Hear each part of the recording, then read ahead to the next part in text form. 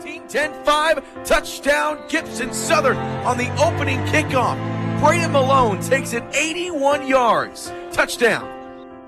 Intercepted. The Titans have the football. Drew Foster stepped in front. Throws one down the field. He's got Malone. He's got it. That's the record. Malone in the end zone. And Brady Allen is the all-time leading passer at Gibson Southern High School. Intercepted. It's picked off by Noah Bryant at the 30, 25, 20, 15, 10, 5. Touchdown, Gibson Southern! Lukeman up the middle. Lukeman gets to the cross midfield, and Adrian Lukeman, he's gone. Lukeman's going to take it all into the end zone. Touchdown, Gibson Southern. And for the first time since 2015, the Gibson Southern Titans are sectional champions. He takes the snap. They run the option. Yoon keeps it. He didn't get there. He didn't get there. He didn't get there. Pack your bags. We're going to Liston. Gibson Southern has done it. For the first time in program history, the Gibson Southern Titans are state championship bound. We're going to Lucas Oil for a chance to win a 3A state championship.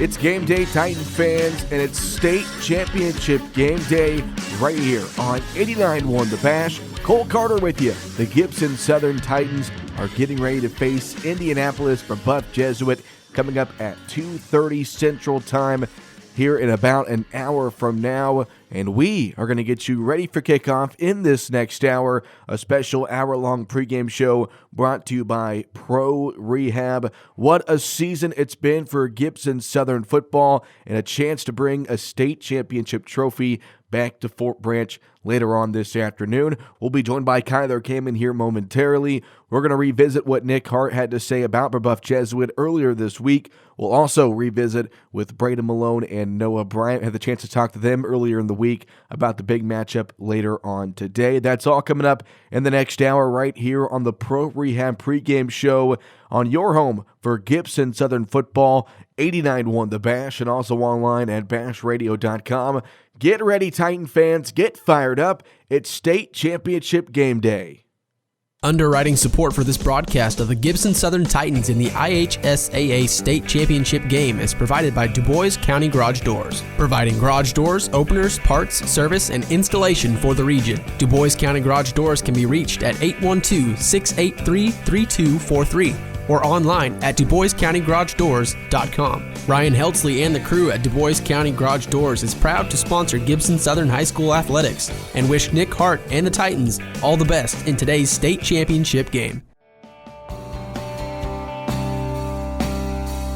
Underwriting support for the Gibson Southern Titan State Championship game broadcast provided by Country Financial Representative Regan Wright. Now at a new location at 101 North Hart Street in Princeton. At Country Financial, our goal is protecting our clients' financial security, offering auto, home, and life insurance, plus investment and retirement services.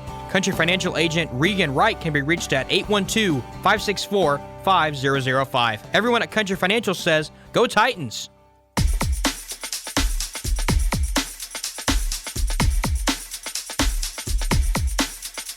Welcome to the Pro Rehab pregame show here on 89.1 The Bash and also online at bashradio.com as Gibson Southern getting ready for a state championship matchup with Indianapolis Brebeuf Jesuit. Cole Carter and Kyler Gammon here live from Lucas Oil Stadium in downtown Indianapolis.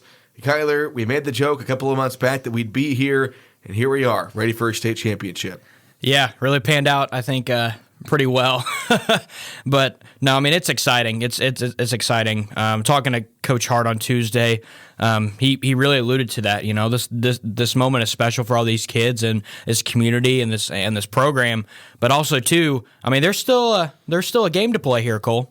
Yeah, there is a game to play indeed against a very tough Brebeuf Jesuit team, but we'll get to them here later on in the show. But first, let's recap how the Titans got here, starting all the way back on August 20th, their first game of the season against Columbus North, a 6A opponent. We talked about early in the season, Kyler, in these non-conference games, Nick Hart wants to schedule the toughest competition he can to get the Titans ready for a game like today, and that started off the season great, a 43-20 win over Columbus North. Absolutely. And this was really our first look, week one of this team, because going into the season we thought, this team looks pretty good. I mean, they are very senior heavy, especially on their defense. They were very, very senior heavy, and really, that week one really kind of stood the test of time for that, and really kind of showed what this team could be this year, and really kind of opened our eyes. I believe in like the first couple drives, I believe Braden Malone got that interception. I believe there was that turnover, and it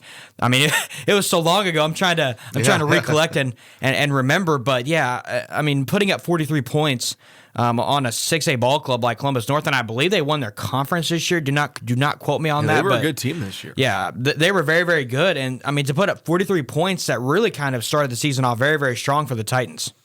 Yeah, Brady Allen threw for 5 touchdowns that night. 4 of those went to Rory Heltzley. He had 4 touchdowns that game. Wow. But once again, Titans started off the season with a 43-20 win against Columbus North. They go on the road to New Albany a week later. They win that one 63-24. Another great game from Allen and Heltzley. They go to Washington the week after, win that one 68-6. Titans are off to a 3-0 start. Feeling pretty good. We're definitely thinking this team has a chance to be really good, but we knew there was a really tough opponent coming up in South Warren. And the Titans faced a really good South Warren team and lost that game 42-7. But South Warren, they're playing in the Kentucky 5A semi-state this weekend. South Warren could probably beat any of these Indiana teams that the Titans have faced by a few touchdowns. They were really good. Absolutely. They were loaded in all areas, and they even had a couple of kids who had already had D1 offers, and the season had just begun. So but that was definitely a tough game, but also kind of an eye opener for the Titans. Kind of saying, hey, we did beat some pretty good teams early on, but we still got a long ways to go here. The season just started, still got a long way to go, and ever since then they never looked back. But I want to jump to that New Albany game too, because in week 2, Gibson Southern did play New Albany, and they beat them 63-24, right, Cole? Yep. And New Albany made it to the semi-state championships in 5A for Indiana. So you can take that for what you will, but to put up 63 points on a now semi-state appearance for New Albany, that's pretty darn impressive. Yeah, New Albany finished 10-4 and won their conference. They went undefeated in the conference. So, definitely people early in the year, people were saying that the Titans, didn't play any tough opponents early on in the year, and that was very incorrect. They beat a very good Columbus North team, and then as we see, a very good New Albany team as well. Yeah, Cathedral was who beat New Albany in semi-state. Cathedral actually beat Brebeuf Jesuit earlier in the season. So then in week 5 is when the winning streak started for Gibson Southern, a 63-9 win over Southridge, a 42-3 win over Heritage Hills, a 54-6 win over Mount Vernon. They beat Princeton 55-7, beat Boonville 37-6 to end the regular season. Kyler, that little 5-game winning streak there to end the regular season was monstrous for Gibson Southern. And the game that really sticks out to me in all of that was Mount Vernon. They put up 54-6 on Mount Vernon, and because we were kind of thinking about this Mount Vernon game early on, this might be a little bit of a challenge because we didn't know a whole lot about Mount Vernon, and this was potentially the PAC championship right here, and Gibson Southern just took care of that like no problem at all. 54-6 win, really steamrolled Mount Vernon and really propelled them all the way to a PAC championship. Yeah, PAC championship indeed for the second straight year. The Titans would face Mount Vernon again in the first round of sectionals. Go figure, the top 2 teams in the sectional meeting in the first round, but the Titans would again put it to them. 49-16 was the final score in that one. The Wildcats made some plays there in the first half and made things interesting, but the Titans, again, were the better team in the matchup. Absolutely. We've seen a lot, and I mean a lot of trick plays from Mount Vernon that week, and why not? You have alluded to it so many times. In that scenario, why not? Pull out all your bag of tricks, really try to get Gibson Southern off guard and get them off their keys, and hopefully try to make it a pretty close game. But like I said, Mount Vernon really did come to play that day. They came a whole lot better team than what they did in the regular season, and still hats off to them for really great season. I believe their quarterback's only a sophomore, right? Yep. So phenomenal year for them. But Gibson Southern, they were just rolling. Titans would take on the Salem Lions in the second round of the sectional, and that was a game that was 21-13. Gibson Southern late in the first quarter. Titans would go on to win by a final of 56-21. Then they would take on Heritage Hills in the sectional championship, and they took care of business 42-7 to win their first sectional championship in 2015. And Kyler, in the grand scheme of things, Gibson Southern, they were wanting to make a run this season, but it started off in the sectional, winning their first sectional in 6 years. Absolutely. I mean, that's always the first goal. Well, actually, I think the first goal is to win your PAC championship, your conference, you'd be right. Your conference, and then you just kind of go down the line, sectional, regional, and so on and so forth. But yeah, that was awesome. I mean, that was really big for the community too, because there has been so many great teams in that sectional 32 in years past. I mean, it's really unbelievable how great of teams there were in sectional 32. You look at Evansville Memorial. I mean, with Michael Lindauer and Branson Combs. I know Gibson Southern Titan fans. I know who they are for sure. They were dominant at Memorial and also you Heritage forget Hills. those Heritage Hills. Yeah, Heritage Hills team went to the state championship. Southbridge last year, they went to semi-states. The Titans just ran into some powerhouses there in the sectional, finally won one this year.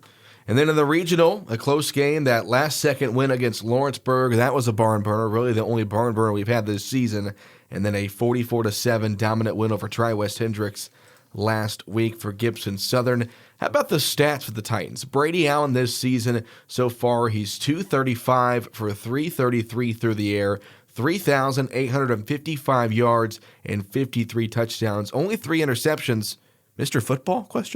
Absolutely. If he's not in Mr. Football talks, I don't know what to tell you. I mean, the kid is just a baller. He's a playmaker. He's the best high school quarterback I've ever seen play, without a doubt, no question. And if he's not Mr. Football, you find me another quarterback with those numbers and let me know. And the point I'm going to make is those numbers with really only playing 2 to maybe 3 quarters each game. I mean, the Titans, that Lawrenceburg game was the only game that the 22 starters have played all 4 quarters. And so as I go through a couple of these guys' stats, that's still the case, especially for Rory Heltzley. At this point in the season, he's at 86 receptions, 1,533 yards, and 21 touchdowns. Really, in only 2.5 quarters of play. That's what all these Titans offensive starters are at. Absolutely impressive. It's crazy. I mean, can you imagine it if they did play all 4 quarters and the Washington games and all those games early on in the year where they were heavily favored and it really showed that on the field. I mean, can you imagine if they played all 4 quarters in that game? They might break some records. And other receiving stats for Gibson Southern, Braden Malone, he has stepped up big time here in the second half of the season. 37 receptions, 638 yards, and 9 touchdowns. Also in the receiving department, Sean DeLong out of the backfield. He's caught 30 passes for over 400 yards and 3 touchdowns. Adrian Lukeman, 5 catches, 116 yards, and 4 touchdowns. Isaac O'Neill has made some big plays this year, 16 grabs for 248 yards and 3 touchdowns. Titans lost a big one in Cole McKee, who went down earlier in the year with a shoulder injury. He had 27 catches, 362 yards, and 3 touchdowns. In the rushing department for Gibson Southern, Sean DeLong leads the way, 113 carries for 826 yards and 9 touchdowns. And Adrian Lukeman, 62 carries, 431 yards, and 9 touchdowns. We talked about it, Kyler. Those two, DeLong, Lukeman, we call them thunder and lightning for a reason. Without a doubt. And that is such a great thing to have because because defenses, they have to prepare for both of those at the same time and really in different packages as well. And obviously you'll see Adrian Lukeman in the short down situations as what we've really seen them go all year long. But with that line playing, especially in the short down situations, with that O-line playing with the way that they are, how can you stop that? How can you stop that? And also Sean DeLong, I really feel like if you get him east and west instead of north and south, that kid is a playmaker. He will make plays with his legs. We've seen him, again, especially against that Salem game, just break away, make some guys miss, and he is off to the races. Kid is very, very fast, and Sean DeLong is just very, very electric. Once again, Gibson Southern taking on Indianapolis Brebeuf Jesuit here in just a little bit at the state championship game here at Lucas Oil Stadium in Indianapolis. We'll take a short break.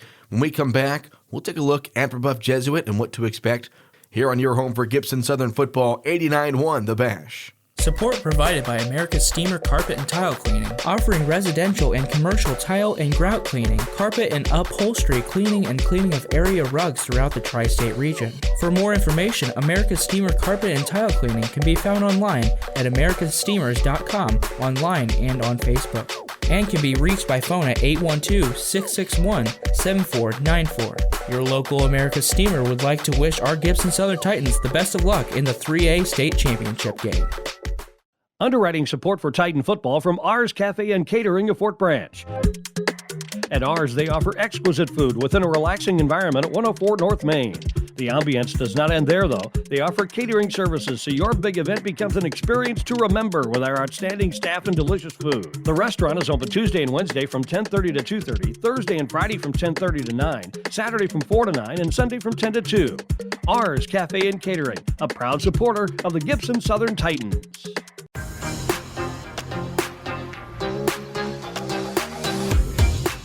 Back here on the Pro Rehab pregame show, Cole Carter and Kyler Gammon. Gibson Southern taking on Brebeuf Jesuit here later on in the IHSAA 3A state championship game. Gibson Southern 13-1 on the season.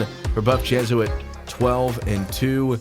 Kyler, we don't know a whole lot about this team. We know they got some playmakers on both sides of the football. They've got a Purdue commit that's actually going to be roommates with Brady Allen on the defensive side of the ball and Joe Strickland, but this Brebeuf Jesuit team has been number one in 3A pretty much all season long, and this is pretty much a 1-2 matchup here in the championship. For sure, and just like what Coach Hart said, it's really what you want to see in the 3A state championship. But their quarterback Nolan Buckman, he's had a very, very good year. He's a junior.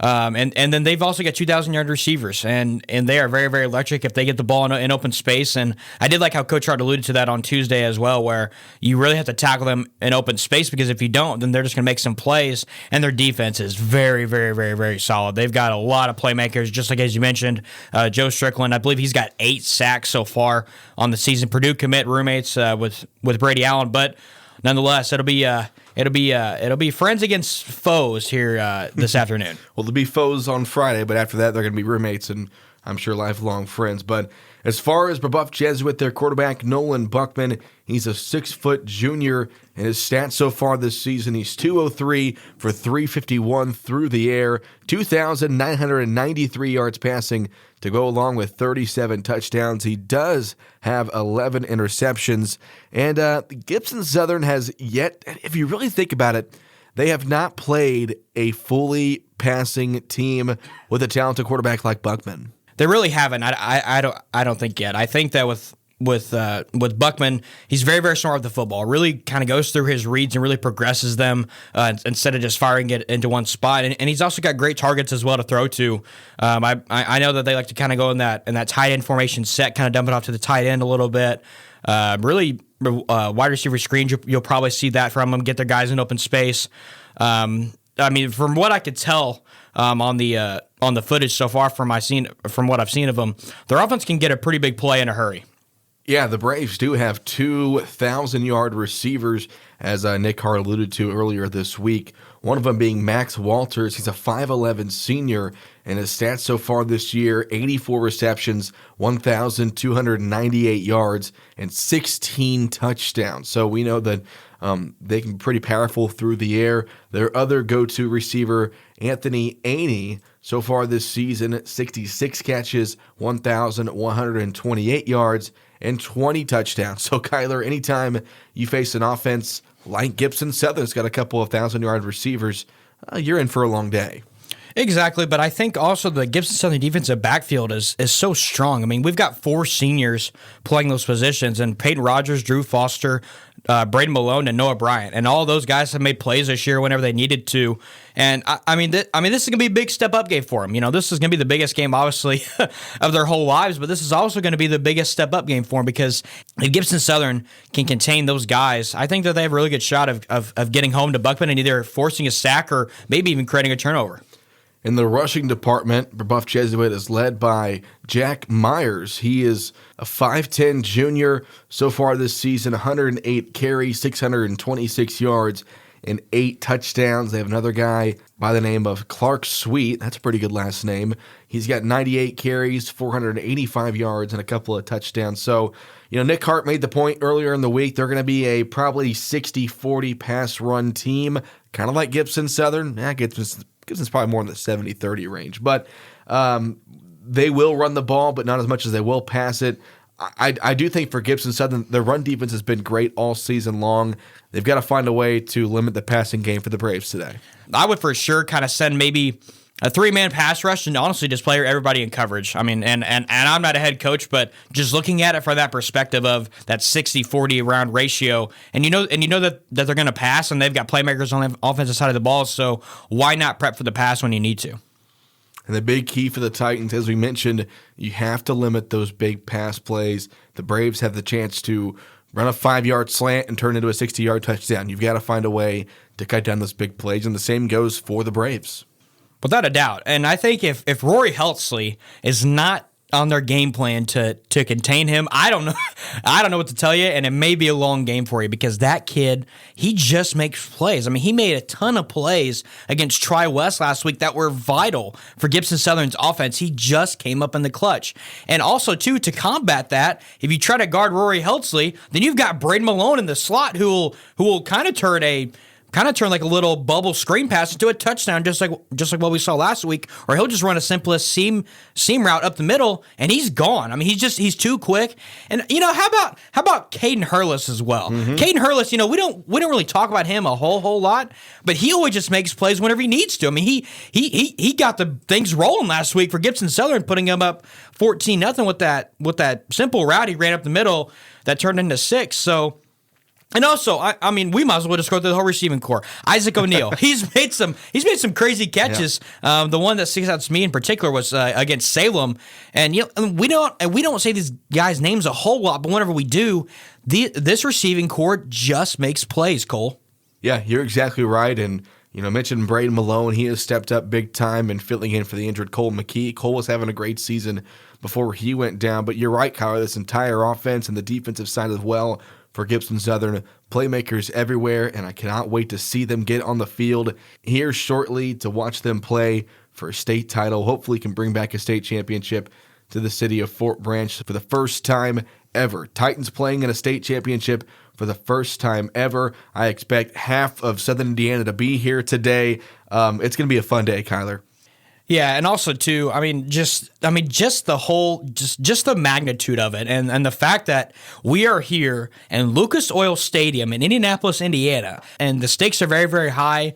But that also means that the competition is going to be very, very high, and that the play has to be at a very, very high level as well. But I'm excited. I'm excited for this community. I'm excited for the kids. I'm excited for the coaches. I mean, it's just an exciting day for everybody until the game actually starts.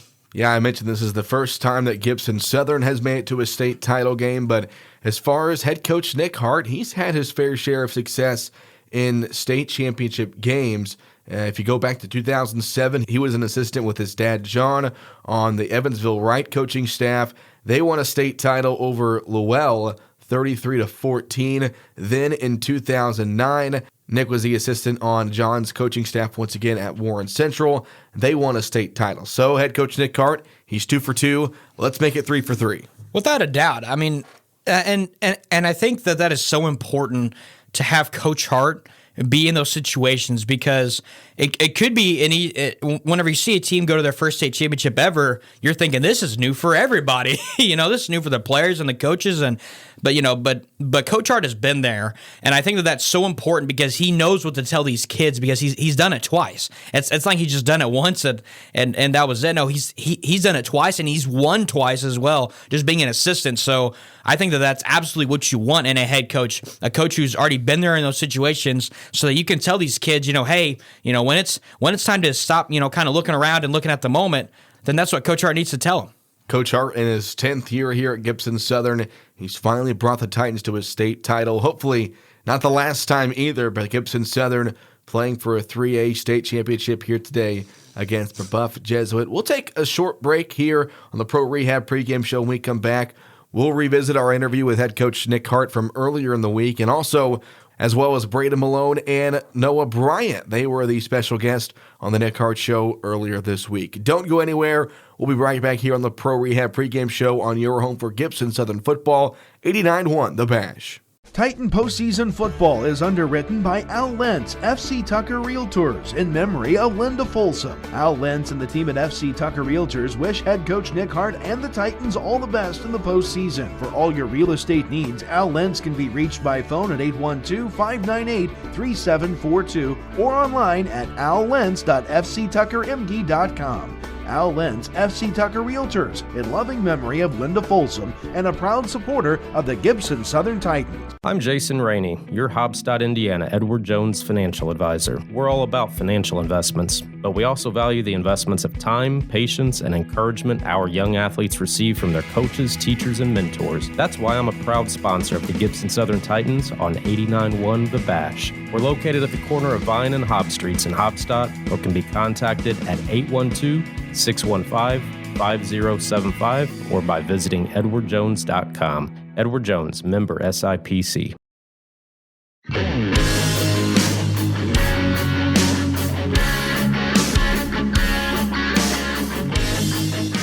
Welcome back into the Pro Rehab pregame show here on 89-1 The Bash. Cole Carter with you. Gibson Southern, Brebeuf Jesuit in the 3A state championship coming up here momentarily. But first, we're going to look back to what head coach Nick Hart had to say earlier this week about the Titans' opponent, Brebeuf Jesuit and the Braves. Obviously, they're good. It's a state championship game, and that's the way it should be. But they're a really good football team. I think they present some challenges on both sides of the ball. Offensively, they spread it out. They got two kids that have over 1,000 receiving yards, which I think is pretty unique. So both of those guys, are really dangerous. And, I think they're dangerous and they're good receivers. I don't want to take anything away from what they do, routes and catching the ball. But, all their receivers do such a great job after the catch of making, taking a slant and making it a 35-yard gain, or, spinning out of a hitch and making it a big gain. They're really electric with the ball in their hands. We've got to, get them on the ground when they complete passes because they have the ability to make those big plays, whenever they catch it. And, I think they're about 50-50 run pass split. And that might be a little skewed because they've been up in games and then, you run the ball and that kind of skews that number a little bit. Probably like a 60-40 pass to run ratio. And then defensively, you talked about the Strickland kid that's going to Purdue, and I think their whole defensive front's really good. So it's going to be a great challenge for our offensive line to protect and open up holes for us, against a really good defensive front. And, a little bit like why I think we're so good on defense. They have really good players at all three levels as they go through. So, if you look at their scores, they've not given up a lot of points. The teams they have given up, or the team they did give up a lot of points to, is playing in the 5A state game. They've done a great job defensively the entire year, and it's going to be a challenge for us to go in there and score points. And, I think one thing that we've got to do that we didn't do consistently on Saturday is, because it is going to be tough sledding offensively at times, we got to finish drives when we get in the red zone. If we got to take the three, we'll take the three. But, we need 7, when we get down in the red zone, because, they're going to do their best to keep you out of there. So when you get down there, you got to score and finish off drives. You mentioned last week that Tri-West relies on their defense a lot. They want the winner to score 20, 25 points. Meanwhile, you guys, obviously an offensive team, want the winner to score 35 points plus. What's the case with Brebeuf Jesuit? Are they going to rely on their defense a lot, or is it going to be a high-scoring game?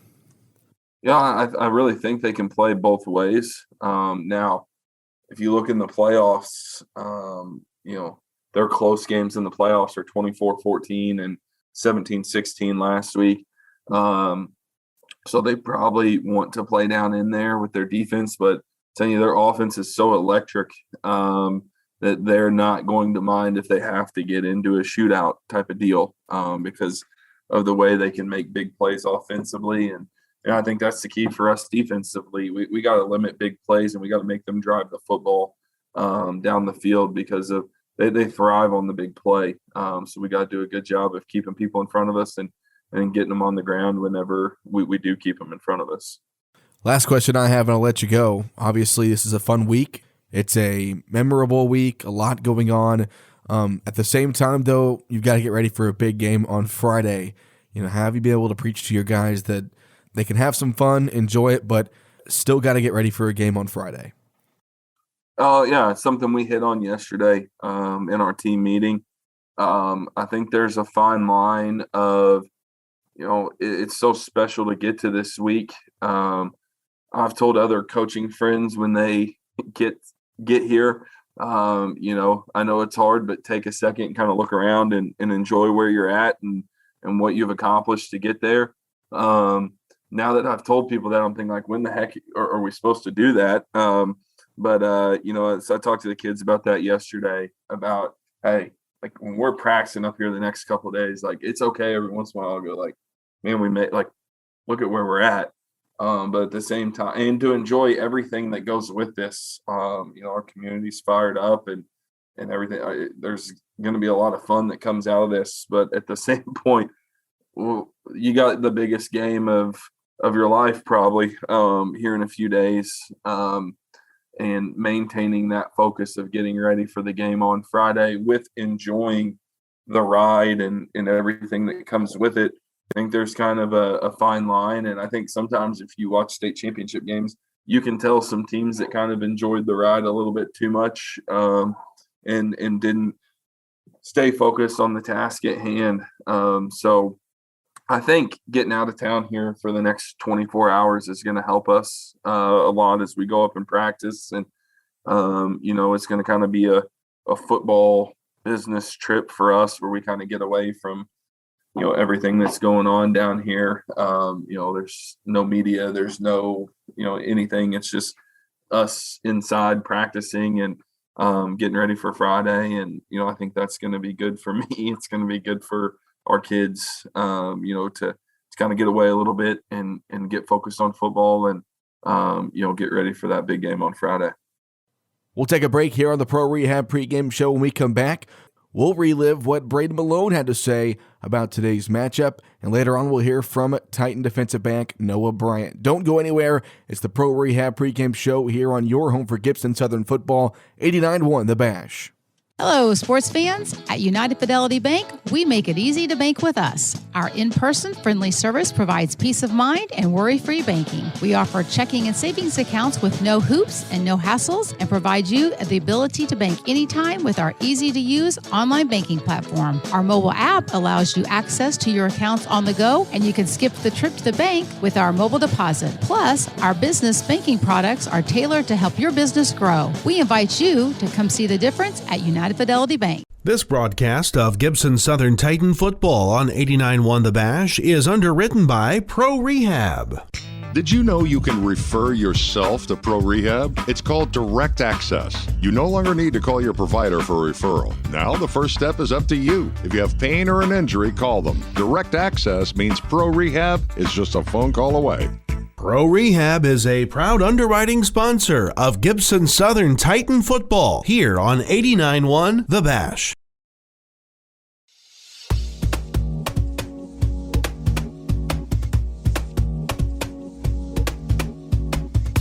Welcome back to the Pro Rehab pregame show here on 89.1 The Bash. Cole Carter with you.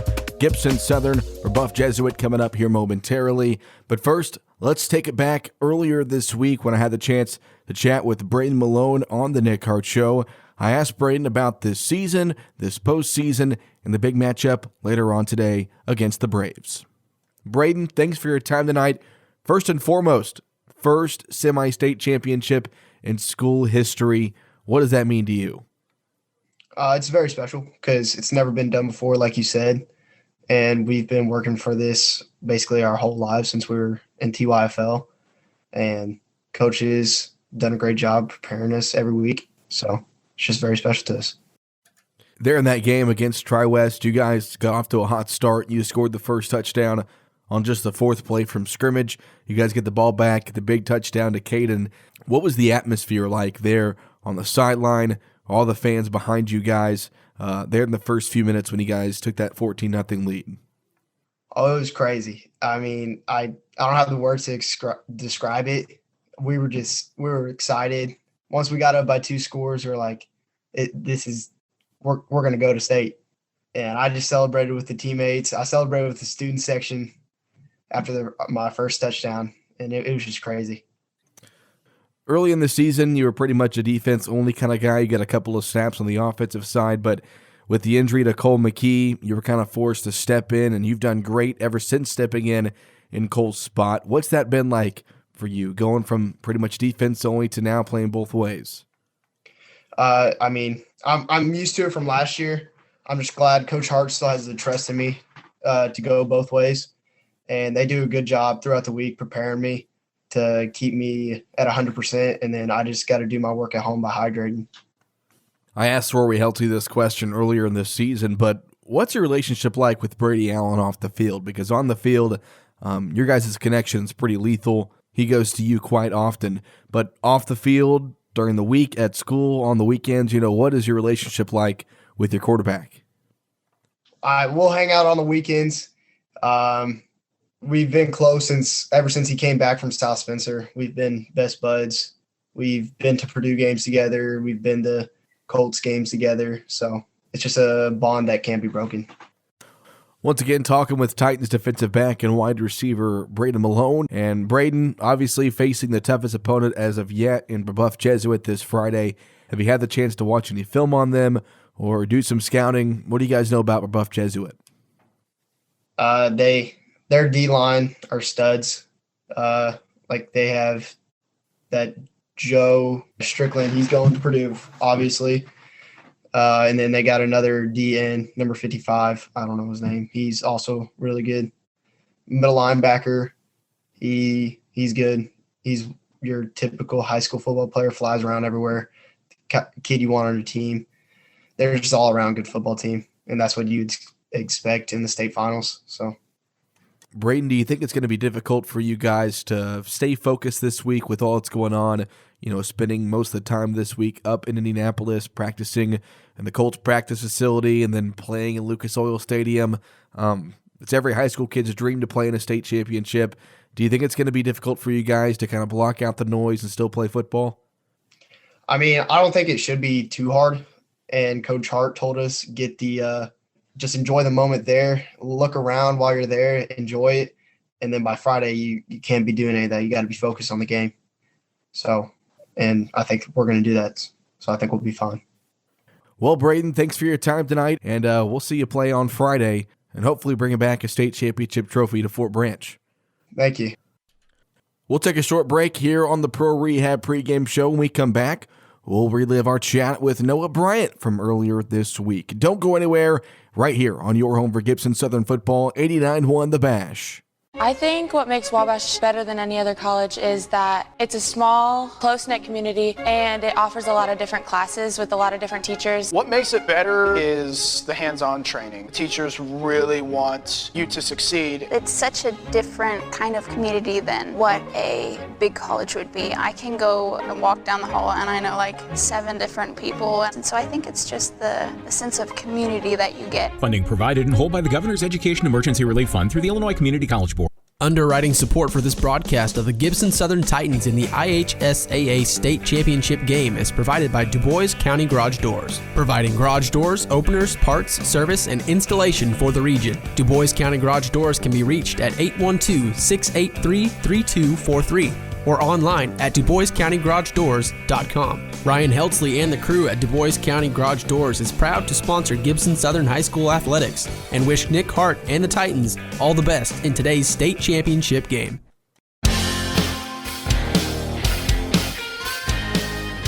Welcome back to the Pro Rehab pregame show here on 89-1 The Bash. We are getting close to kickoff here for the IHSAA 3A state championship game between Gibson Southern and Indianapolis. Brebeuf Jesuit here from Lucas Oil Stadium. Cole Carter with you. Before we get into today's contest, I'm going to throw it back to earlier in this week when I had the chance to speak with Noah Bryant, defensive back for Gibson Southern, about how this season's gone and today's matchup with the Braves. First team in school history to make it to the state championship game.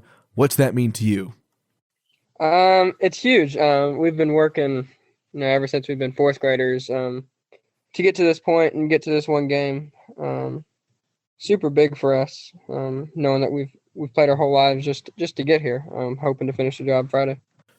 Talking to Noah Bryant, defensive back for Gibson Southern, one of the 23 seniors on the roster. And Noah, you 23 seniors have had your hearts broken over the past 3 years, just in the sectional, facing some really good teams. But this year, you got past the sectional, past the regional, and now past the semi-state.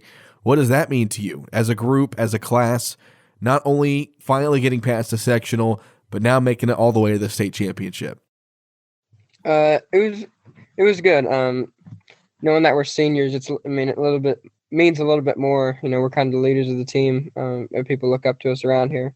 My sophomore year in 2019, we were a field goal short. It got blocked. My junior year, Southridge got us twice. So we had a little bit of payback to do in sectionals.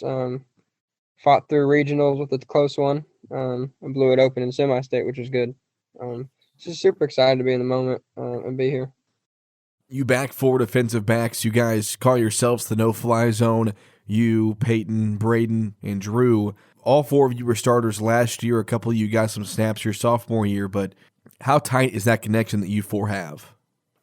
It's awesome. We hang out every day at school, every day outside of school.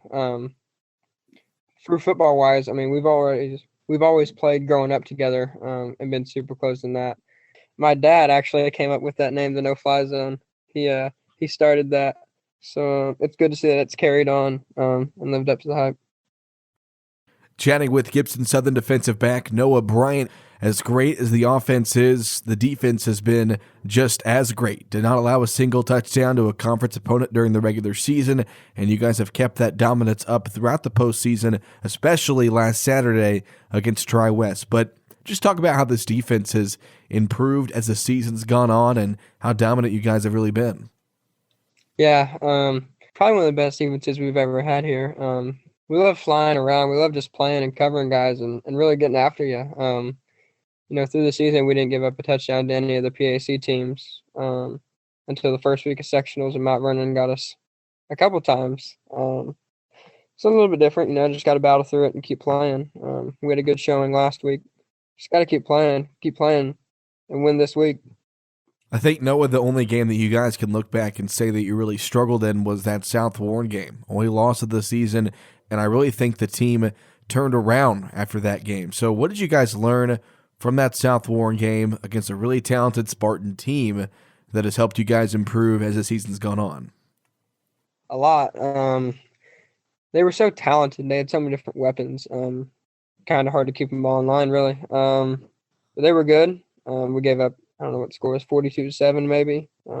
Gave up a lot in the first half. Offense struggled, defense struggled. They didn't start with the ball on their side of the 50, but it's good. Gave up a lot of points. Just little detail stuff that we needed to clean up and fix, slanting the right way, getting to our drops faster, covering guys, just little stuff that we could do better. So we've improved at that as the season went on. Once again, talking to Titans defensive back Noah Bryant. And Noah, your younger brother Gabe is also on the team. He's a sophomore. Has he looked at you as kind of a coach this season and even last season as well, you being the older brother? What's that been like, being on the same team as him? Yeah, he was actually just telling me before this that he was, he doesn't start. He doesn't really rotate. He's just kind of there as a sophomore right now. He was actually wanting to, he liked coming to the meeting today for the team, just seeing like what we're putting in differently, what we're doing on that side of the ball, just different stuff, learning new coverages, and just learning about the defense that we run this week and just what we're doing to try and get a win. So I was really excited and happy to hear that.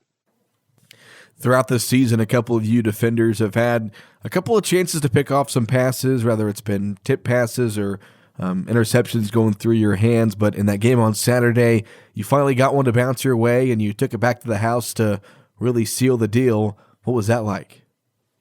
It was good. I kind of knew after that it was pretty much over, 44-7, rolling into the fourth quarter running clock. I knew it pretty much put it away. Coach Hart pulled us pretty early.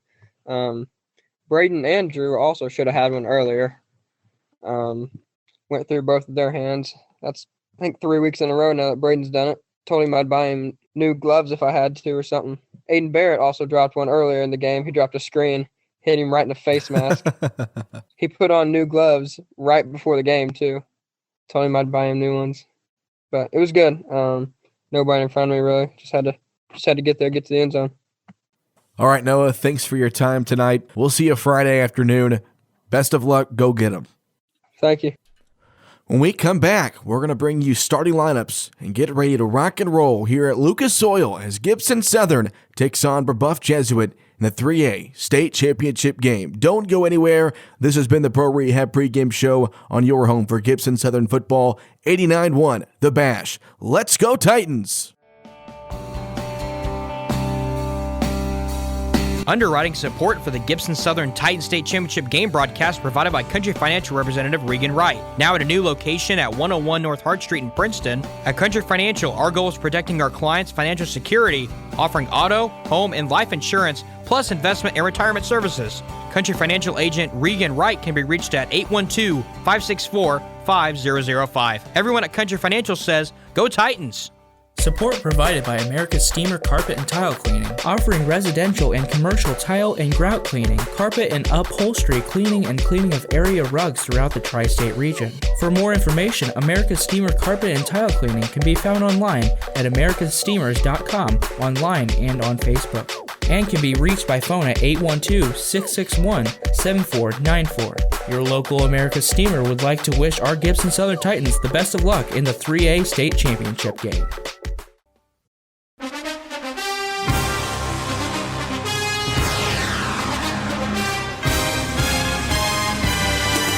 Gibson Southern Titan football in the IHSAA state championship game is brought to you by Pro Rehab, Edward Jones Financial Representative Jason Rainey, United Fidelity Bank, Ours Cafe and Catering, Wabash General Hospital, Fort Branch Community Pride, Al Lentz FC Tucker Realtor, Country Financial Agent Regan Wright, America's Steamer Carpet and Tile Cleaning, Du Bois County Garage Doors, and by Wabash Valley College.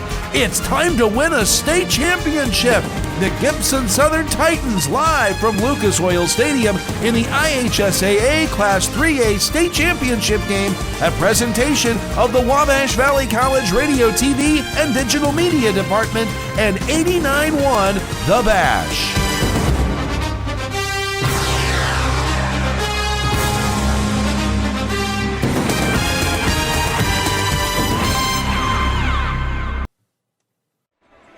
Just about 5 minutes away from kickoff here in the IHSAA 3A state championship game. Cole Carter and Kyler Gammon.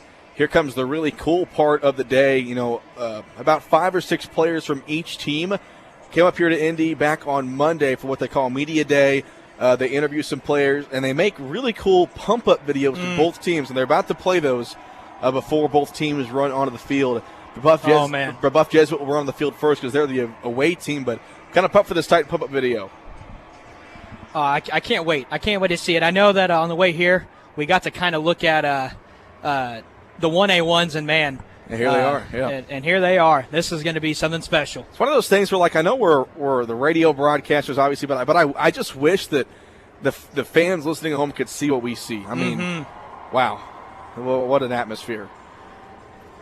Almost speechless. Yeah. This is really one of those things where I just kind of want to sit and watch it, let it happen. Matt Geske, the head coach for Brebeuf Jesuit, has brought his team here to the state championship. I mentioned the Braves are looking for their first state title in school history. They were runners-up back in 13 and 17. They beat Gibson Southern in the 13 semi-state to get to Lucas Oil that year. And they're going to have a chance to bring home their first state championship here today. And same as said for Gibson Southern. All right, Kyler, trivia.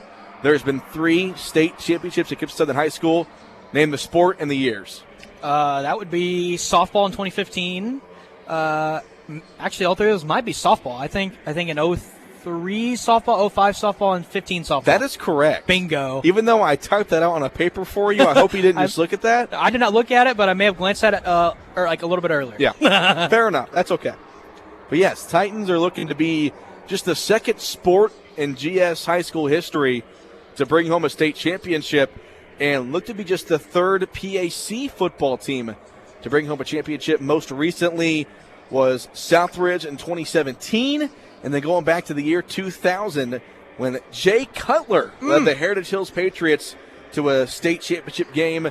What's funny about that is in that state championship, Mater Dei also won one the day before Jay Cutler won that one. So just a little fun fact for you. Of course, Mater Dei, they're going to play in the 2A state championship tomorrow. Brebeuf Jesuit runs onto the field. Their fans roaring across the way. A great turnout for them, not too far from their home, just north of Indianapolis.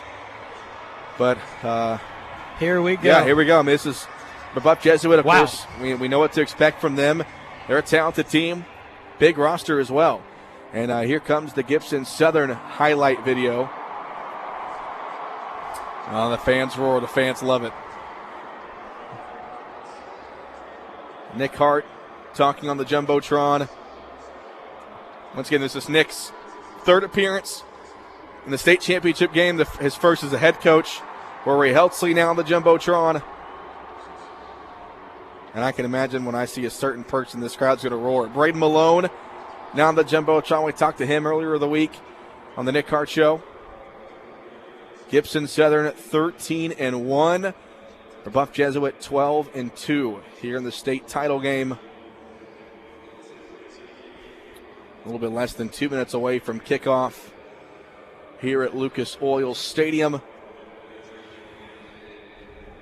Lots of maroon and yellow here in Lucas Oil Stadium. There's Brady Allen. Titan fans roar. He'll be playing at Purdue next season. Drew Foster also on the video board. For these seniors, it's their last high school football game ever.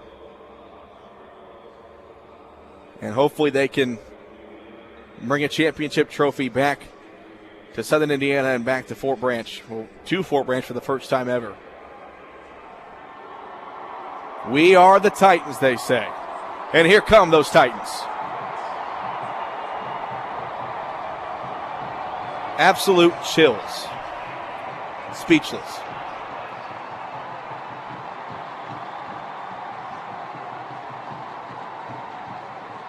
Wow. Unbelievable. Absolutely speechless. The Titan fans roar as the team and the coaches run onto the field. And they are about to get ready for the national. Actually, they're going to have the coin toss first and then the national anthem. So we'll keep it here until they start the anthem. But, wow. You know, Kyler, and this is important. You made the note to me on the way here this morning is this first possession and really this first quarter is going to be huge because we know the Titans, they love to get the ball first. They love to score first. They love to take big leads. And no better time to take a big lead than today. Absolutely. I think you want your offense to start off really hot and really quick. If Gibson gets the ball first, you really want their offense to come out with a lot of firepower and a lot of intensity, score first and really get the momentum early. But also, too, I also would not mind Gibson's defense to be on the field first as well, kind of get them settled down as far as the offense goes and kind of get the whole team settled down and kind of settled in. So really, either way you go, as long as execution is at a very, very high level, then, man, that's ultimately what you want. Drew Foster, Brady Allen, Rory Heltzley, Braden Malone, hand in hand, walking to the Indianapolis Colt helmet logo at midfield.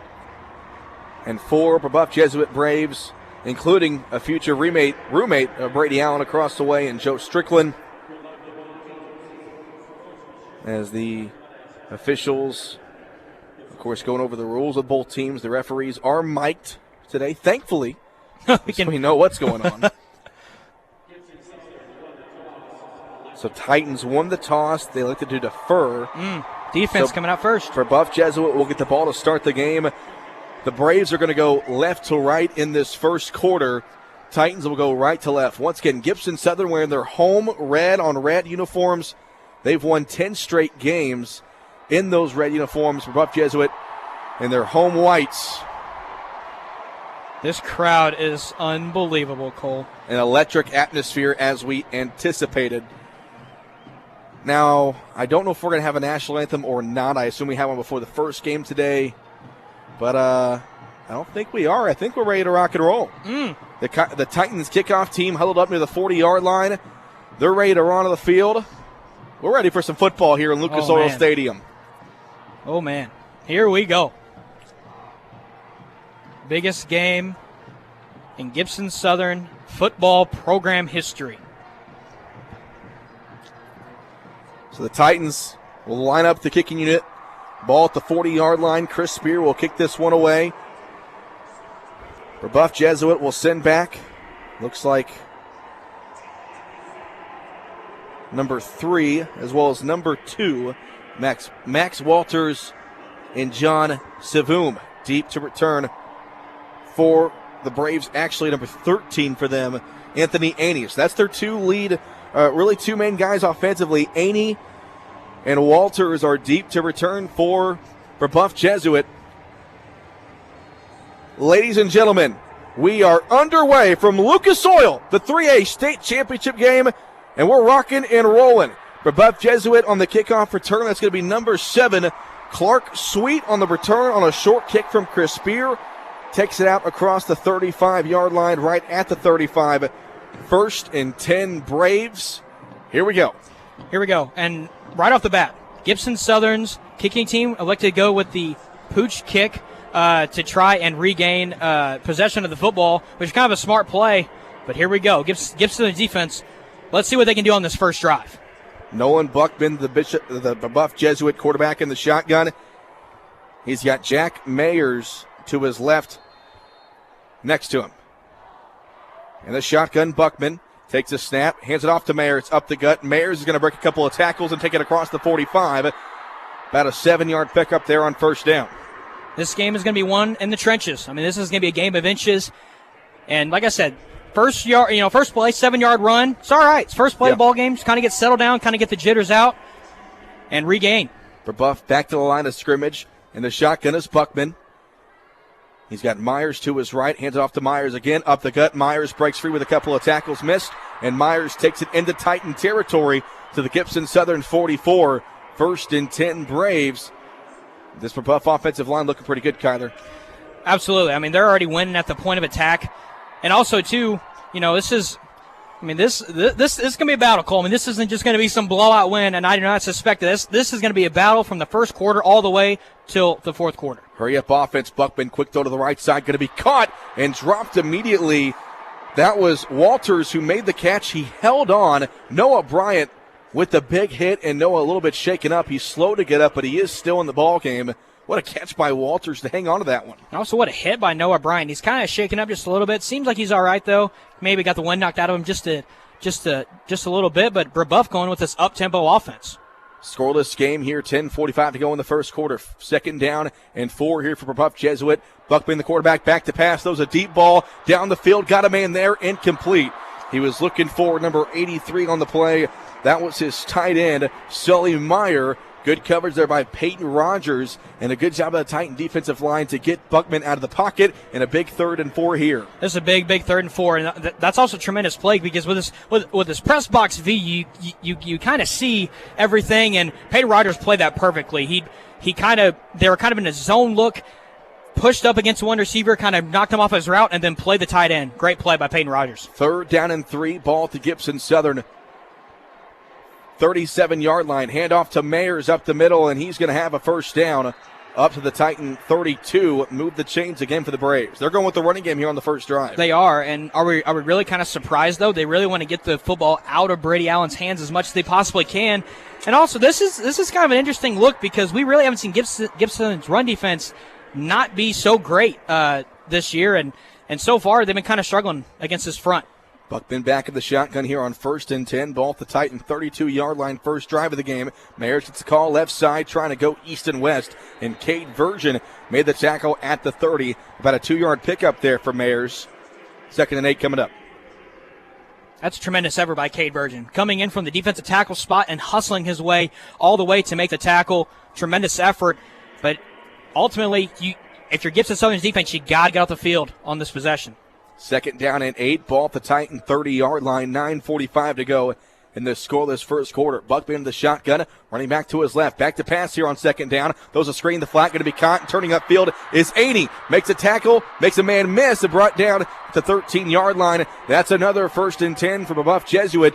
It's the short passes also on this drive for the Braves. That was also an interesting defensive look there because I kind of saw Levi Dickerson kind of come around along the left side, and I think that they knew that it was coming, and Levi Dickerson just couldn't bat it down. So tremendous execution by the Braves. Lukeman made the tackle, 1st down and 10. Ball at the Titan 13-yard line. Buckman hands it off to Mayer up the middle, and he's brought down. Cade Virgin and Levi Dickerson blew that play up. 2nd and long, a loss of 3 on that play. Cade Virgin does it on the offensive line and also on the defensive line as well, wrecking havoc up the middle. Huge loss for Gibson Southern's Titans defense. Mayers on the season, 626 yards rushing, along with 8 touchdowns. He's been the go-to running back on this first drive for the Braves. 2nd down, 11, ball at the Titan 14-yard line. And the shotgun, Buckman takes a snap, back to pass, looks left, looks right, feels the pressure, a penalty flag flies in. This is going to be a hold against the Braves as Buckman fires one to the end zone. Incomplete, almost picked off by Noah Bryant. A great job of the Titans secondary. But that penalty flag is going to be against Brebeuf Jesuit. It's going to be a hold, and that's a big hold of that. That is a big hold, but also, too, you want that interception by Noah Bryant because if you do, then that just gives Brebeuf's defense off the field, and you get that bend-don't-break scenario. And also, too, you also get the ball at the second half, so that means you're not kind of playing, this kind of shootout-type game.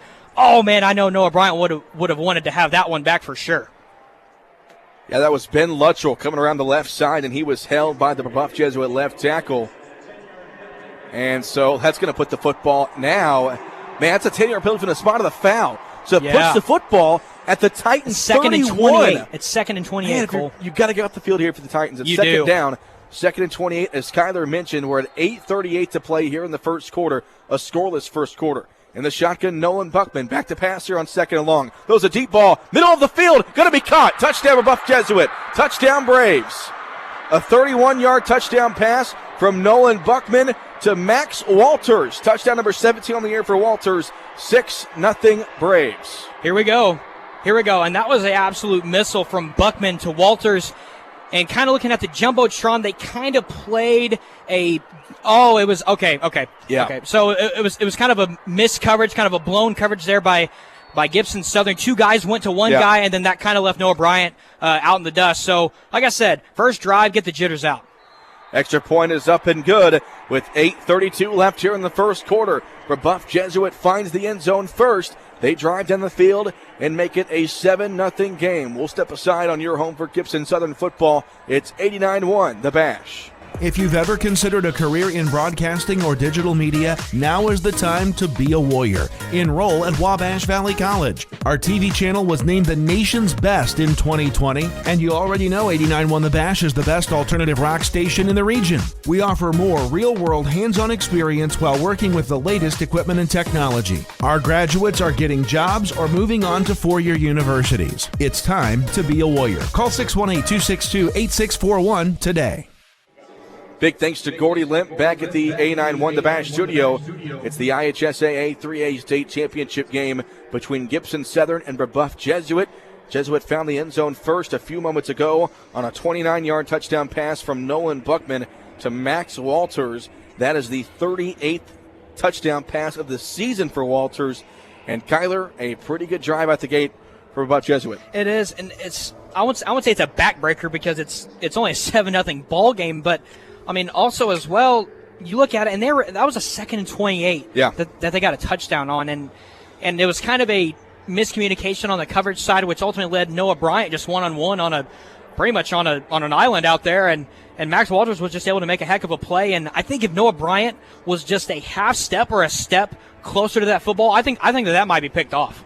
So Walters was in the slot, and Logan Maurer, the linebacker, came out there, and he had outside leverage on Walters, but he kind of shoved it off for Noah Bryant, and Bryant was just not in a good spot. It was a great throw by Buckman. Bryant, again, just maybe a half second too late. It was a great catch by Walters, and they scored. You really want to get off the field there on that, as you mentioned, 2nd and 31, but Brebeuf Jesuit capable of making big plays like that. This is a great football team here. I mean, this is the state championship. This is the best team in the state. Let's be honest. Yep. Both of these teams number are. 1 versus number 2, and technically Brebeuf Jesuit number 1. So, the Titans are going to have their hands full. At the same time, though, we're in the first quarter. We are. We're 8:32 left in the first quarter, and we haven't, for whatever reason, this has been kind of a longer break than usual, probably because of media timeout purposes. We'll have lots of long commercial breaks. But the Brebeuf Jesuit sideline pretty loud on that first drive. They went with the run game. Max Walters got the football a couple times on that first drive. He actually had 5 carries for 25 yards on that first drive. Nice to have stats up here too. That's great. How big would a kickoff return touchdown here be? Hey, how about something? Let's get a touchdown here. Exactly. Hey, and Kyler, you said it. These first 12 minutes are going to have a big part of this ball game. If you're Gibson Southern, it's really important to at least get 3 on this drive. Exactly. At least 3. I'm kind of hit or miss here, Cole, because I really want a touchdown nonetheless, but I guess 3 wouldn't be bad. Ryan Kirsteff kicks it away for Brebeuf Jesuit, and it will go into the end zone as Malone lets it go over his head. Going to be a touchback, 1st and 10 for Gibson Southern at their own 20-yard line. And on comes Brady Allen on the Jumbotron, the Purdue commit. 3,855 passing yards this season and 53 touchdowns, only 3 interceptions. But also coming on the field for Brebeuf Jesuit is Joe Strickland, the defensive end committed to Purdue for Gibson Southern. So, and right out the gate, this first play, Brady Allen is in 5 wide. Yep. They send 3 out wide to the right and 2 to the left in the shotgun. Allen, Braves rush 5, throws left flat, too high for Braden Malone, incomplete. And I think Brady Allen might be nervous a little bit as well. Well, we talked about it. Life. Shortened pregame routine. Brady probably didn't throw as many footballs as he normally does before a game, but it's all you got to play the game here to try to get warmed back up. 2nd down and 10, ball at the Titan 20-yard line. Allen back to pass again, looks left, now looks right. He's going to roll out to his right, and he throws him back across the field. Caught by Malone, 1st down across the 30-yard line, taking out the 34. 1st and 10, Gibson Southern. Move those chains. 8:20 left here in the first quarter. And that's just a tremendous play by Brady Allen. Sees the pressure coming, steps up in the pocket, and throws a missile right to Braden Malone. Great catch by Braden Malone. 1st down, move the chains. Titans back to the line of scrimmage here. 1st down and 10 at their own 34-yard line. DeLong gets the handoff on the right side, and Sean will get up to the 35. Got about a yard there. 2nd and 9 coming up. 7-0 Brebeuf Jesuit. 8 minutes left here in the first quarter. This first offensive drive, so vital, especially with Gibson Southern already giving up 7 points to the Braves' first offensive possession. 2nd down and 9. Allen fakes the handoff to DeLong, looks to his right, throws to his right. That is caught. That's Isaac O'Neal at the 42. Call it the 44. He's right at the 1st down marker. And will they give it to him or not? I think he might be just a bit short. And just half a yard short. But what a catch by Isaac O'Neal. Coming up in the clutch when he needs to. He just makes plays, Cole. Using his 6'2" frame to make that catch. And they're going to measure this one. That referee is right at those 1st down chains. Let me grab my handy binoculars here and see how close they're going to be. The 1st down marker is just past the Titan 44, and it looks like the ball is just shy of that 44. But they bring out the chains. Going to be a big 3rd down here, as it is going to be about a foot shy. So here you got 3rd down. You just got to move it just a little bit. You're probably not 4-down territory yet, Kyler. I'd say Adrian Lukeman. Yeah, that's what I'm thinking. Lukeman is in the ball game, though. Yes, that's what you want. He's in the backfield. They got their heavy set formation. Levi Dickerson is out there. And The officials are going to put the ball at the middle of the field and measure again. Like that's going to make a difference. But, all right. We're in the state championship game, Cole. Come on now. It puts the football at the right hash. Can't just Jimmy rig it. Puts the football at the right hash. I could be sneaking. I mean, you're telling me Brady Allen can't move that football just a little bit? I wouldn't even give it to A.J. Lukeman. I just QB sneak it maybe. Well, they go out in the shotgun with the ball at the 44-yard line. Now Allen goes under center on 3rd and short. They try to go for the offside, and the officials come in, and now they blow the play ready. Under center is Allen on 3rd and short. They go quarterback sneak. Allen got stood up, but I don't think he got there. He didn't get the first down. The Braves were expecting it. So now what do you do? I think Brady Allen's coming off the field. Oh, wait a minute. I mean, you're at your own 44.5-yard line. It's 4th and inches, and they're going to go for it. They're going to go for it. Here we go. They send 2 receivers out wide to the left, 1 to the right, back to that heavy formation with Allen in the shotgun, Lukeman behind him, Levi Dickerson, the fullback. In the shotgun, Allen on 4th and short. They pitch it to Lukeman, left side, and Lukeman is going to have the first down. Got to the 45. He needed to get to the 44. Move the chains. Titan convert on 4th and short. And I like that play call because Brebeuf is stacking the box inside, expecting a run up the middle, but instead you kind of get it outside. Gutsy play call if it doesn't work.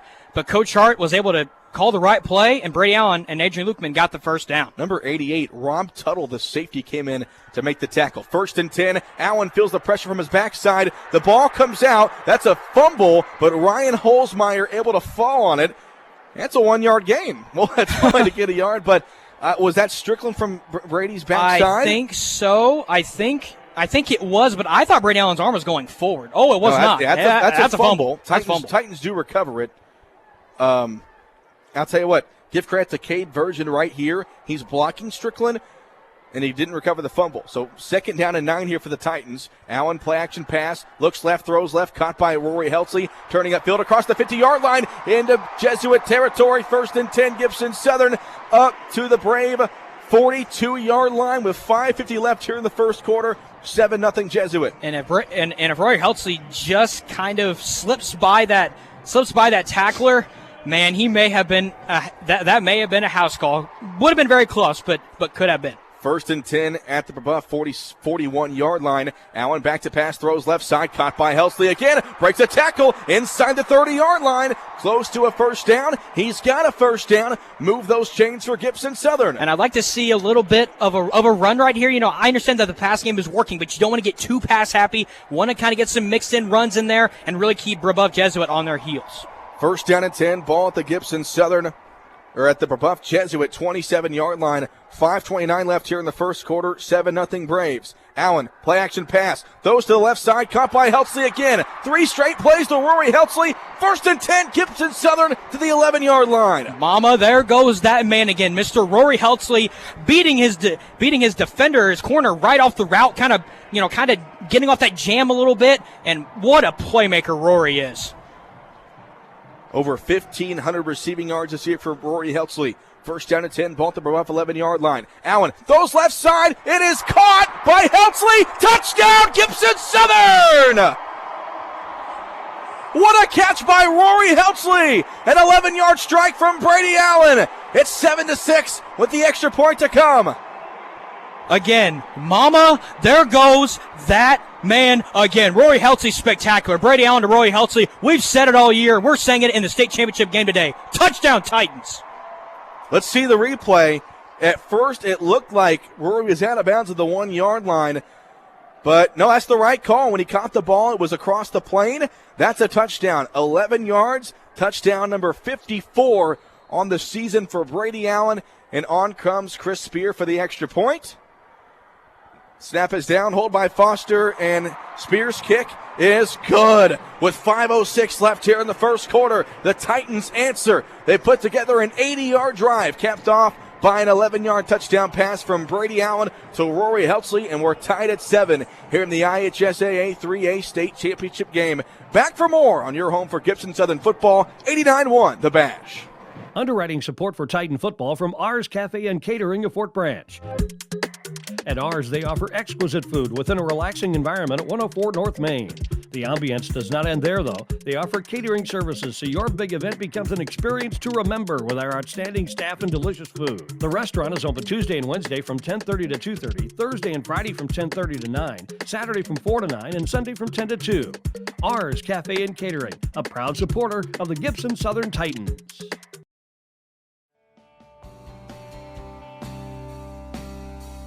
Underwriting support for the Gibson Southern Titan State Championship game broadcast provided by Country Financial Representative Regan Wright. Now at a new location at 101 North Hart Street in Princeton. At Country Financial, our goal is protecting our clients' financial security, offering auto, home, and life insurance, plus investment and retirement services. Country Financial agent Regan Wright can be reached at 812-564-5005. Everyone at Country Financial says, go Titans. Mike up. 5:06 to go here in the first quarter. It's 7-7 between Gibson Southern and Brebeuf Jesuit here in the IHSAA 3A State Championship game. Cole Carter and Kyler Gammon, the Titans go 80 yards. They convert a fourth down and cap it off with an 11-yard touchdown from Allen to Helsley. Yeah, we've really got at least one of the phases, or at least one of the two of the actually probably two of the phases in this football game. We got the offense and the special teams really making some big plays for this football for the Gibson Southern football team, but also this defense. We just got to see a little bit more from the defense, especially against the running game, because so far Brebeuf was able to get 6, 7, 8 yard runs a pop, and that's ultimately what led to their scoring drive. On that drive, Allen went 6 of 7 for 76 yards and that touchdown. How about Helsley alone? 3 catches for 3 catches for 40 yards and that touchdown. Wow. What a fourth down call by Coach Hart. That was a monumental fourth down call. And I'll tell you what, I think that's a mistake in the stats. I believe Rory's got 4 catches for 54 yards. I think they misplaced one of the catches there. But regardless, a touchdown drive at a much-needed time. Now the Titan faithful, they're making some noise. And we love to hear it. We love to hear it. And hopefully you guys can hear it as well back at home. Yeah. What a turnout for the Maroon and Gold today. 11-play drive, 80 yards. But now Brebeuf Jesuit, a chance to answer. They drove down the field easily last time on the touchdown pass from Buckman to Walters. And now we'll see what they do here. Aney is deep, as well as that touchdown receiver, Walters, for Brebeuf Jesuit. Chris Spearwell. It's a short kick on the far sideline. And at the 21-yard line, be fielded and run on the far sideline here for Brebeuf Jesuit. And running with the football there is going to be number 7. That was Clark Sweet. And he gets it across the 35. So 1st and 10 for the Braves at their own 36-yard line. Again, good starting field position. Great starting field position for Brebeuf. And I think what they're trying to do is they're trying to limit a return from one of their back 2 returners, which it's fine, but you also have to pay the price of just a really good field position for the Braves.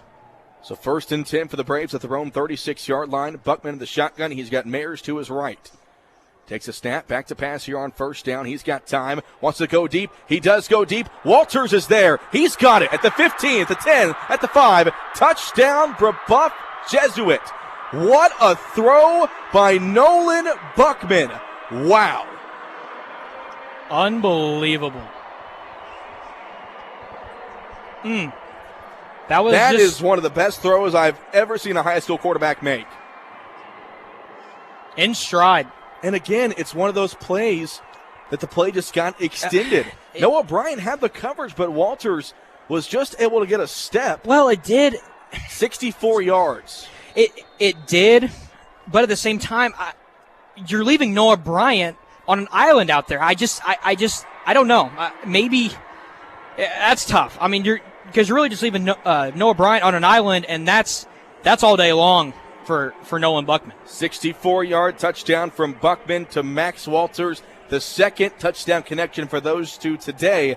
And with 4:50 left in the first quarter, Brebeuf Jesuit back in front, 14-7. We'll take a short break on your home for Gibson Southern football, 89-1 the Bash.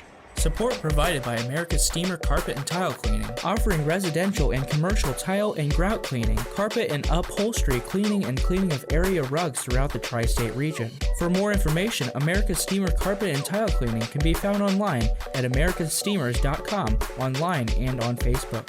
and can be reached by phone at 812-661-7494. Your local America Steamer would like to wish our Gibson Southern Titans the best of luck in the 3A state championship game.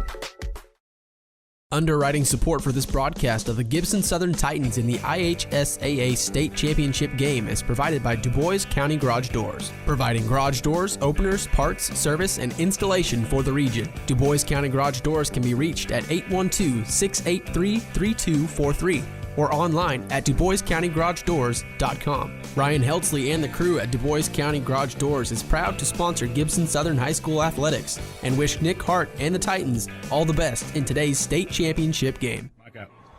Well, the Titans drive 80 yards to tie the game at 7, but then it took Brebeuf Jesuit one play to go 64 on a touchdown pass from Nolan Buckman to Max Walters to give us a score of 14-7. 4:50 left here in the first quarter.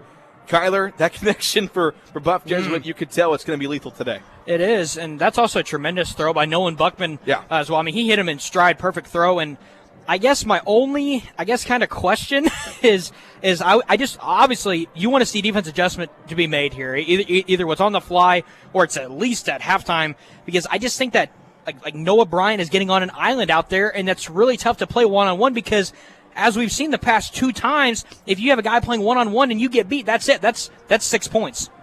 You can imagine as the game goes on, Titans will make some sort of adjustment defensively. Lots of football left. But how about this offense? Yeah, and we know this offense, if Brebeuf wants to score 40 points, we know we can score 45. We can play in a shootout. Haven't played in one yet this year. If you don't want to count that regional game when they won 31-29, we know this team can score 60 points if needed, Kyler. We might actually have a shootout on our hands, man. Oh, man, what a game so far. Kerstaff boots it away here for Brebeuf Jesuit. Malone from the 4-yard line across the 15, trying to go left side, and he's taken down shy of the 20, right at the 17-yard line. So tough starting field position for Gibson Southern, but first down and 10 Titans. We've obviously seen it before. Some guy, Isaac O'Neal made a massive catch last drive for Gibson Southern, and also Braden Malone did. A lot of guys contributed on that last offensive drive, and they just have to keep doing that. I mean, this team has to keep making plays if they want to win a state championship here today. And also, too, I'm noticing Coach West, the defensive coordinator, and Coach Hart are talking with Noah Bryant. I love that. I love that point of coaching. First down and 10, 5 wide here for Brady Allen. He's going to step over to his left, throws one to the sideline, caught by Malone, who goes out of bounds at the 27-yard line. About an 8-yard pickup there, but there is a penalty flag in the backfield, and that's going to be a hold against Gibson Southern. In these type of games, that just can't happen. That can't happen because those kill drives, and whenever you're going up against a state a team in the state championship, those flags just kill you. The Titans' offensive line has been pretty good this year at not, shooting themselves in the foot in terms of holding penalties. And it is a hold against Gibson Southern, so back that play up 10 yards. And we thought a holding penalty killed Brebeuf Jesuit early in the ballgame, but this one's going to hurt Gibson Southern, puts the football back at their own 9-yard line. And Brady Allen's still in that 5-wide set. And they call it on Cade Virgin. I just saw the replay. I'm not sure if I agree with that call. So first down and long. Allen on 5 wide. Feels the pressure. Now rolls out to his right. He's in the end zone. He's sacked in the end zone. That's a safety. 2 points for Brebeuf Jesuit as Allen is sacked in the end zone as the Braves brought the pressure. Makes it 16-7. So far this season, this is the lowest we've seen Gibson Southern so far. And right now the pressure is just getting to Brady Allen. Well, and guess who made the sack in the end zone? Allen's future roommate, Joe Strickland. Sack number 9 on the year for Strickland, and it puts 2 points on the board for Brebeuf Jesuit. Kyler, this game feels a lot like that South Warren game did back in September. Titans got to find a way to just play football at this point. They do. Lots of game left. They do. And I'm not sure. I wouldn't say the moment got too big for them, but, I mean, this is that's killer. I mean, oh, man, that's tough. There's really not much else you can say. You get an 8-yard play that gets called back with a holding penalty, and then you get sacked in the end zone. We expected Brebeuf Jesuit to bring the pressure, and these down linemen are probably going to be the most talented down linemen the Titans offensive line has faced all year. But lots of time left. Time to turn things around. and Gibson Southern can still turn things around. Down by 16-7 with 4:34 to play in this first quarter. Titans will kick this one away with a safety. But, man, if you're Brebeuf Jesuit, a really good chance to get up big here. This is going to be a big possession for the Titans defense. I mean, it could be the difference maker for this Titans defense. So Caden Hurlis will punt this ball away. Titans are at their own 15-yard line. The Braves will have, I assume, great field position here after this punt. Walters and Aney are deep for Brebeuf Jesuit, and Hurlis' punt, not a bad punt. Fielded by Walters at the 39-yard line. Walters is at the cross midfield. Blockers in front down the far sideline. Walters taken down out of bounds at the 36-yard line. So first down and 10 for Brebeuf Jesuit. And the Titans defense, who's been so good all year, has found themselves in very few tough spots. They're in a tough spot here. They need to stop early in this game. This is the toughest spot, I mean, for this whole team this year. And really that safety, it feels like it's the worst thing that could have possibly happened, because they get the 2 points, which is obviously massive in and of itself. And then now they have the football in great field position, and Gibson Southern's defense so far just has not had an answer for this Brebeuf offense. In the shotgun, Buckman, he's got Mayers to his right, moves a man from left to right. 16-7 Braves lead. Quick throw in the flat, going to be caught by Mayers. He dropped it. That might have been a backwards pass. Gibson Southern falls on it. What are they going to say? Oh, the referee saying incomplete. No way. Oh, my. No way.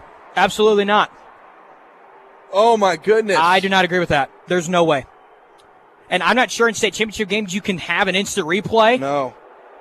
Oh, that's not even close. That's unbelievable. Goodness. And we are pretty, we understand the refs. Ooh.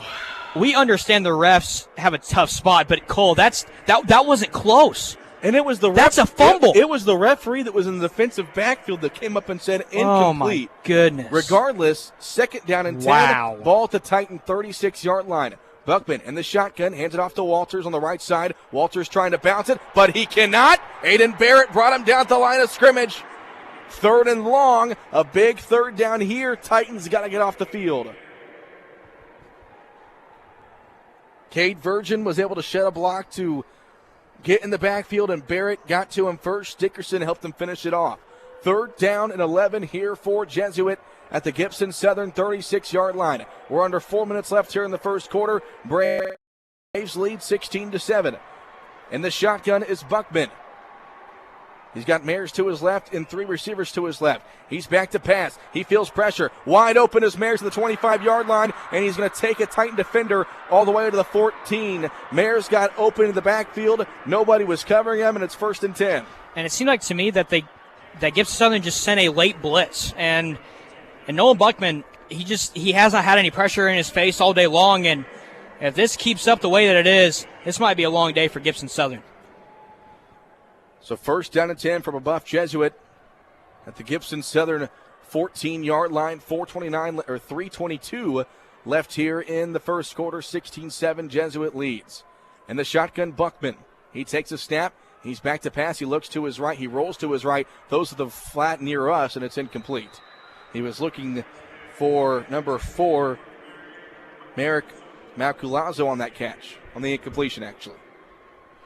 Well, I'll tell you what, I'm pretty impressed with what I've seen from Nolan Buckman so far today, Kyler. Absolutely. I mean, you look at his stats, and I mean, he's 5 for 8, 141 yards, and 2 touchdowns. He currently has a QB rating of 293.1. Well, 63 complete, 63% completion percentage. 3:10 left here in the first quarter. 16-7 Braves lead. Ball at the Titan 14-yard line. Second down and 10. Buckman in the shotgun. He's got Mayers to his left. He's back to pass. They run the option. They toss it left side to Sweet, trying to get the corner, and he's out of bounds about 3 yards shy of that first down, up to the 7-yard line. And it's going to be third down. The Braves have a kicker. They're in field goal range, obviously. It's a 3rd and 4 is what they call it. So, again, a chance for the Titans to get off the field here. Big play.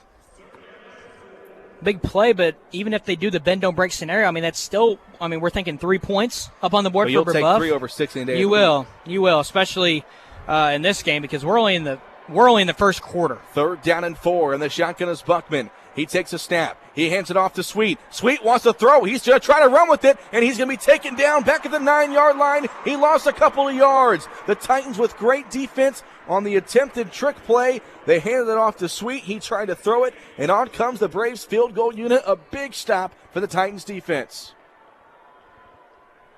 Couldn't tell the receiver that he was going to try to throw to, but Cade Virgin, again, making a play in the backfield. Cade has been tremendous in the defensive line for Gibson Southern. So out to attempt the field goal is number 10, Kirsteff, the kicker. This is going to be about a 26-yard field goal. He made one from 50 yards during the regular season. It's from the right hash. The snap, the kick is up, and that kick is through. So the positive, the Titans get the stop and keep the Braves out of the end zone, but the negative, it turns out to be really a 5-point possession for the Braves after the Gibson Southern safety. So with 2:16 left to play here in the first quarter, your score, Brebeuf Jesuit 19, Gibson Southern 7. We'll step aside on your home for Gibson Southern football, 89-1, the Bash. I'm Jason Rainey, your Hobstadt, Indiana Edward Jones financial advisor. We're all about financial investments, but we also value the investments of time, patience, and encouragement our young athletes receive from their coaches, teachers, and mentors. That's why I'm a proud sponsor of the Gibson Southern Titans on 89-1 The Bash. We're located at the corner of Vine and Hobb Streets in Hobstadt, or can be contacted at 812-615-5075 or by visiting edwardjones.com. Edward Jones, member SIPC. Titan Postseason Football is underwritten by Al Lentz, FC Tucker Realtors, in memory of Linda Folsom. Al Lentz and the team at FC Tucker Realtors wish head coach Nick Hart and the Titans all the best in the postseason. For all your real estate needs, Al Lentz can be reached by phone at 812-598-3742 or online at allentz.fctuckermd.com. Al Lentz, FC Tucker Realtors, in loving memory of Linda Folsom and a proud supporter of the Gibson Southern Titans. Micah. Well, it was 7-7 about 3 minutes ago, but with 2:16 to play in the first quarter, Brebeuf Jesuit leads Gibson Southern 19-7 here in the 3A state championship game. But of course, lots of football left. The Titans offense needs a better possession what they had last time, ending in that safety. Yeah, and we're seeing Brebeuf blitz, and we've seen that really since that South Warren game, just like what we expected. And on that safety, there was just it was just a blitz, and Brebeuf executed it very, very well. Kirsteff to kick this one off. Malone and Heron deep for Gibson Southern. It's a good kick by Kirsteff, and Malone will have it from the 2-yard line across the 10 out of the 15, and he's going to put on a juke and be taken down just shy of the 20 at about the 16-yard line. Flag flies in late, very late. And if that's on Gibson Southern, who could this be on? If they're going to call it on the far side, it's going to be a face mask against the Braves. So a big break there for the time. I can imagine. You normally, when you see a penalty flag on a kickoff return, it's normally a hold. But with the way the flag was thrown, pretty much at the end of the play, you expected it probably wasn't against Gibson Southern. But regardless, 1st and 10.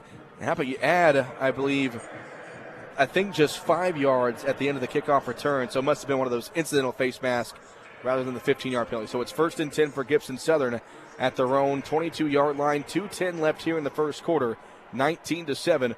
Brebeuf Jesuit leads. Titans come out 4 receivers out wide, 2 to each side, to long behind Allen in the backfield. Allen takes a snap, back to pass, looks to his left, throws the long and the flat, who tries to go outside, and he's taken down. Forward progress will get him at the 25, I believe. That's a bad spot. Puts the ball at about the 24. About a 2-yard pickup. 2nd down and 8 coming up. Kind of treat that as a run, pretty much. It's a pass completion, but you're kind of treating that as a run. And Brady Allen is 7 for 8, 79 yards and a touchdown.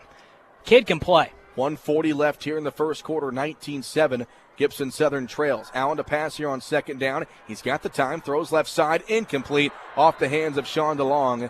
And it brings up 3rd down and 8. Big 3rd down here. Biggest 3rd down of the season if we're really looking at it.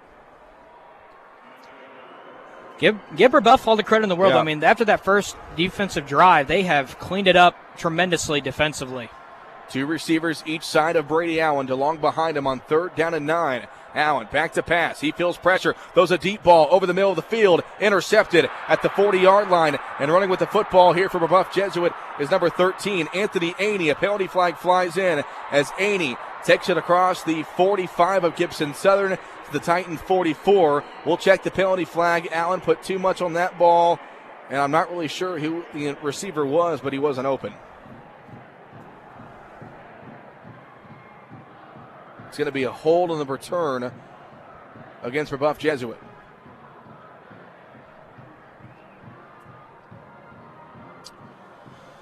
And you can tell this Titan sideline very quiet right now. Killer. So the hold will put the football back at the Brebeuf Jesuit 45-yard line. So that's where it's going to be 1st and 10. Well, one thing we expected the Braves to do is bring pressure, and that's exactly what they've done, Kyler. They have, and it's very, very weird because I think Gibson Southern has obviously just came out super flat. They hand it off to Sweet up the middle, and Clark Sweet will break a couple of tackles and be brought down at the 45-yard line of Gibson Southern. About an 8-yard gain there for Sweet. He was tripped up, I believe, by Brady Malone to save a big play there. It was actually Peyton Rogers who made the tackle.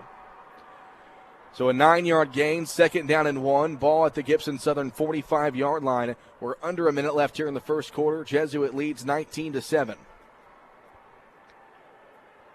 You can tell Brebeuf Jesuit, they're going no huddle, but they're taking their time, trying to keep Brady Allen and the offense off the field as long as they can. In the shotgun, Buckman takes a snap. Fakes the handoff, back to pass, throws one down the middle of the field. Almost intercepted. Almost perfectly read by Noah Bryant off his hands. It was great coverage by Brady Malone. Sort of a run-pass option type play. They threw the deep ball, and the Titans much better job there on the deep ball. That was a much better job. And man, but Noah Bryant, he could have had 2 chances at interceptions already. That's one that you're going to want to have back. It's like Noah trying to avoid the contact when going up. If he goes up and just takes on the hit, out. It's one of those things where it's going to be hard to hang on to when you take the hit. But regardless, the ball was knocked away. And here's a big 3rd and short. If the Titans can get a tackle for loss here, it would make things interesting. Down to 35 seconds left here in the first quarter, 19-7. Handoff to Mayers on the right side. First down of Brebeuf Jesuit up to the Titan 41-yard line. Almost too easy. Yeah. That was almost too easy, Cole. I mean, that was a wide open They hole. are getting a big-time push up front. Yeah, I mean, this just getting blown off the ball. Really how this game has gone so far is I'm pretty sure it's shocked everybody, and it surely shocked us because I did not expect this quick of turn of events. And officials timeout with 21 seconds left here in the first quarter. 19-7. Brebeuf Jesuit leads here in the 3A state championship game. So 1st down and 10, ball at the Titan 41-yard line. In the shotgun, Buckman hands it off to Sweet up the middle, and Sweet will get it across the 40, and he is taken down at the Titan 37 at a 4-yard pickup. Lukeman and Virgin there on the tackle, and that's going to end the first quarter. All Brebeuf Jesuit there in the first 12 minutes, but lots of football left. Gibson Southern trails 19-7. We go to the second quarter of play here on your home for Gibson Southern football, 89-1, the Bash. Underwriting support for Titan football from Ours Cafe and Catering of Fort Branch. At Ours, they offer exquisite food within a relaxing environment at 104 North Main. The ambience does not end there, though. They offer catering services so your big event becomes an experience to remember with our outstanding staff and delicious food. The restaurant is open Tuesday and Wednesday from 10:30 to 2:30, Thursday and Friday from 10:30 to 9, Saturday from 4 to 9, and Sunday from 10 to 2. Ours Cafe and Catering, a proud supporter of the Gibson Southern Titans. If you've ever considered a career in broadcasting or digital media, now is the time to be a warrior. Enroll at Wabash Valley College. Our TV channel was named the nation's best in 2020, and you already know 89.1 The Bash is the best alternative rock station in the region. We offer more real-world hands-on experience while working with the latest equipment and technology. Our graduates are getting jobs or moving on to four-year universities. It's time to be a warrior. Call 618-262-8641 today. Mic up. Start of the second quarter of play here at Lucas Oil Stadium. Cole Carter and Kyler Gammon. It's the 3A state championship game as Brebeuf Jesuit leads Gibson Southern 19-7. It is going to be second down and 4 for Jesuit or second and 6 actually, as we start the second quarter of play. Ball at the Gibson Southern 37-yard line. Kyler, things have not been pretty for the Titans early on besides that first offensive drive, but the defense got a field goal, held the Braves to a field goal last time. They got to make stops here. They do. I mean, this really this whole team, they just need to regroup and just kind of come together and really just get settled down, because that was only the first quarter and the Braves put up 19. So, and also too, if the Braves are going to send blitzes at Gibson Southern and Brady Allen, then I think you got to go short. Yeah. The screen passes, short slants, those have to happen if they're gonna start blitzing. And I just wouldn't worry about the deep ball unless the opportunity presents itself. So the ball to the Titan 37-yard line as both teams make their way onto the field for the second quarter of play. The two big plays that have made a big difference: a 64-yard touchdown pass from Nolan Buckman to Max Walters. That came before a safety on a sack of Brady Allen by Joe Strickland. And now, after a Titan interception, it's second and 6 here for Jesuit at the Titan 37-yard line on the first play of the second quarter. And the shotgun is Buckman. Takes a snap, hands it off Mayers left side. He gets taken down to the backfield. Who else but Levi Dickerson came through for the tackle, and a big third and about 7 coming up here for the Braves. We haven't said his name a whole lot today, but Levi Dickerson is a name that we got to be saying more often, because he just generally makes plays for this football team, and he made a heck of a play right there for Gibson Southern. And if you're Gibson Southern, you have to get off the field here. You have to get off the field here and really have that bend don't break scenario. Yeah, probably not. Maybe 4-down territory here, but definitely not field goal range. 3rd down and 8 here for the Braves. Buckman back to pass, throws one near sideline and make a diving catch near the marker across the inside the 30-yard line. That's a Brebeuf Jesuit first down. Tuttle made the catch. I think Gibson Southern has just been dominated up front. They've just been dominated up front. They've got no pressure to Buckman. I think if they get pressure to Buckman and kind of get in his face, he may make those inaccurate throws like we've seen a couple of times of him make, but whenever he's standing in the pocket, he's going to carve you up all day long. Buckman in the shotgun here on 1st down and 10. Throws to the left side, caught in the flat by Walters, turns upfield, and is taken down, or is out of bounds at the 20-yard line. For Brebeuf Jesuit, they're getting 6-7 yards per play, whether it's run or short pass. They've had the deep ball. I think the Titans are trying to prevent the deep ball, but at the same time, they're going right underneath them. What answer do you have? Yeah. What answer do you have? This is a very good Brebeuf Jesuit football team. We've seen it here in the first half already. 1 minute gone here in the second quarter. 19-7, Braves lead. They're wasting that time. Titans defense with their backs against the wall. 2nd and 2 at the 20-yard line. And the shotgun, Buckman, he rolls out to his right, looking to throw. He throws one. It's going to be juggled and incomplete. Good coverage by Logan Maurer, and it brings up another 3rd down.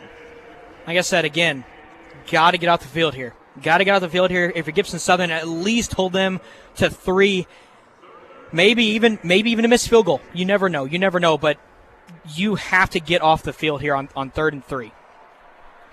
3rd down and 3, ball at the Gibson Southern 20-yard line. Titans defense trying to make a stop. 19-7, Brebeuf Jesuit leads. In the shotgun is Buckman. He takes a snap. He hands it off to Mayers up the middle. Mayers takes it across the 20 and down at the 16-yard line.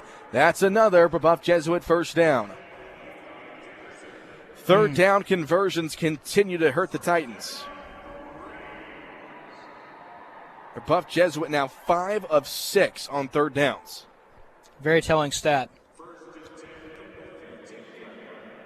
So puts the football at the Titan 15-yard line. 1st down and 10. 10:38 left here in the second quarter. 19-7, Brebeuf Jesuit leads. They're on the toss on the right side to Mayers, trying to turn up field. And coming up and making a great tackle, Peyton Rogers.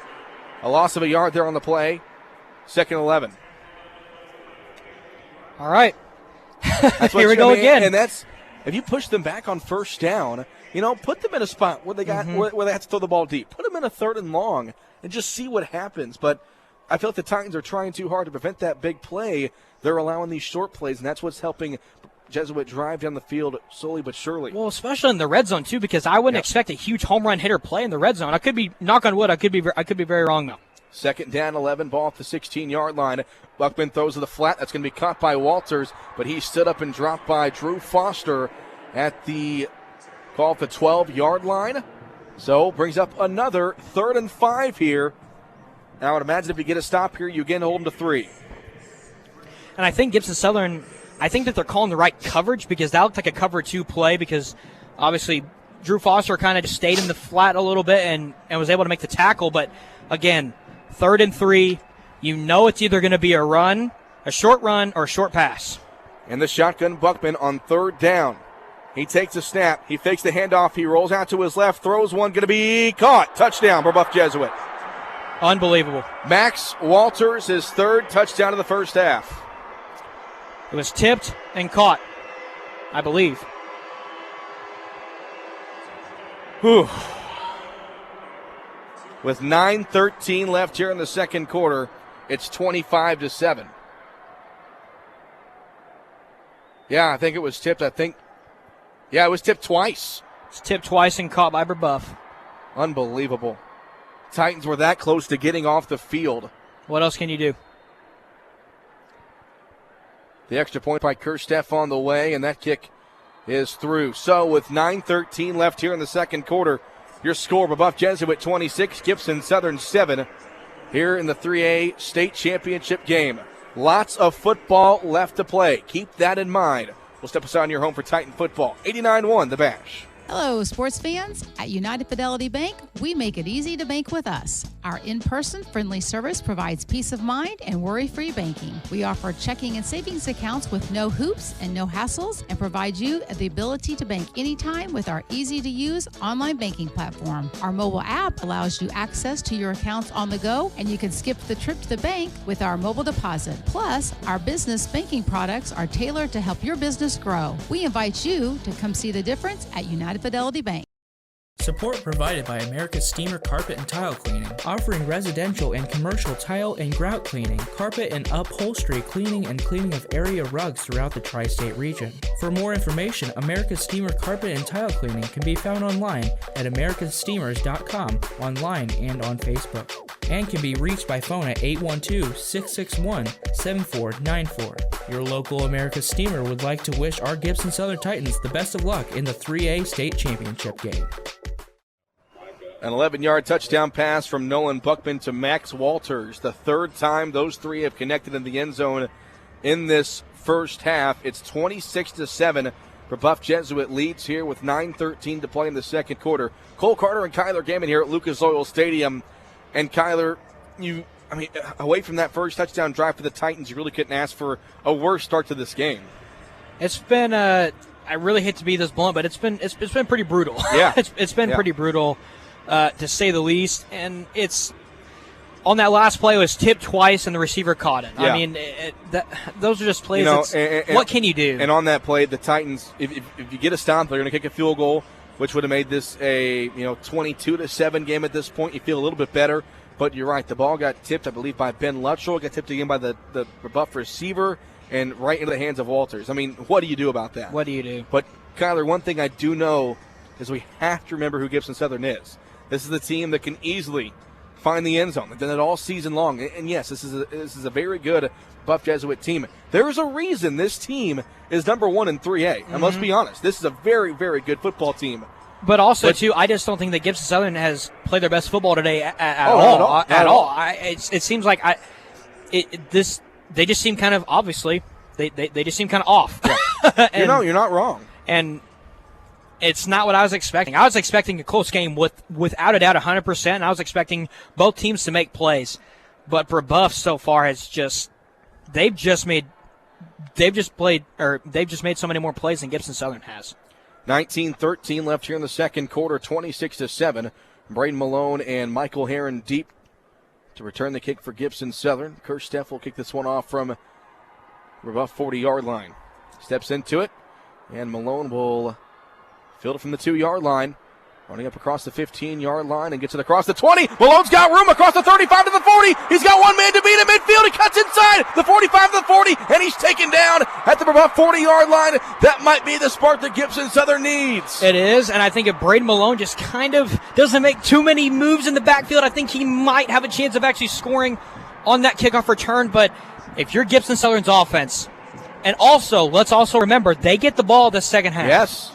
So see, don't be so I'm sad. I'm just disappointed. But this is a big so drive. far. You got to score here. Exactly. You've got to score without here. a doubt. And you have all the momentum right now. Have to turn this into a scoring drive. First down and 10 from the Brebeuf 40-yard line. Allen comes out, 4 receivers out wide to the left and 1 to the right. He moves, I believe that's Malone in the slot from left to right. In the shotgun, Allen takes a snap. He's back to pass. He looks right, throws right, and that is caught by Heltzley. What a catch by Rory. Across the 30-yard line, first down. Well, if that worked on the first drive, Kyler, why not go back to number 80?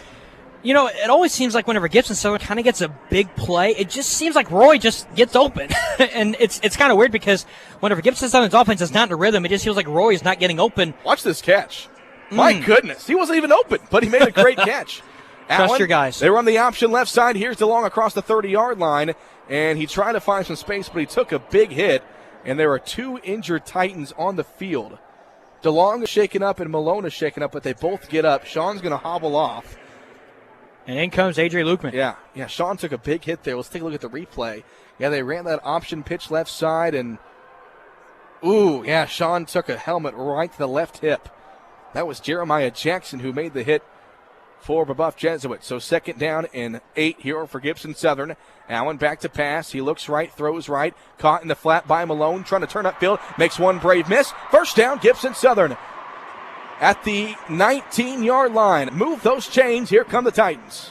One thing I love about Gibson Southern, and especially in their passing game, is that, and also too, Brady Allen. This is really Brady Allen, but he always just finds the right guy, whether it's a 2-yard gain or a 15-yard gain. He always just finds the right read and lets the guys make the plays. 8:08 left here in the second quarter. 26-7. Brebeuf Jesuit leads. Here's Adrian Lukeman. His first handoff. Breaking tackles and dragging Graves with them all the way to the 3-yard line. First and goal, Gibson Southern. And if I'm Coach Hart, you know what I do? I call that same play again. Yep. I call that same play again. Adrian Lukeman, a beast. That was kind of a beast mode. Marshawn Lynch-esque, kind of carrying defenders with them, refused to go down. I'd give the ball right back to him. So first down and goal from the 4-yard line or the 3-yard line. In the shotgun, Allen. He hands it off to Lukeman. Up the gut. Lukeman, he is. Give me the signal. Touchdown, Titans. What a heck of an effort by Cade Virgin, by the way. It looked like Adrian Lukeman was about to get stood up by Cade Virgin. He said, sorry, I'm going to push you in anyway. Whenever Gibson Southern needed to respond on offense and respond in a hurry and kind of that wake-up moment, they did. Now, here's the big kicker. Here's the big kicker, Cole. Defense got to step up. You have to get a stop right here. Because if you get a stop right here, and let's say you're messing with about 4 minutes? 4 minutes, 5 minutes left. You go down, you score again. Remember, you get the ball at halftime. This is a big, massive, input whatever word you want, play and drive by Gibson Southern's defense right here. Chris Spear hits the extra point. The Titans score on a 3-yard touchdown run by the senior Adrian Lukeman. And with 7:45 left here in the second quarter, the Titans make it a 2-score game again. Don't go anywhere. We've got lots of football left. It's 26-14 Brebeuf. We'll step aside on your home for Titan football. 89-1, the Bash. I'm Jason Rainey, your Hobstadt, Indiana, Edward Jones financial advisor. We're all about financial investments, but we also value the investments of time, patience, and encouragement our young athletes receive from their coaches, teachers, and mentors. That's why I'm a proud sponsor of the Gibson Southern Titans on 89-1, the Bash. We're located at the corner of Vine and Hobb Streets in Hobstadt, or can be contacted at 812-615-5075 or by visiting edwardjones.com. Edward Jones, member SIPC. Titan Postseason Football is underwritten by Al Lentz, FC Tucker Realtors, in memory of Linda Folsom. Al Lentz and the team at FC Tucker Realtors wish head coach Nick Hart and the Titans all the best in the postseason. For all your real estate needs, Al Lentz can be reached by phone at 812-598-3742 or online at allentz.fctuckermd.com. Al Lenz, FC Tucker Realtors, in loving memory of Linda Folsom and a proud supporter of the Gibson Southern Titans. Well, Tom Brady will be on this field here in about 48 hours as the Tampa Bay Buccaneers come to town. But today, it's the IHSAA 1, 3, and 5A state championship games. And here with 7:45 left in the second quarter in this 3A state championship game, Brebeuf Jesuit leads Gibson Southern at 26-14. Cole Carter and Kyler Gammon with you. The Titans cut down this deficit on a 3-yard touchdown run by Adrian Lukeman. And Kyler, that's exactly what the Titans need. Got a good return from Bray Malone, but now can the defense get a stop? That's the big question. That's really the biggest question. And also, too, we're kind of looking on the monitor. Is that John Hart on the sidelines there? Oh, I couldn't see. That might be John Hart on the sidelines with Coach Hart. Kind of a little cool moment.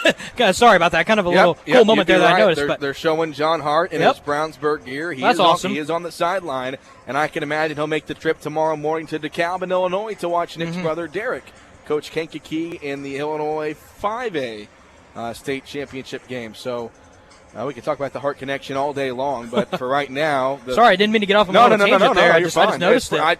I kind of asked you the question on the way here. I wondered if John's going to be here, and he is here. Of course, Mount Carmel fans remember him as a longtime coach for the Golden Aces. Here's a squib kick by Malone, and the returners run into each other. Jeremiah Jackson ran into Max Walters. The Titan fans love it. So right here, the Titans defense got to get a stop. You with have 7:44 left in the second quarter, down by 12. How big would a turnover be? Yeah. I mean, because they have they've gotten close to. And twice the Titans have gotten, especially Noah Bryant, has been close to getting interceptions in this game.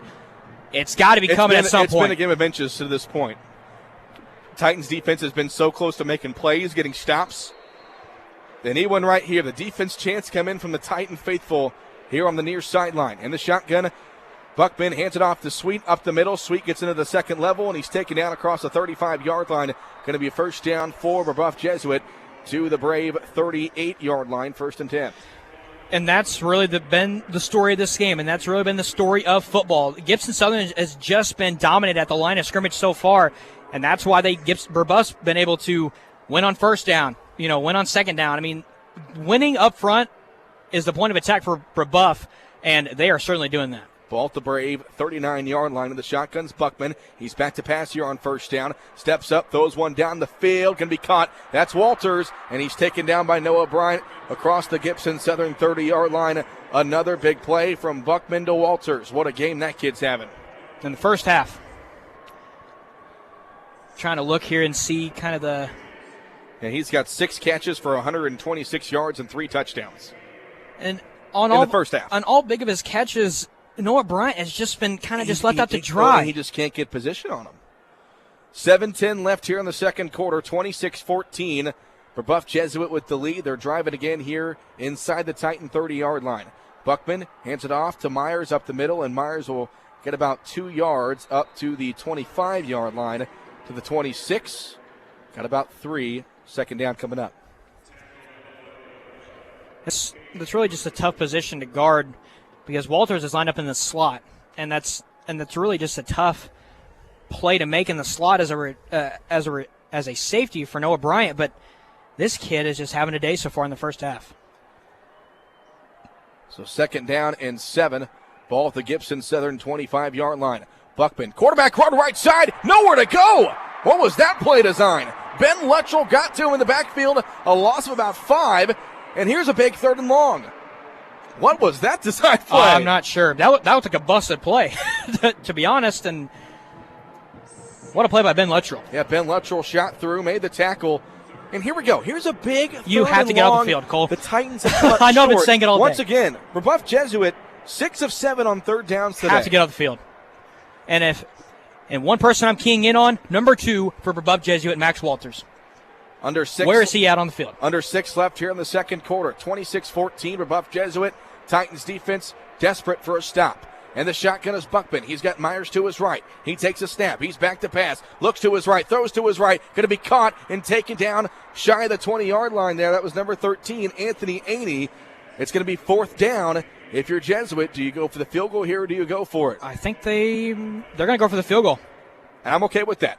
That pass was tipped again. Cade Berger got a finger on that. Oh, man. I think that's a win if you're Gibson Southern. You allow that long pass play, you get the big tackle for a loss, and you don't let it hurt you. And this is a long field goal. This is going to be a 38-yard field goal attempt. We'll say this kicker made one from 50 this regular season. Snap is down, that kick is up, and that kick is good. He got it from 38. Makes the score 29-14. Still a 2-score game. Again, if I'm the Titans, I count that as a win. I do. Keep them out of the end zone after allowing the big play. Still a 2-score game. Absolutely, absolutely. And, oh, man, I think that Sloan Cox or Cade Virgin may have been barely close. Went through. They may have been close to even tipping that as well, getting through there.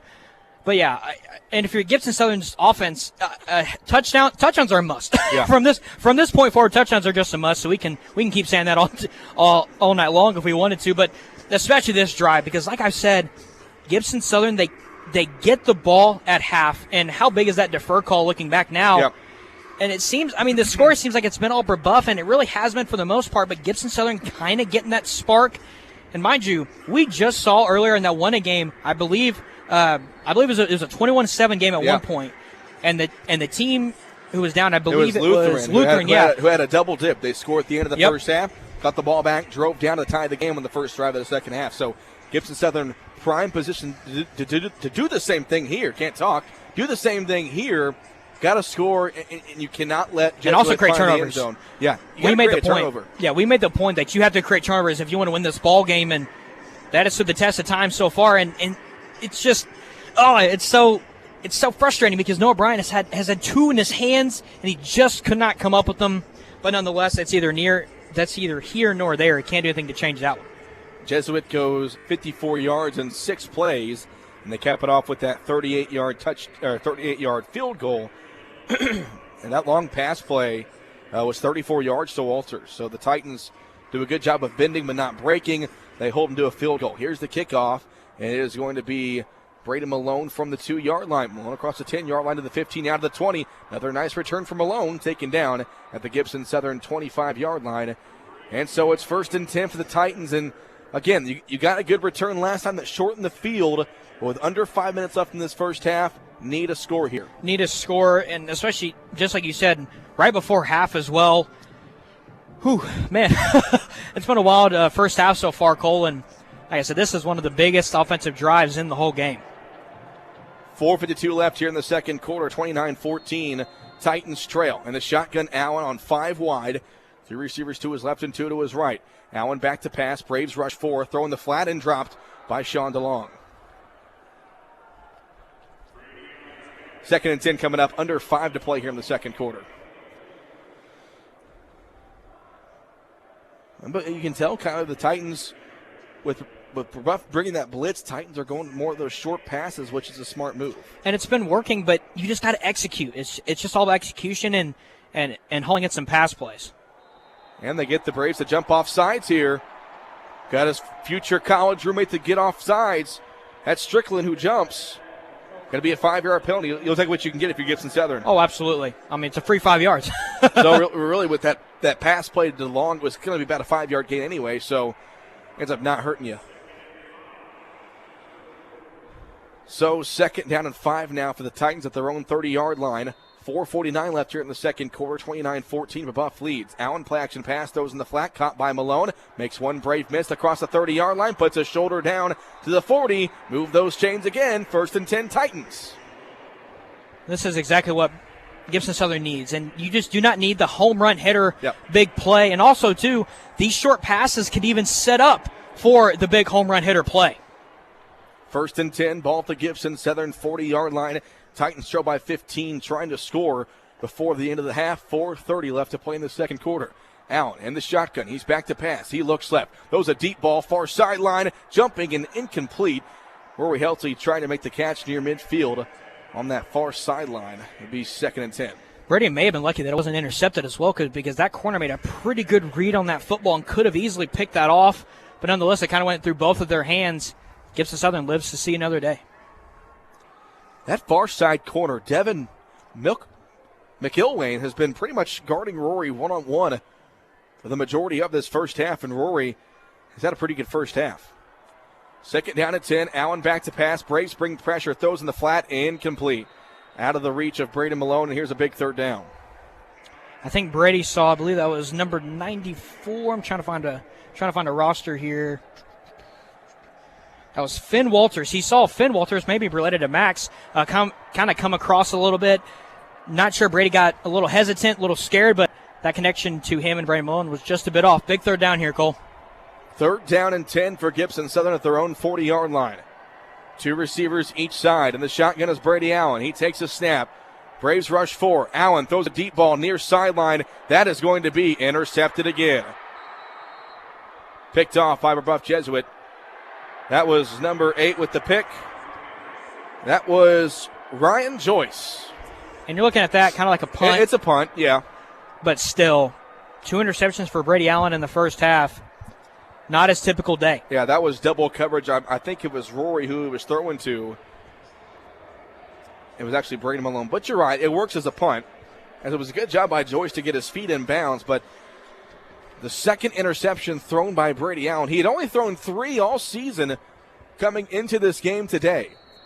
But now the Titans defense really needs a stop. 4:14 left here in the second quarter. 29-14, Brebeuf Jesuit leads here in the 3A state title game. And the shotgun is Buckman. He takes the snap. Quarterback run up the gut, and Buckman can be brought down by Aiden Barrett at the 32. Got about 5 yards there.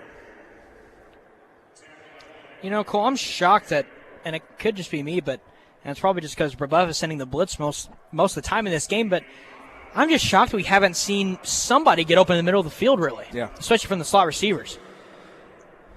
This Brebeuf team has been everything as advertised. This quarterback, Nolan Buckman, everything is advertised. The 6-foot junior. Second down and 5. Buckman back to pass, throws to his right, going to be caught for a first down. To the 40-yard line, making the catch there was number 84, Jaron Bowling. Moved the chains for the Braves. Pitch and catch, Cole. Buckman is slinging it in there. Mm-hmm. This is by far the most talented quarterback the Titans have faced all season. Well, that quarterback from South Orange is pretty good. Yeah, you're right. From Indiana quarterback. How about that? I agree with you there. First and 10, ball at the Brebeuf 40-yard line. 3:20 left to play here in the first half. 29-14 Braves lead. Buckman back to pass here on first down. Throws in the flat, caught by Walters. And Drew Foster comes up to make the tackle as Walters gets across the 45 to the 46-yard line. Gain of 6. Second and 4 coming up. Just been pitch and catch, Cole. Just been pitch and catch, really. Under 3 left to play here in the second quarter. A 15-point Braves lead. Titans defense really could use a stop here to end the half. Turnover would be massive. And the shotgun, Buckman takes the snap. Fakes the handoff, and he runs to the right side. No Titans there, and that's penalty. Yeah, that's going to be a hold. That's a great call by the official as Buckman gets a far run inside the 25-yard line. That was Drew Foster on the far sideline. Did a great job. He's going to force rather a block in the back or a hold. That is huge. Yep. Back him up 10 yards. And that holding that's call. That's a great call by that far side official. It is, and that holding call could have saved a big play. Yeah, because that was a very, very smart play call. There was no. Foster was really the only Titan that knew Buckman had the football. I think it was Ben Luttrell, the far side defensive end, that came flying in. He thought that Sweet had the football, the running back. So that's going to be 10 yards from the spot of the foul. They showed the replay, and Aney's the one, and that's a great hold 10 times out of 10. Yep. So a great call by that far side official. Now if you give Southern defense, you gotta get the field here. So, and what hurts there is it's a 10-yard penalty from the spot of the foul, so it only puts the football at the 42. So it's only 2nd and 7 here for the Braves. Buckman in the shotgun. He's back to pass. Fakes to the right now. Throws to the right side. Incomplete. Too high for his intended receiver. That was Aney. Here we go. Third down. You still have 2:24 on the clock. This is the play of the first half. Exactly. Without a doubt. Without a doubt. And it's really not even close how big of a play this is for this defense. You get off the field. I understand the offense has had his issues, but if you can get off the field here, that would be monumental in this ball game. 2:24 left to play here in the second quarter. 29-14, Brebeuf Jesuit leads. Wherever number 2 is, I'm looking. 3rd and 7. Buckman in the shotgun. He takes a snap. He's back to pass. He looks, throws a deep ball down the middle of the field, and it's incomplete. Pass interference. Unbelievable. Unbelievable. Pass interference called, I believe, against Noah Bryant. It looked like they just got tangled up. That's going to be a first down for the Braves. And I think that ball was overthrown, too. Ooh, that's tough. 3rd and 7, too. Oh, man. Titans had the stop they needed. Frustrating. It's going to be a 15-yard penalty. It's going to put the ball into Titan territory, most importantly, 1st and 10. Oh, that's killer. That's 15 yards from the previous line of scrimmage. It's just been that type of day today for Gibson Southern. Let's see here. Oh, my goodness, they get tripped up. Yeah, that's not a pass interference. I mean, it looks like a pass interference. It probably it's the right call, but it's tough. They got tripped up. What else can Drew Foster do? That's a tough break for Gibson Southern. It's one of those where they just get tripped up, and it was not intentional, but they're going to call that 10 times out of 10. 2:18 left to play here in the second quarter. It's 1st and 10 from above after the penalty. They go screen, left side, caught by with the football here is going to be number 23. That's Jackson, and Jeremiah Jackson brought down near the line of scrimmage, lead by Dickerson, and a flag is down. I wonder what this is going to be. They threw it kind of near where the play ended. Is it going to be a face mask? If it's a face mask, that's backbreaker. Yep, face mask. Against Brebeuf. Oh, against Brebeuf. Okay. We'll take that. I didn't see that, but the officials did. Usually when you see a flag thrown near the tackle spot, normally you assume it's going to be either a horse collar or a face mask. Well, kind of a similar scenario. I mean, that pass interference, it's huge, but kind of where you... And this puts the football all the way. Now here. Yeah, face mask on the offense. So that puts the football at the Brebeuf Jesuit 42-yard line. Here we go again. 1st and 25. You cannot allow a deep pass here. And you know it's coming. Yeah. You know it's coming. They've hit on it several times.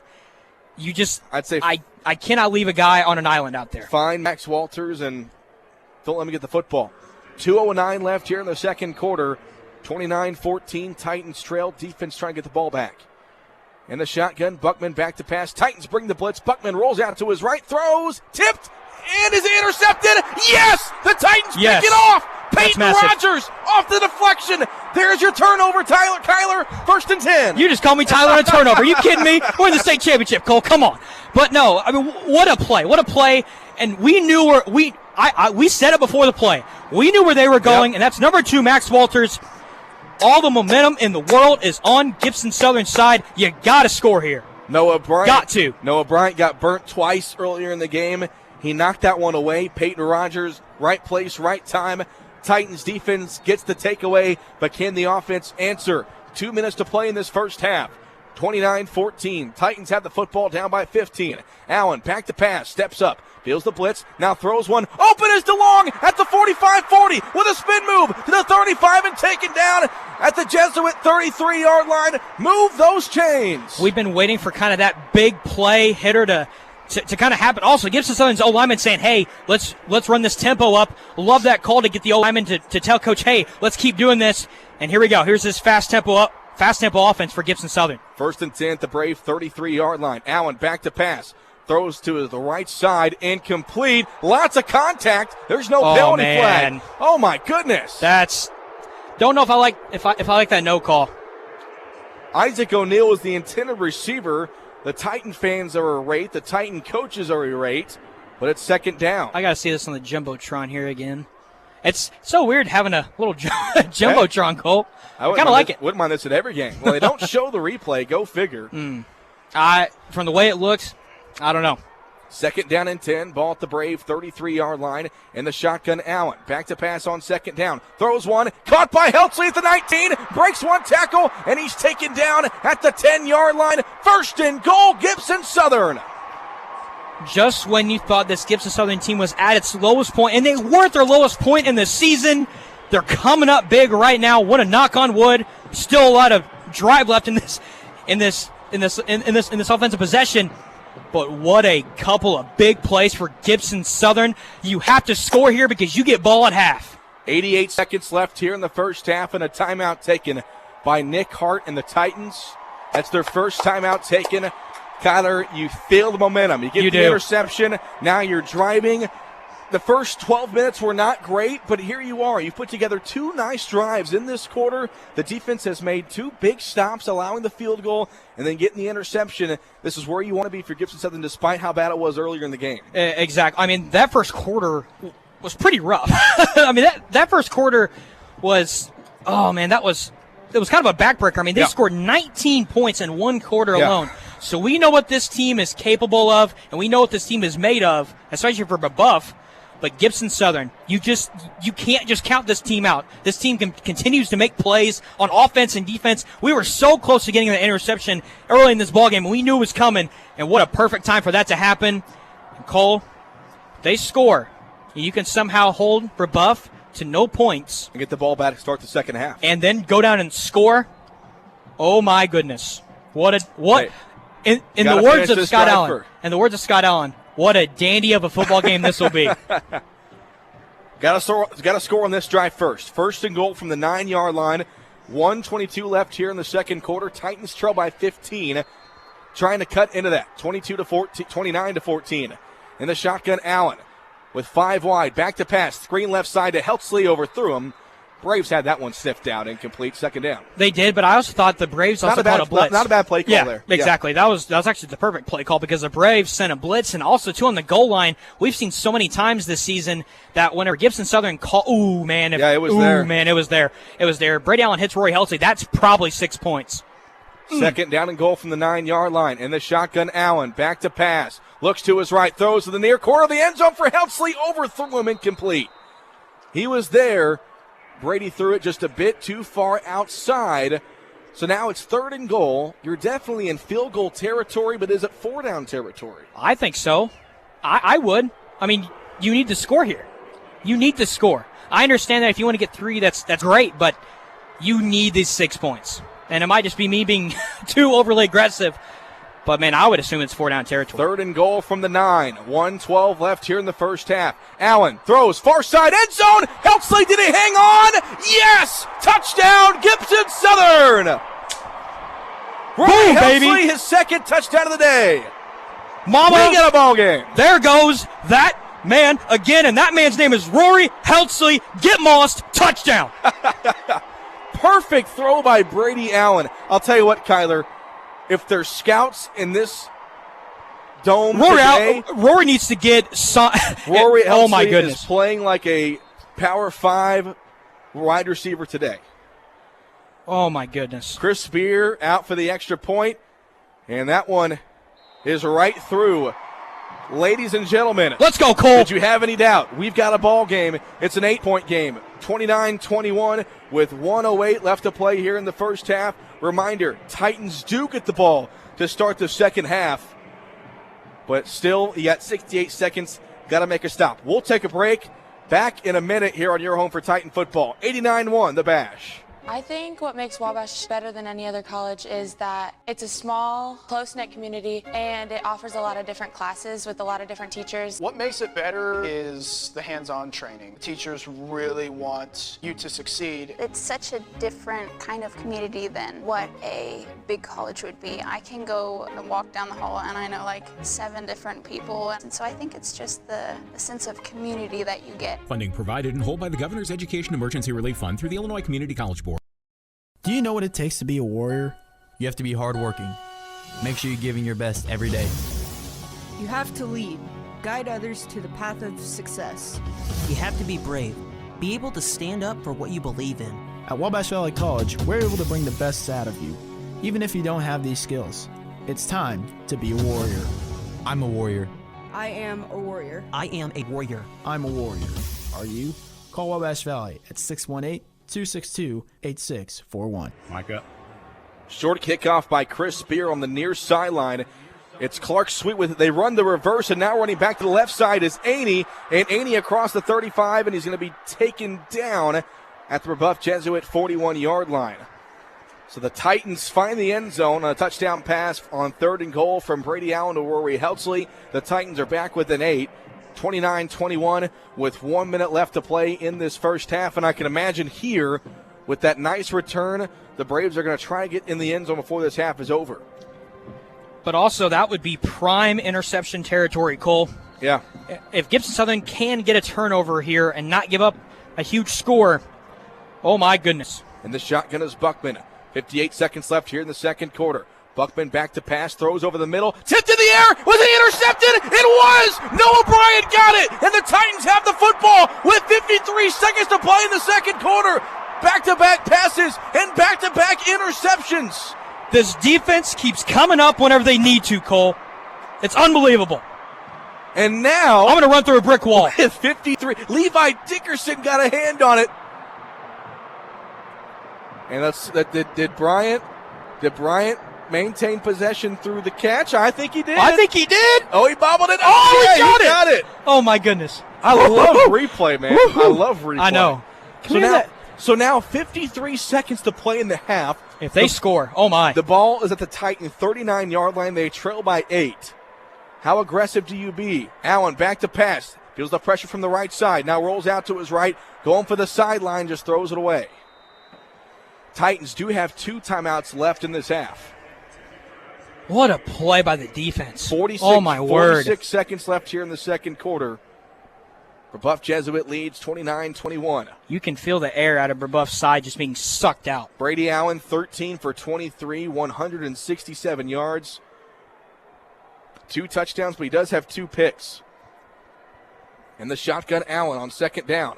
Hand it off to DeLong, and DeLong's got running room. Breaks it outside. DeLong's still on his feet across midfield, and he's taken down out of bounds. That will stop the clock. Titans get into Brebeuf territory with 40 seconds to go in the second quarter. And that was a great call. First down. And that was a great play call by Coach Hart. Kind of a draw play to kind of get Brebeuf on their toes because they're expecting the pass and calling a run. Great play by Coach Hart, or great play call by Coach Hart. 5 wide in the shotgun, Brady Allen. 40 seconds to play here in the first half. Allen throws near sideline, caught by DeLong, out of bounds, across the 45 to the 42-yard line. 37 seconds left to play here in the second quarter. How big would a score be? 29-21, Brebeuf leads. How big would a score be here before half, Cole? Man, how in that first quarter, they looked, Gibson Southern looked, I mean, that was rough. That was a rough first quarter. 5 wide in the shotgun. Allen, he's back to pass. Feels Strickland on the blitz and just throws it away. And it is going to be third and about 7. 31 seconds left. Even if then, I would even try to even get in field goal range. I get some points off of. If you get a first down, I mean, you're at the 42-yard line. I mean, Chris Spear. I mean, you probably want to get inside the 25 to get in Spears' range. And the Braves go offsides. First Again, down. Allen gets Strickland for the second time. First down. Move the chains. That's also a great play call, too, by Coach Hart. So it moves the ball up 5 yards, going to make it third down and about 2. That will put the football at the Brebeuf Jesuit 37-yard line. It's third and inches here. Is it third down? We'll see. It said 3rd and 5, so I thought that's an automatic first down. Well, it's third and about half a yard here. 31 seconds left in the shotgun. Allen, handoff to Long, up the middle. First down and more. Sean across the 30-yard line, puts a shoulder down. The sophomore puts it inside the Brebeuf Jesuit 25-yard line. 1st and 10, Gibson Southern, and a timeout taken by Nick Hart with 25 seconds on the clock. How about the run game on this drive, and how about the sophomore, Sean DeLong? Whew. My goodness. I'll tell you what, Sean had a couple of drops earlier in the ball game. He's making some plays. And he's made some plays on these past 2 drives. And that's what great teams do whenever you fall down and Gibson Southern was at its lowest of the low the whole season. I'd say even more than South Warren, just because it just felt like that South Warren team was just a better team that day. Gibson Southern knows that they can win this football game, and they came back from a 19-7 deficit and put up 14 points in this quarter. What a ball game. 26 seconds left here in the second quarter. Brebeuf Jesuit leads Gibson Southern at 29-21. The Titans just used their second timeout, but they're going to have the football at the Brave 24-yard line. Another nice run by Sean DeLong. He's got 31 yards on 4 carries today. And Lukeman, he's got 21 yards on 3 carries, including a touchdown. And that's what Gibson Southern needs. Yeah. If they can get those two guys going, plus adding the passing game, it's very special. In the shotgun, Allen. He sends 2 receivers to each side. DeLong behind him in the backfield. First down and 10, ball at the Brebeuf 24-yard line. In the shotgun, Allen takes the shotgun snap. He looks to his left, throws to his left, and too high for Caden Hurlis, who was running an out route. And not sure if Caden would have had the chance to do anything with that, with the way he was running towards the sideline. Probably a good thing that was incomplete. Because I think if he catches that, I think he gets rocked. Yeah, and he's probably tackled inbounds, and then you're forced to use your final timeout. Yeah. 23 seconds on the clock. Titans trail by 8. Allen back to pass. He's got time. Now he rolls out to his right with the pressure from Strickland. Allen, he might take off, and he will take off. Blockers in front. Allen can't get out of bounds, taken down at the 10-yard line. Timeout. And Gibson Southern will use their final timeout. A heads-up play by Brady Allen. Gets the football at the 10, going to be first down and goal. So now, Kyler, if you're smart, you can still go to the end zone here, but you cannot get tackled inbounds. I say it's a couple of quick plays. And honestly, who else would Brady Allen be looking at? Yeah. It's Rory Heltzley. And now I wouldn't, and I could be completely wrong, but unless it's absolutely open, I wouldn't just throw something up, because if it gets intercepted, then that drive is killer. Yeah, and here you are in field goal range. It'd be a 27-yard field goal from this spot with the ball at the 10-yard line.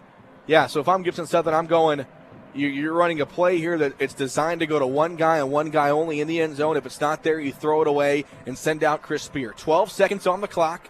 Titans are out of timeouts. They're at the Brebeuf Jesuit 10-yard line with the Braves leading 29-21. We may note again, Titans will get the ball to start the second half. And how big is that defer call? Yeah, how big is that defer call? They won the toss. They deferred. See, and we would say one of the simplest solutions, if they had more time, is just give the ball to Adrian Lukeman and let him pound his way into the end zone, but you just can't do that. You have to throw it. You have to throw it in the end zone. Or settle for 3. First and goal. In the shotgun, Allen. 3 receivers out to his left and 1 to his right. Allen takes a snap. They bring pressure. Allen throws one. Left corner of the end zone for Heltzley. Touchdown! Gibson Southern! 1, 2, 3 touchdowns for Rory Heltzley in the first half. 29-27 with 6 seconds left to play in the second quarter. Brebeuf, you guys got Max Walters. We'll take Rory Heltzley. Not 1, not 2, but 3 scores for the man. We might have a tie ball game going to halftime. Well, Titans are going to kick the extra point. My goodness. What a second quarter. Titans have put up 20 points here in the second, and they're going to attempt the extra point. Would you try to go for 2? I mean, you can. Might be a fake. Lots of football left, you know. What if this is a fake here, Cole? The snap, the hold by Foster. Spears' kick is up. It's right down the pipe. And with 6 seconds left to play in the first half, what happened? It's a brand new ball game. 29-28. The ball game, Brebeuf Jesuit still in front, but the Titans will get the ball to start the second half. Unbelievable performance by Rory Heltzley here today. Unbelievable.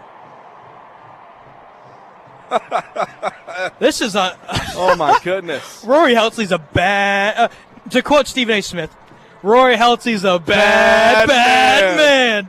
Oh man. And unbelievable. What a second half this is going to set up for. I mean, Brebeuf Jesuit was up 29-7. They were up 19-7 after the first quarter. And that was a beautiful pass, by the way. Was it 29-7 or 29-14? I think it was 29-14. And Titans have scored 2 unanswered touchdowns off of 2. Brebeuf is stunned. Nolan Buckman picks. Oh, yeah, they are stunned. Well, the Titans were stunned in the first 14 minutes. But what a ball game we have now. Well, if the Titans, you don't want to let anything silly happen here in the final 6 seconds.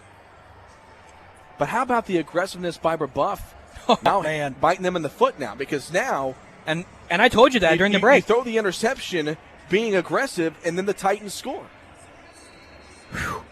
I'm glad we have instant replay, by the way. Kind of random, but that's been It's been a great thing to have. Pooch kick here by Spear. Sweet will return it. They try to run the reverse again. Now it's Sweet on the far sideline. Final play of the first half, and Sweet will be taken out of bounds across the 40-yard line, and a flag comes in. A penalty flag comes in late to extend the first half. Wow. And if I'm Gibson Southern, I just put everybody to the touchdown. I'd back everybody up because we know what this is going to be. Levi Dickerson, I believe, was the one that made the tackle on the sideline. The Brebeuf sideline was begging for a flag, and about 5 seconds later, they threw one. That's against Brebeuf? A block in the back against Brebeuf. What? We're going into halftime. Okay. I thought it was going to be late hit. Let's see what hit. the officials say. Yeah, just from the looks of it, you would have guessed it was going to be a late hit against the Titans. The officials are having some miscommunication. I got to give a I would say I'd have to get a shout out to Grant Hale. He's watching from Camp Pendleton, California, in the U.S. and the United States Marine Corps. Sir, thank you for your service. Awesome. We greatly Thank appreciate you. it. Thank you for listening. So that's the end of the first half. The penalty was against Brebeuf Jesuit, and all of a sudden, we go to halftime, and your score, Brebeuf Jesuit 29, Gibson Southern 28. The Titans scored 21 points in the second half. In the second quarter, I should say, Rory Helsley catches 3 touchdowns there in the first 24 minutes off of 7 catches and 94 yards. I need a break. I don't know about you, Kyler, but let's take a commercial break. Man. When we come back, we'll recap this first half of action and recap some stats here in the IHSAA 3A state championship game. It's Brebeuf Jesuit 29, Gibson Southern 28. Back on your home for Gibson Southern football, 89-1 the Bash. I'm Jason Rainey, your Hobstadt, Indiana, Edward Jones financial advisor. We're all about financial investments, but we also value the investments of time, patience, and encouragement our young athletes receive from their coaches, teachers, and mentors. That's why I'm a proud sponsor of the Gibson Southern Titans on 89-1 The Bash. We're located at the corner of Vine and Hobb Streets in Hobstadt, or can be contacted at 812-615-5075 or by visiting edwardjones.com. Edward Jones, member SIPC. Hello, sports fans. At United Fidelity Bank, we make it easy to bank with us. Our in-person friendly service provides peace of mind and worry-free banking. We offer checking and savings accounts with no hoops and no hassles, and provide you the ability to bank anytime with our easy-to-use online banking platform. Our mobile app allows you access to your accounts on the go, and you can skip the trip to the bank with our mobile deposit. Plus, our business banking products are tailored to help your business grow. We invite you to come see the difference at United Fidelity Bank. This broadcast of Gibson Southern Titan football on 89.1 The Bash is underwritten by Pro Rehab. Did you know you can refer yourself to Pro Rehab? It's called Direct Access. You no longer need to call your provider for a referral. Now the first step is up to you. If you have pain or an injury, call them. Direct Access means Pro Rehab is just a phone call away.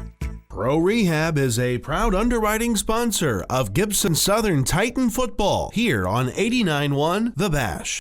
Titan postseason football is underwritten by Al Lentz, FC Tucker Realtors, in memory of Linda Folsom. Al Lentz and the team at FC Tucker Realtors wish head coach Nick Hart and the Titans all the best in the postseason. For all your real estate needs, Al Lentz can be reached by phone at 812-598-3742 or online at allentz.fctuckermd.com. Al Lentz, FC Tucker Realtors, in loving memory of Linda Folsom and a proud supporter of the Gibson Southern Titans. Support provided by America's Steamer Carpet and Tile Cleaning, offering residential and commercial tile and grout cleaning, carpet and upholstery cleaning, and cleaning of area rugs throughout the tri-state region. For more information, America's Steamer Carpet and Tile Cleaning can be found online at americassteamers.com, online and on Facebook, and can be reached by phone at 812-661-7494. Your local America's Steamer would like to wish our Gibson Southern Titans the best of luck in the 3A state championship game. Underwriting support for Titan football from Ars Cafe and Catering of Fort Branch. At Ars, they offer exquisite food within a relaxing environment at 104 North Main. The ambience does not end there, though. They offer catering services so your big event becomes an experience to remember with our outstanding staff and delicious food. The restaurant is open Tuesday and Wednesday from 10:30 to 2:30, Thursday and Friday from 10:30 to 9, Saturday from 4 to 9, and Sunday from 10 to 2. Ours Cafe and Catering, a proud supporter of the Gibson Southern Titans. Support provided by Wabash General Hospital. Injuries and illnesses don't always happen from 8 to 5 Monday through Friday. That's why Wabash General Hospital offers a convenient care clinic from 6 to 9 p.m. weekdays and 10 a.m. to 6 p.m. weekends, right inside the main lobby of the hospital. If you need non-urgent medical services for flu-like symptoms, minor cuts, and more, our skilled and compassionate providers are ready to help. For an appointment, the Wabash General Hospital Convenient Care Clinic can be reached at 618-262-8621. Walk-ins are welcome. Micah. It's halftime here at Lucas Oil Stadium, and your score for Brebeuf Jesuit 29, Gibson Southern 28.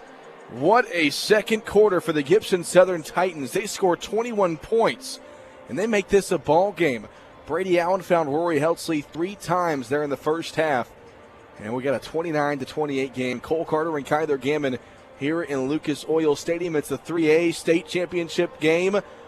And what a game it's been. It was all Brebeuf Jesuit there in the first quarter and some change.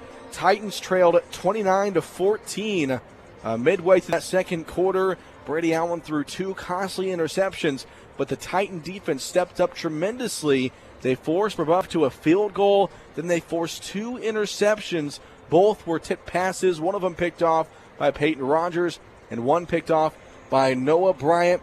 And again, the 2 touchdowns there in the second quarter, or the 3 touchdowns there in the second quarter, 2 of them went to Heltzley, and one of them was a touchdown run by Adrian Lukeman of 3 yards. Some stats from there in the first half. First for Brebeuf Jesuit in the passing department. Nolan Buckman had a great first quarter, but threw those 2 costly interceptions there in the second quarter. He was 13 of 22 with 236 yards and 3 touchdowns, all 3 of which went to Max Walters. And I mentioned the 2 interceptions for Buckman. In the rushing department, Jack Myers, their running back, 11 carries for 33 yards. Clark Sweet had 5 carries for 31 yards, and Buckman himself had 3 carries for 5 yards. In the receiving department for Brebeuf Jesuit, Max Walters had 8 catches for 167 yards and 3 touchdowns. Those 3 touchdowns ties a IHSAA 3A state title game record, along with Rory Heltzley. They both got 3 touchdowns there in the first half. Anthony Annie, he had 2 catches for 27 yards. Jack Myers had 1 catch for 22 yards. And then it was the tight end, Rob Tuttle. He had 1 catch for 12 yards.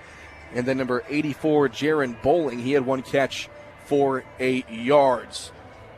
Other stats for Brebeuf Jesuit in that first half, they had 305 total yards of offense. 236 of those came through the air. 7 penalties for 66 yards. They had 14 first downs. They were 6 of 8 on third down conversions. Didn't face any fourth downs except for the ones they kicked those field goals on. They ran 41 total plays. They averaged 7.4 yards per play. And let's see, they're 3 for 3 in the red zone. They held the ball for 15 and a half minutes, but they did turn the ball over twice, which led to 14 Gibson Southern points. Kyler, a stat that really stands out to me, the Titans have more first downs than Brebeuf Jesuit. 17 for the Titans and 14 for the Braves. And also, too, the Titans have total less plays than Brebeuf. The Gibson Southern has 39, while Brebeuf has 41. So it's really about the same. But also, too, Gibson Southern still has less.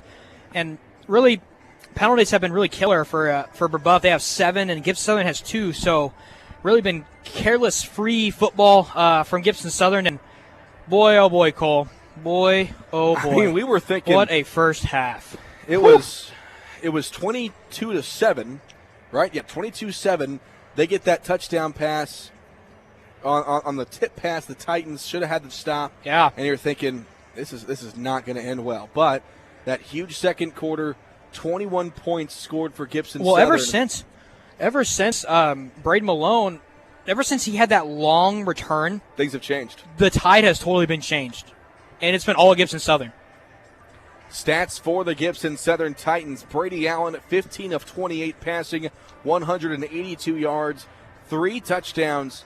and 2 interceptions. In the rushing department, of course, the Titans down early. They couldn't run the ball too much. I expect them to probably run the ball more here in the second half, but in the rushing department, Sean DeLong had 4 carries for 31 yards. Adrian Lutman, 3 carries for 21 yards, and that 3-yard touchdown run. Allen himself had 4 attempts for 5 yards rushing. Titans had 57 total yards on the ground. In the receiving department, Rory Heltzley, what a first half. 7 catches for 94 yards and 3 touchdowns. Sean DeLong had 3 catches for 34 yards.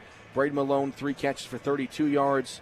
And I believe Isaac O'Neal had a catch as well. Yeah, and they've got a couple of these. They've got Brady Allen with an 8-yard catch. That's probably not correct. And I do think this one reception here at the bottom goes to Rory. So that would give Rory 9 catches for 110 some odd yards there. But first half. But yeah, regardless, an incredible first half for Gibson Southern, for Rory Heltzley, especially there in the second quarter. Total yards, the Titans had 239, 182 passing yards, 57 rushing yards. Titans were only penalized twice there in that first half, and both penalties are pretty tough. That pass interference call on Drew Foster, along with that hold that led to a Brebeuf Jesuit safety. Titans were 2 for 4 on 3rd down, 1 for 1 on 4th down. They ran 39 plays in that first half compared to the Braves' 41 plays in that first half. Titans did have 2 turnovers, those 2 interceptions, but that only led to 7 Brebeuf points. Man, I'm trying to recollect. What a first half! Oh man, I mean, and these Titan fans, this game early on seemed a lot like that South Warren game from back in September. Yep. Just the Titans were not in their groove early on, and you just really got concerned. They were getting outmatched. Yeah, and especially up front, the defensive line for Brebeuf was just too much. But I said, give this team a few minutes. Let them kind of get used to the moment. Let them get their feet beneath them. The offensive line stepped it up. The running back, Sean DeLong, Adrian Lutman stepped it up. Long made some huge plays on that last touchdown drive. And how about Rory Heltzley having the game of his life here in the game of his life, his final high school game? Yeah. And also, too, look at Brebeuf's rushing especially. They've given the ball to Myers 11 times, and he's only got 33 yards. Mm-hmm. So, I mean, you'll take that, I think, all day long in the first half, and that's really kind of surprising. And also, too, for Sweet, for Brebeuf, he's had 5 carries for 31 yards. So that's probably a guy that you want to contain. But overall, Gibson Southern's run defense has been pretty solid. This is the Edward Jones Financial Representative Jason Rainey halftime show with Gibson Southern trailing Brebeuf Jesuit 29-28 at halftime. Again, Titans trailed by multiple possessions throughout the entirety of that first half, and then they rattled off 3 touchdowns to end the second quarter. Surprised they didn't go for 2 there after that last touchdown, but take the point. Down by 1, lots of football. You're going to have a chance to get that 1 point back eventually. Yeah, I mean, scoring 21 points in the second quarter, I mean, it's just like it's wild. Yeah. It's wild, and think about this: if that safety doesn't happen, Gibson Southern's up by 1. Well, and I'll tell you what I think has made a big difference as well is the 2 field goals kicked by Brebeuf Jesuit, the 26-yarder and the 38-yarder by Kersteff. That's simply the Titans' defense was able to buck up and get those stops. Those have made a big difference. This Titans defense all season long, it's been bend but don't break. They'll allow a big play every once in a while, but at the end of the day, they get the 4th down stop or they don't allow the touchdown. It wasn't the case in those first couple possessions, but they're late in the first half. They buckled down and they got those stops on 3rd down. Also, too, we knew that a turnover was coming eventually, and they got 2, and that was one of our keys to the game. In the pregame show was they have to create turnovers. If they want to win this football game, they have to create turnovers. And we saw that in the second quarter. They had 2, and those 2 led to touchdowns, right, I believe? Yeah. Those 2 turnovers led to touchdowns. So, I mean, honestly, other than that first quarter, if Gibson Southern comes out and they play how they did in the second quarter, I like that. Yeah, a score summary for you. Brebeuf Jesuit got the ball to start the game. They went down the field in 10 plays, 63 yards in 3.5 minutes, and scored on a 31-yard pass from Buckman to Walters. They made it 7-0. The Titans answered. They went 80 yards in 11 plays, capped it off with an 11-yard touchdown pass from Allen to Rory Heltzley. They made it 7-7, and then things started to go downhill from there. A 64-yard touchdown pass from Buckman to Walters made it 14-7.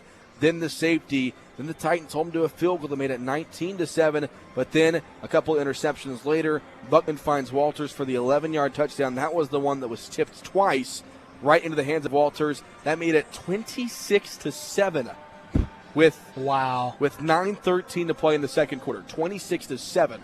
And then Loopman gets then the long return by Brandon Malone. Loopman gets a 3-yard touchdown run. Kerstett's a 38-yard field goal, made it 29-14. Heltzley from 9 yards. Heltzley from 10 yards. Here we are, 29-28. Did you say they're down 26-7 at one point? 26-7 with 9:13 left in the second quarter. I'm going to write that down. You're going to write that down? I'm going to write that down just to. So you said 26-7, 9:13 left in the second quarter. I'm going to write that down. Because, well, that's the point in the game where you looked at me and I thought you were going to start crying. I was not going to start crying. Well, okay. Oh, well, I was very concerned. I'm giving you a hard time. But I was very, very concerned. I think we both were. I think everybody wearing maroon and yellow was very concerned just because the Titans did not look like themselves there. Oh, no. There in the first 15 minutes or so, but in that final 9 minutes, everything changed. Once again, the Titans got the 3-yard run by Loopman for a score and the 2 touchdown passes from 9 yards and 10 yards from Allen. So Rory Heltzley gives us the halftime score of 29-28. This is the Edward Jones Financial Representative Jason Rennie halftime show. We'll take a break on your home for Titan football, 89-1 The Bash. Underwriting support for the Gibson Southern Titan State Championship game broadcast provided by Country Financial Representative Regan Wright. Now at a new location at 101 North Hart Street in Princeton. At Country Financial, our goal is protecting our clients' financial security, offering auto, home, and life insurance, plus investment and retirement services. Country Financial agent Regan Wright can be reached at 812-564-5005. Everyone at Country Financial says, go Titans! I think what makes Wabash better than any other college is that it's a small, close-knit community, and it offers a lot of different classes with a lot of different teachers. What makes it better is the hands-on training. Teachers really want you to succeed. It's such a different kind of community than what a big college would be. I can go and walk down the hall and I know like 7 different people, and so I think it's just the sense of community that you get. Funding provided in whole by the Governor's Education Emergency Relief Fund through the Illinois Community College Board. I'm Jason Rainey, your Hobstadt, Indiana, Edward Jones financial advisor. We're all about financial investments, but we also value the investments of time, patience, and encouragement our young athletes receive from their coaches, teachers, and mentors. That's why I'm a proud sponsor of the Gibson Southern Titans on 89-1 The Bash. We're located at the corner of Vine and Hobb Streets in Hobstadt, or can be contacted at 812-615-5075 or by visiting edwardjones.com. Edward Jones, member SIPC. Hello, sports fans. At United Fidelity Bank, we make it easy to bank with us. Our in-person friendly service provides peace of mind and worry-free banking. We offer checking and savings accounts with no hoops and no hassles, and provide you the ability to bank anytime with our easy-to-use online banking platform. Our mobile app allows you access to your accounts on the go, and you can skip the trip to the bank with our mobile deposit. Plus, our business banking products are tailored to help your business grow. We invite you to come see the difference at United Fidelity Bank. This broadcast of Gibson Southern Titan football on 89.1 The Bash is underwritten by Pro Rehab. Did you know you can refer yourself to Pro Rehab? It's called Direct Access. You no longer need to call your provider for a referral. Now the first step is up to you. If you have pain or an injury, call them. Direct Access means Pro Rehab is just a phone call away. Pro Rehab is a proud underwriting sponsor of Gibson Southern Titan football here on 89.1 The Bash. Titan postseason football is underwritten by Al Lentz, FC Tucker Realtors, in memory of Linda Folsom. Al Lentz and the team at FC Tucker Realtors wish head coach Nick Hart and the Titans all the best in the postseason. For all your real estate needs, Al Lentz can be reached by phone at 812-598-3742 or online at allentz.fctuckermd.com. Al Lentz, FC Tucker Realtors, in loving memory of Linda Folsom and a proud supporter of the Gibson Southern Titans. Getting close to the start of the second half. Gibson Southern trailing Brebeuf Jesuit 29-28. Cole Carter and Kyler Gammon here live at Lucas Oil Stadium. Just a reminder, this is Gibson Southern football on 89.1 WVJC FM, Mount Carmel, Illinois. and also online at bashradio.com. Big thanks to Gordy Limp back at the studio. Whitney McGuire is running our stats and spotting up here in the press box. We appreciate all you guys that have tuned in on the radio, online, and what has been a phenomenal football game here in the first 24 minutes. If you're just now tuning in, well, you missed out. Titans trailed 26-7 with 9 minutes to play in the second quarter, and then they outscore Brebeuf Jesuit 21-3 in those final 9 minutes. 2 of those were touchdown passes to Rory Heltzley. What a first half from that Allen to Heltzley combination, Kyler. I think it's been one of the best connections in all of 3A, and not far behind that is that Buckman to Walters connection as well. Let's not forget. This Brebeuf offense was unstoppable there in the first 15 minutes. Titans forced 2 interceptions, both on tipped passes, and it really turned the tide of the game. Something else that really turned the tide in this game was Brayden Malone had a big kickoff return after that last touchdown by Brebeuf there at the 9-minute mark in the second quarter. That led to the Lukeman touchdown, and then the 2 interceptions led to both of the Heltzley touchdowns. The Titans are right back into this ball game. I can only imagine the atmosphere in that locker room there at halftime. Oh man, I'd say that you're pretty pumped up, and this second half's going to be incredible. I'm new to this Gibson Southern stuff, of course, you know that, but help me out. It was Charlestown, I believe, in 2012. Titans were down big at halftime. They're down big early and came back. I believe that was 2012 or 2013, maybe. The regional. I'm sure somebody will text me here in the next couple minutes and let me know. But yeah, a very similar situation. Titans will get the ball to start the second half. They deferred the opening kickoff. And the Titans will now go left to right here in the second half, in the third quarter. But a chance to catch their breath. And, catch our breath. Yeah, catch our breath. Everybody in the building to catch their breath. What a first half. Really 2 great games to start off this championship weekend here in Indianapolis. The 1A championship was a dandy, and this one has been as well. The second half kickoff will go over the head of Michael Herron into the end zone, and on comes Brady Allen in the Titan offense. 1st and 10. How big would a go right down the field and put up 6 points be? Looking at Brady's stats, he's 15 for 28, 182 yards, 3 touchdowns, 2 picks. So and really, those 2 picks both came on third down, and they both kind of worked as punts. You alluded to that after the second pick. But the Titan defense has really helped from not letting those interceptions come back and bite them.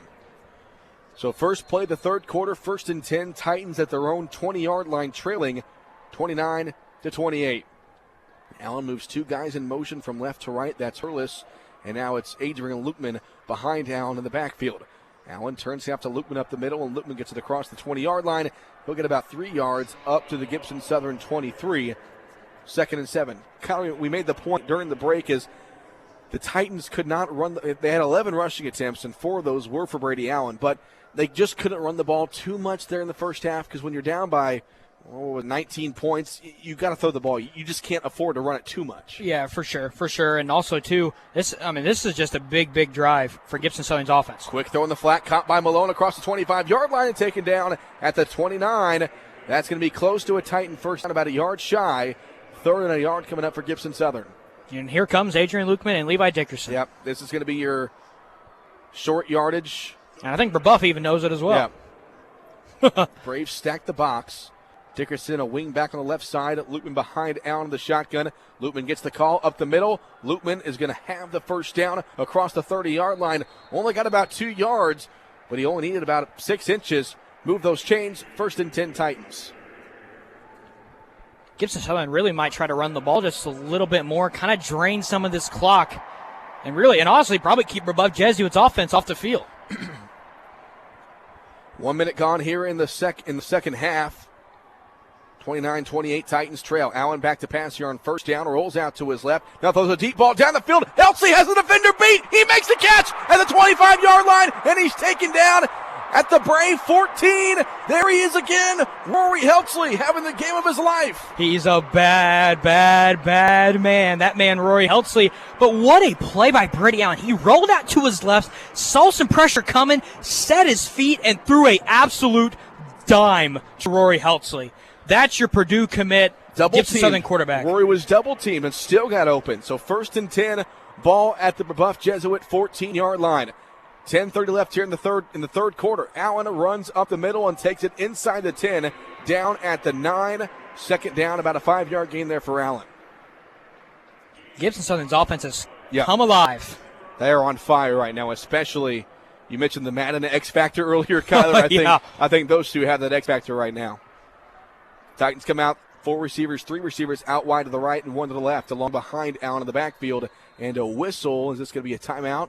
It's an official's timeout. Wonder what this could be. Looks like an equipment malfunction for somebody on Brebeuf. Chuck that tape to the sideline. He just threw something over there to the sideline. But we resume play. 10:05 left here in the third quarter. Titans driving on their first drive here in the second half. 29-28. Brebeuf Jesuit with the lead. In the shotgun, Allen. Again, 3 receivers out wide to the right, 1 to the left, along behind Allen in the backfield. Allen takes a snap, play action pass, throws left side, caught by Helty on a screen, and he's met initially at the 5. Forward progress will get him at the 5. Again, a yard shy of a first down. Adrian third and 1. And I don't see Lukeman on the field. I put him out there. It's 3rd and 1. Now they send Lukeman Nicholson out there. And Brebeuf knows what's coming, but can you stop it? Yeah. And they've stuffed Brady Allen once on that earlier in the ballgame. They stuffed Brady Allen once. Can Brebeuf's defense stand tall? 3rd and 1. Lukeman gets the call. Lukeman bounces it outside. Was met initially. I think he got it. It depends on where they mark the football. Right now it's marked at the 9 according to the near side official, and that would be a first down. They might measure it. I think he got it. I mean, it's at the 9. The first down marker is the 9. I mean, you have to measure this. Oh, that might be a bad spot. That is a bad spot. The near side official has him at the 9, but the far side official has him at the 4th down. 9.5-yard line, so it's shy. 4th and inches. Allen comes out under center. Stacking the box. Got Lukeman behind him. Allen, quarterback sneak up the middle. He's got the first down. He dives all the way to the 2. 1st and goal, Gibson Southern. And I thought Brady Allen was actually stuffed initially right on that, but what a tremendous effort by Levi Dickerson, yeah. He came right. It probably didn't feel good to Brady's back, but he didn't care. Dickerson came through lower to shoulder. Oh, we got the Titan formation here. Power I formation. 1st down and goal from the 2-yard line. Handoff, Lukeman, left side. He was met initially, then brought down behind the line of scrimmage. Loss of a yard to the 3-yard line. They're going to bring that formation out and bring in a new one. Well, why not try that power I formation?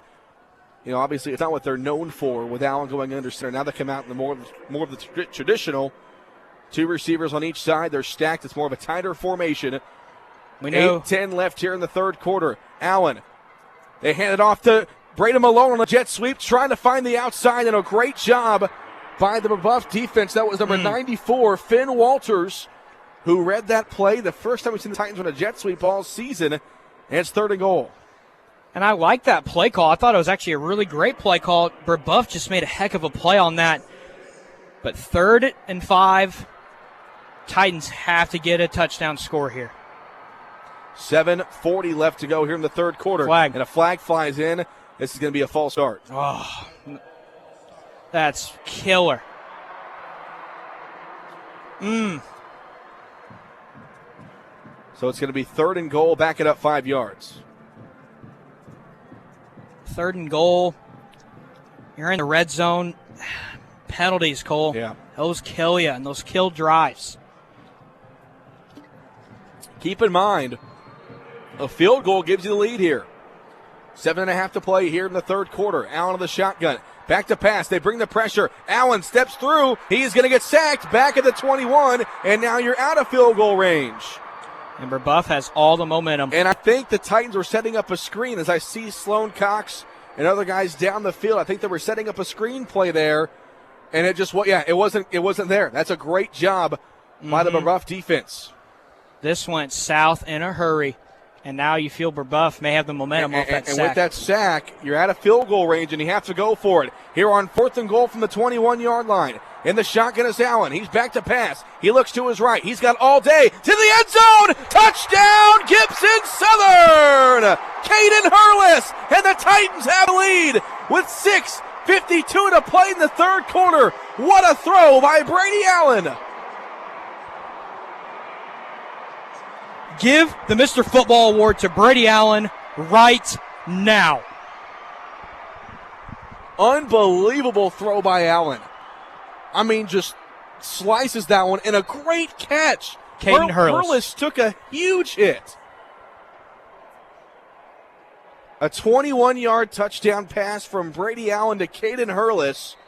And a false start here on the PAT. Well, I saw Drew Foster pick up the football, and I'm like, uh-oh.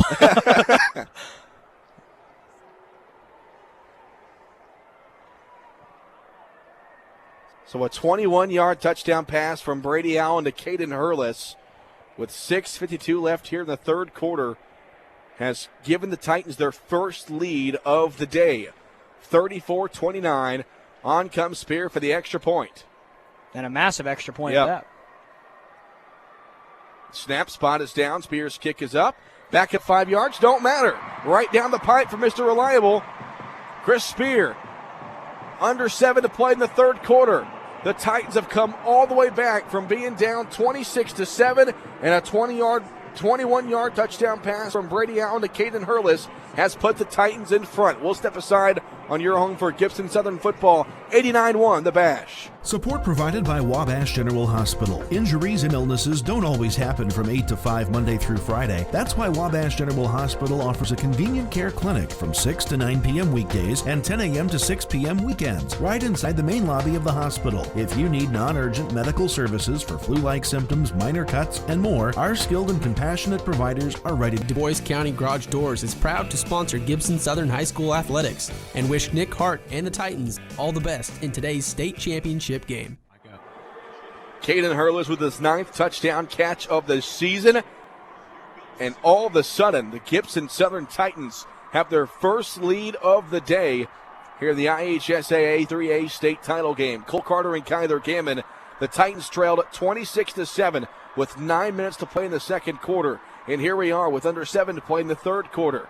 The Titans lead 35-29. What makes that play so much cooler is the fact that it was 4th and goal from the 21-yard line, and Brady Allen does it again. A beautiful throw and a beautiful catch by Caden Hurlis. Ice in his veins, and you know, I was chatting with my dad in between breaks here through text, and he made the great point. He said that's how championships are won. Yeah. I mean, those plays right there are how championships are won. But now you cannot, and we've seen this a little bit before in the Lawrenceburg game, you cannot let your foot off the gas pedal. You got to be full pedal to the metal. What got you to these 35 points has to be the same result. 21 unanswered points for Gibson Southern. All the momentum on Gibson Southern's side. Chris Spear kicks this one away. And Andy has the ball at the 13-yard line on the far sideline across the 25 and across the 30. Out of bounds near that 30-yard line. It's going to be 1st and 10 for Brebeuf Jesuit with 6:48 to play here in the third quarter. Ever since Braden Malone had that kickoff return. Yeah, that massive kickoff return, this has been a brand new Gibson Southern football team. That drive, 12 plays, 80 yards, took up 5 minutes of clock, and capped it off with that 21-yard touchdown pass from Brady Allen to Caden Hurlis. So 1st and 10 for the Braves. Remember, the last 2 possessions, 2 interceptions for Nathan Buckman in this offense. They've been quiet and been off the field for quite some time. Buckman hands it off to Myers up the middle, and Myers will get it across the 30-yard line. Got maybe 3 yards up to the 32-yard line. We'll bring up 2nd and 7. It feels like every single defensive drive has been massive for Gibson Southern to get a stop. But this is really massive, too, because if you can go up 2 possessions and at the rate that Gibson Southern is playing right now, that'd be huge. And the shotgun, Buckman back to pass on 2nd and 10. Throws one over the middle of the field. Almost intercepted. I thought he had it. Noah Bryant. He was there. Miscommunication with Buckman and his receiver. I believe he was going for Walters there. I thought that was going right to Noah Bryant. I thought that was going right to him, Cole. And I made the point, Kyler, this Brebeuf offense. They got Rory out there on defense. Well, why not? Give him some snaps. But they've got Rory out there at safety at the moment. This Brebeuf offense has been off the field for quite some time. And now it's 3rd and 7. Unbelievable. Ball at the Brave 31-yard line. They run the screen on the right side to Myers, and that play nearly got blown up. Myers stays on his feet and gets it across the 35-yard line to the Brave 36. It's 4th down, and for the first time today, They're going to punt. We have our first punt for either side. My. If you take away the safety punt for Gibson Southern, this is going to be our first punt of the day. And this Titan defense picking up where they left off in the first half. 4th and 3, and Brebeuf doesn't go for it. Well, now it's your own 37 Oh, yeah, exactly. yard line. But I'm just saying. 5:45 left here in the third quarter, 35-29. I watch a fake. Titans lead, and the Braves will punt this one away. Braden Malone back, calls a fair catch, and makes the fair catch at the 21-yard line. So 1st and 10 for Gibson Southern. Can they extend the 6-point lead? 35-29. 5:33 left here in the third quarter of play. Kind of put together a beautiful drive last time out, capped it off with a touchdown pass from Allen to Hurlis. Well, first it was that big play to was the big play to from Brady to Rory, and then that deep ball. I mean, in that play, again, I wish the fans listening could see what we're seeing because Brady rolled out to his left, and it was one of those makeshift, turning nothing into something plays.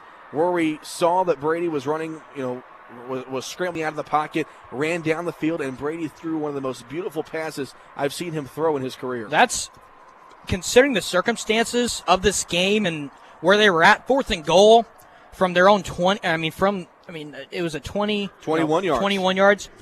That's his best throw of his high school career, and he's made a tremendous amount of throws. But for given what it is, that's his best throw of his high school career.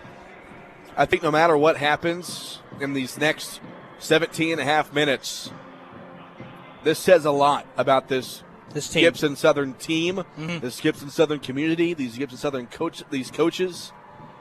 I mean, we both played high school sports, and we both played in games where you're down by 3 scores in the second quarter. It's not fun. For me, in 2019, we were up 2 scores against Heritage Hills.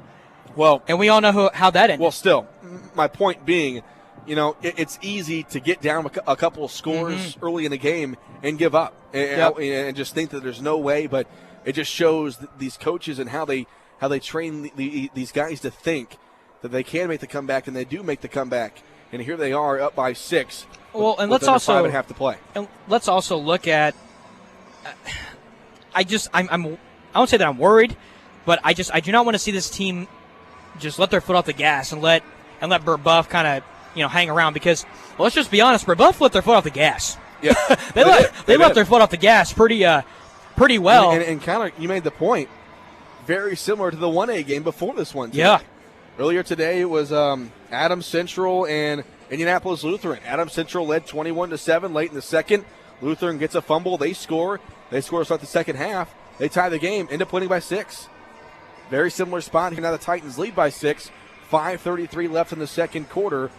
In the third quarter, they will start this drive at their own 21-yard line. They got 4 wide to the right. It's been 3 straight touchdowns for Gibson Southern on 3 straight possessions. Actually, 4 straight possessions. Allen to pass here on first down. Pump fake. Wide open is Caden Hurlis. And Brady overthrew him. They faked the wide receiver screen. Caden Hurlis had one guy between him and the blue end zone, and it's incomplete. That would have been 6. It was a beautifully designed play. They faked the screen to Malone, and everybody believed it was going to him, and just out of the reach of Hurlis. Oh, man, that was a great play call by Coach Hart as well. Second down and 10 from the 22-yard line. They fake the handoff. Allen back to pass again, rolls out to his right, picks up a block. Now he's going to run with it. Now throws on the near sideline, and it's incomplete, out of bounds towards the Gibson Southern bench. That's back-to-back. You got a big break if you're Brebeuf. That's a big stop on second down. Now it's a big third down and 10 at their own 22-yard line. That was, man. I know Caden Hurlis wants that playback because, and it may have been also on Brady as well, because Brady kind of threw it a little too high. It did bounce off of Caden Hurlis' hands, but here we go, big third down. 3 receivers out wide to the right, 2 to the left of Allen, the shotgun on third down and 10. They rush 3. Allen has all day to throw. Now rolls out to his right with the pressure. Allen, he's got receivers down the field. Throws one down the field. It is caught by Sean DeLong. That's a Titan first down. What a play by Brady Allen to the Gibson Southern 36-yard line. Move those chains. Brady Allen is unbelievable. He had pressure in his face the whole way. and threw a absolute dime to Sean DeLong, and give a massive credit to Sean DeLong for hanging on to that football because he took a big shot. Sean DeLong has made some huge plays, especially in the passing game in this ball game. 5 minutes to play in the third quarter. Titans lead by 6. Handoff to Sean DeLong, and he will take it up to the Gibson Southern 39-yard line. Sean got about, I'd say, 3 yards there. Second down coming up. We are under 5 minutes to play here in the third. 35-29, Titans lead. And I like this kind of I would like Gibson Southern to kind of run the ball just a little bit more and kind of just drain the clock. In the shotgun, Allen back to pass here on second down. Allen throws to the near sideline, caught by Harris across the 45-yard line, taken out of bounds at the 49. That's another Titan first down. Move those chains. These receivers have made the biggest plays of their life. They're getting open. These guys are wide open. Brebeuf, I don't. This defense has really turned a tide for Brebeuf. 4:27 left here in the third quarter. Titans lead 35-29. They fake the handoff. Allen throws wide open. Hurlis again makes the catch at the 35-yard line, and he will take it down to the Brebeuf 26. First and 10, Gibson Southern. Gibson Southern has all the momentum in the world, and here comes Adrian Lukeman, and I like that call because you get Sean DeLong a break because he's been in there quite a bit and took a big shot. You kind of give him a break, and you get Adrian Lukeman in there, but they're still going 5 wide. Yeah, they send Lukeman out wide to the right side, 5 wide, 3 to the left and 2 to the right. Allen back to pass on first down. They go screen left side. Helsley, he's got blockers in front, but taken down at the Brebeuf 21-yard line. Again, the Braves read that play. Still a 5-yard gain, and they call him down at the 22. So a gain of 5. Interested to see if we're going to see wide receiver screen to maybe Isaac O'Neal this time. Kind of catch Was that Brebeuf O'Neal? off guard. No. It was Roy, but I'm just saying later on we might see it to the right side. 3:45 left to go in the third quarter. Titans lead by 6. Brebeuf shows blitz. They bring it. Allen back to pass. Throws left side. Caught by DeLong in the flat. And DeLong has the first down to the Braves 16-yard line. Move the chains again. First and 10, Gibson Southern. Brady Allen's so smart with the football. That's so smart, and that's also a tremendous play call by Coach Hart. You know the blitz is coming. They show it, and they bring it, and you just get it out quick. And you made the point earlier in the first quarter. You can't go for the home run hitter ball whenever you got blitz coming. Do it short, and ever since then, it's been all Titans. First and 10, Allen to throw. Throws to the end zone. It is incomplete. He was looking for Helsley. Lots of contact, but no penalty flag. It'll be second down and 10. 3:17 left here in the third quarter. Gibson Southern leads 35-29. And if you score again, obviously that's massive. Huge. That's huge. But you just cannot let your foot off the gas. I know I stress it a lot, but that could end up costing you the state championship. Second and 10. They bring blitz again. They try to go to the screen to DeLong up the middle, but it's incomplete. And a big third down here. Might not be in field goal range from here. It's going to be about, I'm not very good at math. They're at the 16-yard line. Looking at about a 33-yard kick from here if you're Chris Spear. You don't have to get a first down here, but pick up a good amount of yards on 3rd and 10.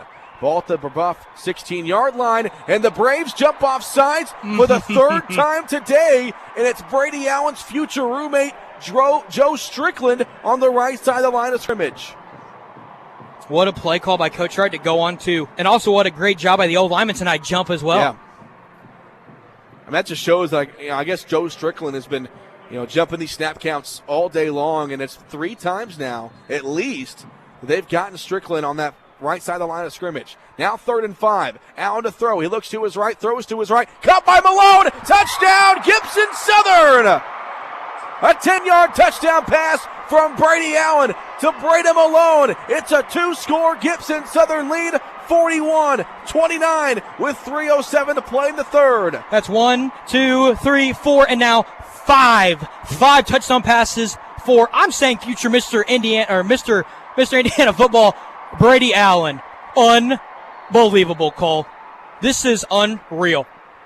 The Titans trailed 26-7 with 9 minutes to play in the second quarter. And with Chris Spears' good extra point, they now lead 42-29 with 3:07 to play in the third quarter. Brebeuf's in danger, but the Titans are celebrating. Can they bring the state title to Fort Branch for the first time ever? We hope so. We'll step aside on your home for Titan football. 89-1, The Bash.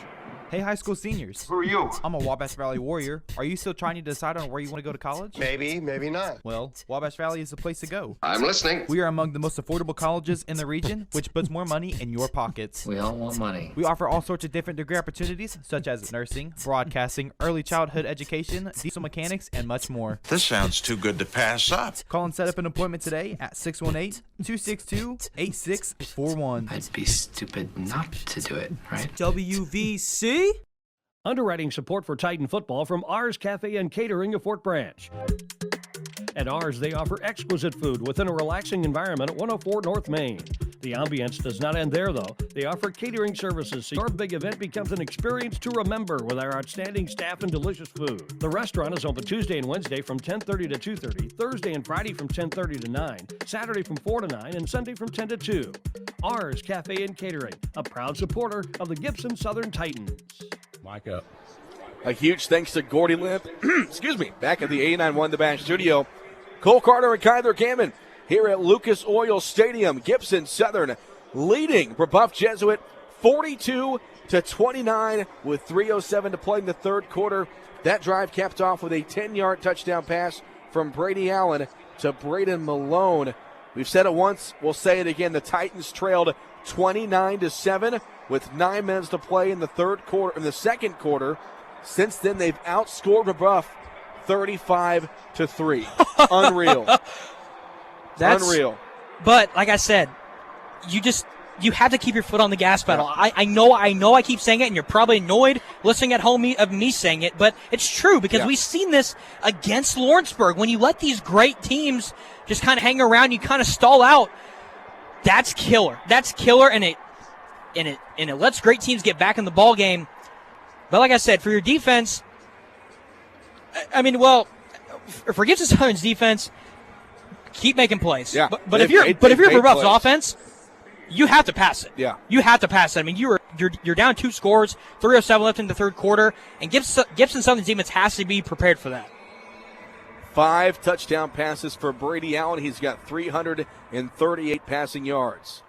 Brebeuf on the return from their own 14-yard line. This is Aney across the 25. He'll take it across the 30 down to 33. So a nice return there by Anthony Aney. It's going to be 1st and 10 for the Braves. 3 minutes to play here in the third quarter. Gibson Southern leads 42-29. Got to keep the foot on the gas pedal. That last drive, 11 plays, 79 yards in 2 minutes and 26 seconds.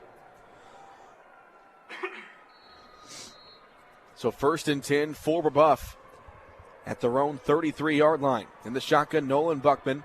He's got Myers behind him. Buckman takes a snap, quarterback run left side. They run the option to Myers left side. And a great job by Gibson Southern in pursuit. Adrian Lukeman, first one there. Levi Dickerson knocked him out of bounds. And I'm not Cade sure. Virgin also there. Well, I'm not sure who is supposed to be king the quarterback there, but whoever it was. Laid him out. Nolan Buckman got laid out. It was Ben Luttrell. Oh, yeah. Man. Laying the lumber. Someone want to say Cade Virgin, of course, normally an offensive lineman guy. He's been forced to play defensive line tonight. A great job. Buckman to pass here on 2nd and 6 over the middle. It's going to be incomplete off the hands of Max Walters. We don't see that very often. What a great first half that Max Walters had. Tonight he's got 8 catches for 167 yards and 3 scores. But if you recall that interception that Noah Bryant had earlier, it was off the hands of Walters, and that one off his hands there on a bad throw from Buckman. Here we go. 3rd down and 6. Braves went 3 and out last drive. They face a 3rd and 6, 2:48 to go in the third quarter. Titan fans on their feet. 3rd down and 6. In the shotgun, Buckman. He takes a snap. He's back to pass. He looks left, throws left, intercepted. Adrian Lewis at the 41-yard line, running left. He's got blockers in front, 25, and he's taken down at the Brebeuf Jesuit. Oh, he's still going. Lukeman all the way to the 14-yard line. 1st and 10, Gibson Southern. I thought he was down, but he kept going. Adrian Lukeman, his 2nd pick of the season. Unreal.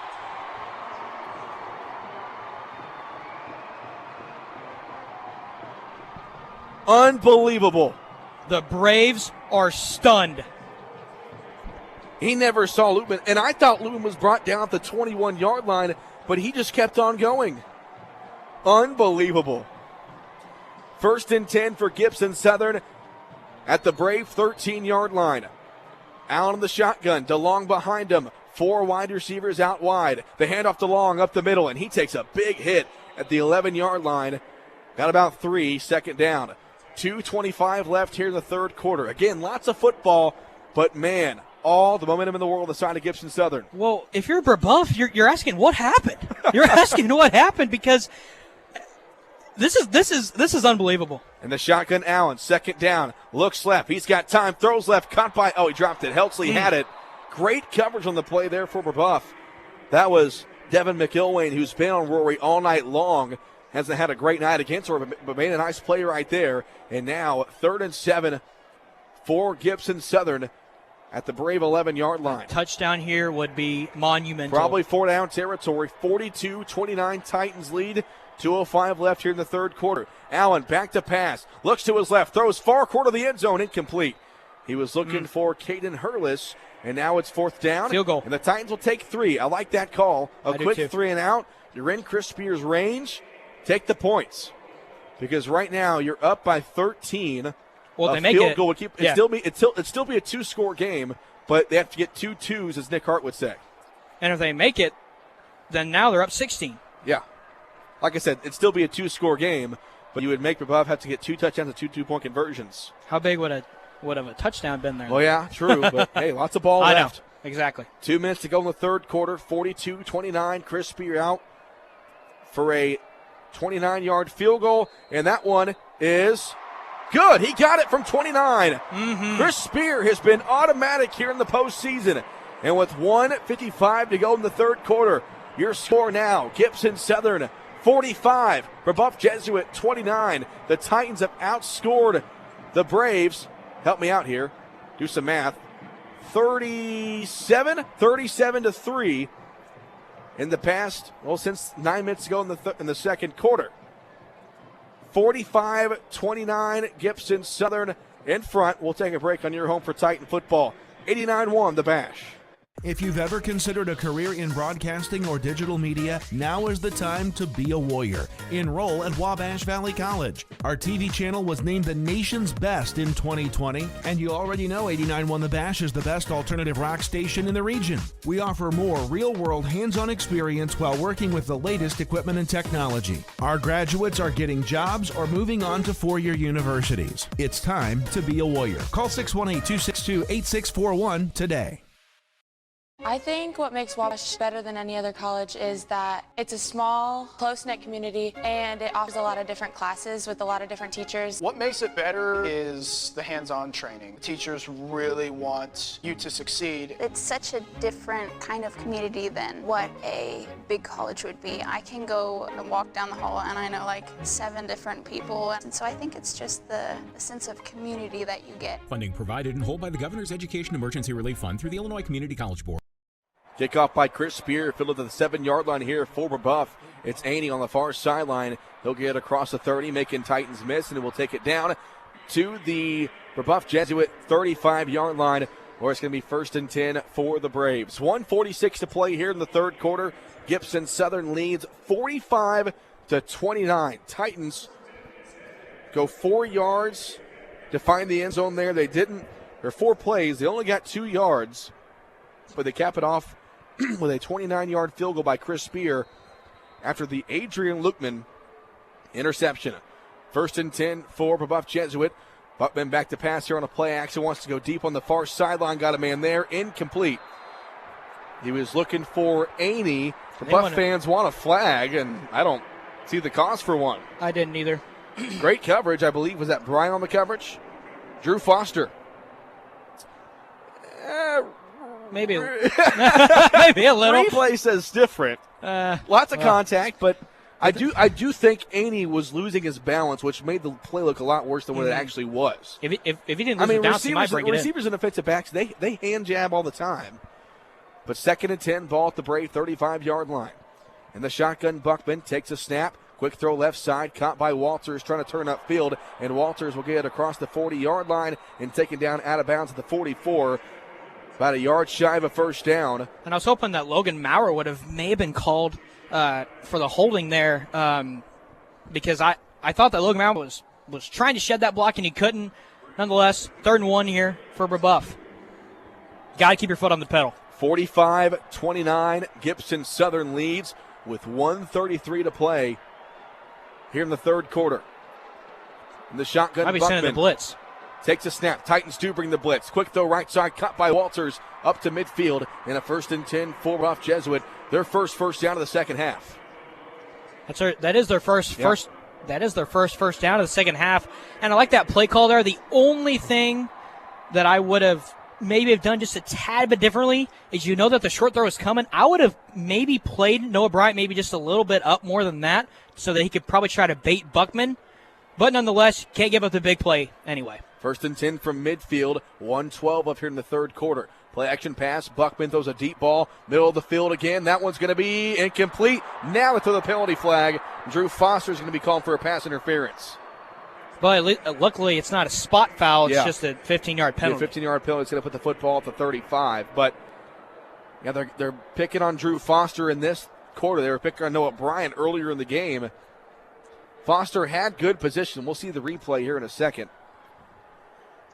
But those deep balls are just so tough. And it seemed like Foster had the outside coverage. It was really a bad throw by Buckman. If he puts that ball in the money to Aney up inside, there's nobody inside.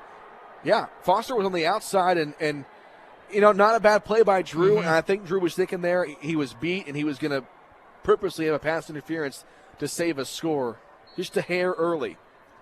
But it's a 1st and 10 with the ball at the 35-yard line. 1:04 to play here in the 3rd quarter. Titans lead 45-29. In the shotgun, Buckman, 2 receivers each side. Takes a snap, back to pass, looks to his right, rolls to his right, feels the pressure, gets away from Luttrell, now rolls out to his left, wide open over the middle. It's incomplete. There was 2 receivers that were wide open, and they collided. Noah Bryant was there. On the field. Almost had the interception, but there is a flag, as Kyler said. But it seemed like it was after the play. It's over on the far 30-yard line. They're waving it. And they're going to wave it. They didn't say what the flag was initially for, but they do wave the flag. So now 56 seconds left to play here in the 3rd quarter. 45-29, Gibson Southern in front. Brebeuf Jesuit trying to get back in this ball game. Ball at the Gibson Southern 35-yard line. Buckman sends 3 receivers out to his left and 1 to his right. He's got Myers next to him. Buckman takes a snap, back to pass. Titans rush 5. Buckman throws near sideline, going to be caught. That's Walters at the 35, or at the 25, right at the first down marker. Depends on where they spot the football. 50 seconds left here in the 3rd quarter. They're going to give it to him, I think. Yeah, first down Braves. 1st and 10 at the Gibson Southern 25-yard line. That was a nice catch by Walters. He bobbled it, but was able to get a foot down inbounds to move the chains. So ball at the 25, 45-29, Gibson Southern leads. 50 seconds left here in the 3rd quarter. And the shotgun, Buckman. 2 receivers out to his right and 2 to his left. Low snap, but he corrals it. Play action over the middle, throws, and it's going to be caught. That's going to be a Brebeuf Jesuit touchdown. That's number 88, Rob Tuttle. Made the catch, broke a tackle, and got into the end zone. And with 44 seconds left here in the 3rd quarter, the Braves score for the first time since 9 minutes left in the 2nd quarter. Great catch and a great effort by Tuttle. And it was a RPO, kind of that. Oh, they're going to stay out here on the field, or are they kicking it here? I think they're going to go for 2. Because you're down by 10. So, yeah, if you go for 2, it makes it a 1-score game. 35-45, or 45-35 with 44 seconds left here in the 3rd quarter. Yeah, you got to keep your foot on the gas. It's a big play. This could make it a 1-score game. Absolutely. And the shotgun, Buckman, 2 receivers each side. Here's a 2-point conversion. He goes to the near sideline. Incomplete. Knocked away Drew Foster makes up for the pass interference, and it stays a 2-score game, a 10-point game, 45-35 with 44 seconds left here in the third quarter. A big play by the senior defensive back. That is a textbook picture-perfect play. And so with 44 seconds left here in the third, we'll take a break on your home for Titan football. 89-1, the Bash. Hello, sports fans. At United Fidelity Bank, we make it easy to bank with us. Our in-person friendly service provides peace of mind and worry-free banking. We offer checking and savings accounts with no hoops and no hassles and provide you the ability to bank anytime with our easy-to-use online banking platform. Our mobile app allows you access to your accounts on the go, and you can skip the trip to the bank with our mobile deposit. Plus, our business banking products are tailored to help your business grow. We invite you to come see the difference at United Fidelity Bank. Support provided by America's Steamer Carpet and Tile Cleaning, offering residential and commercial tile and grout cleaning, carpet and upholstery cleaning, and cleaning of area rugs throughout the tri-state region. For more information, America's Steamer Carpet and Tile Cleaning can be found online at americassteamers.com, online and on Facebook, and can be reached by phone at 812-661-7494. Your local America's Steamer would like to wish our Gibson Southern Titans the best of luck in the 3A state championship game. Back here at Lucas Oil, 44 seconds left in the third quarter. Brebeuf Jesuit finds the end zone, but they missed the 2-point conversion to make the score 45-35 here late in the third quarter. Cole Carter and Kyler Gambin. Gordy Limp is back at the 89-1 The Bash studio. Here's the kickoff, and Brady Malone will have it from the 3-yard line. Malone across the 10-yard to the 15. Goes to the left side now across the 15. Penalty flag flies in. Malone trying to stay on his feet and will be taken down at the 14-yard line. Let's check this penalty flag. Might be against Gibson Southern.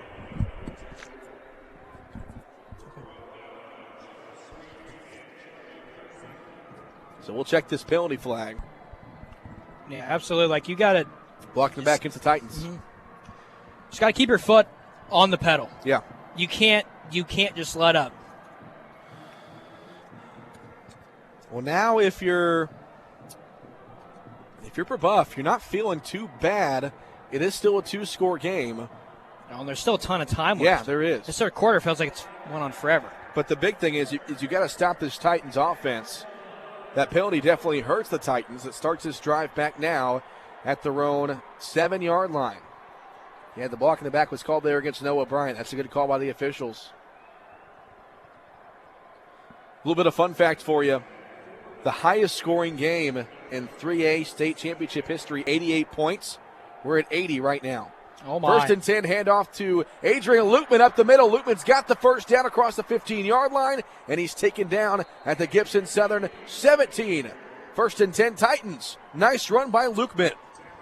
Yeah, if I had to bet, we might see the highest scoring game in 3A state championship football history today. Are you surprised? No.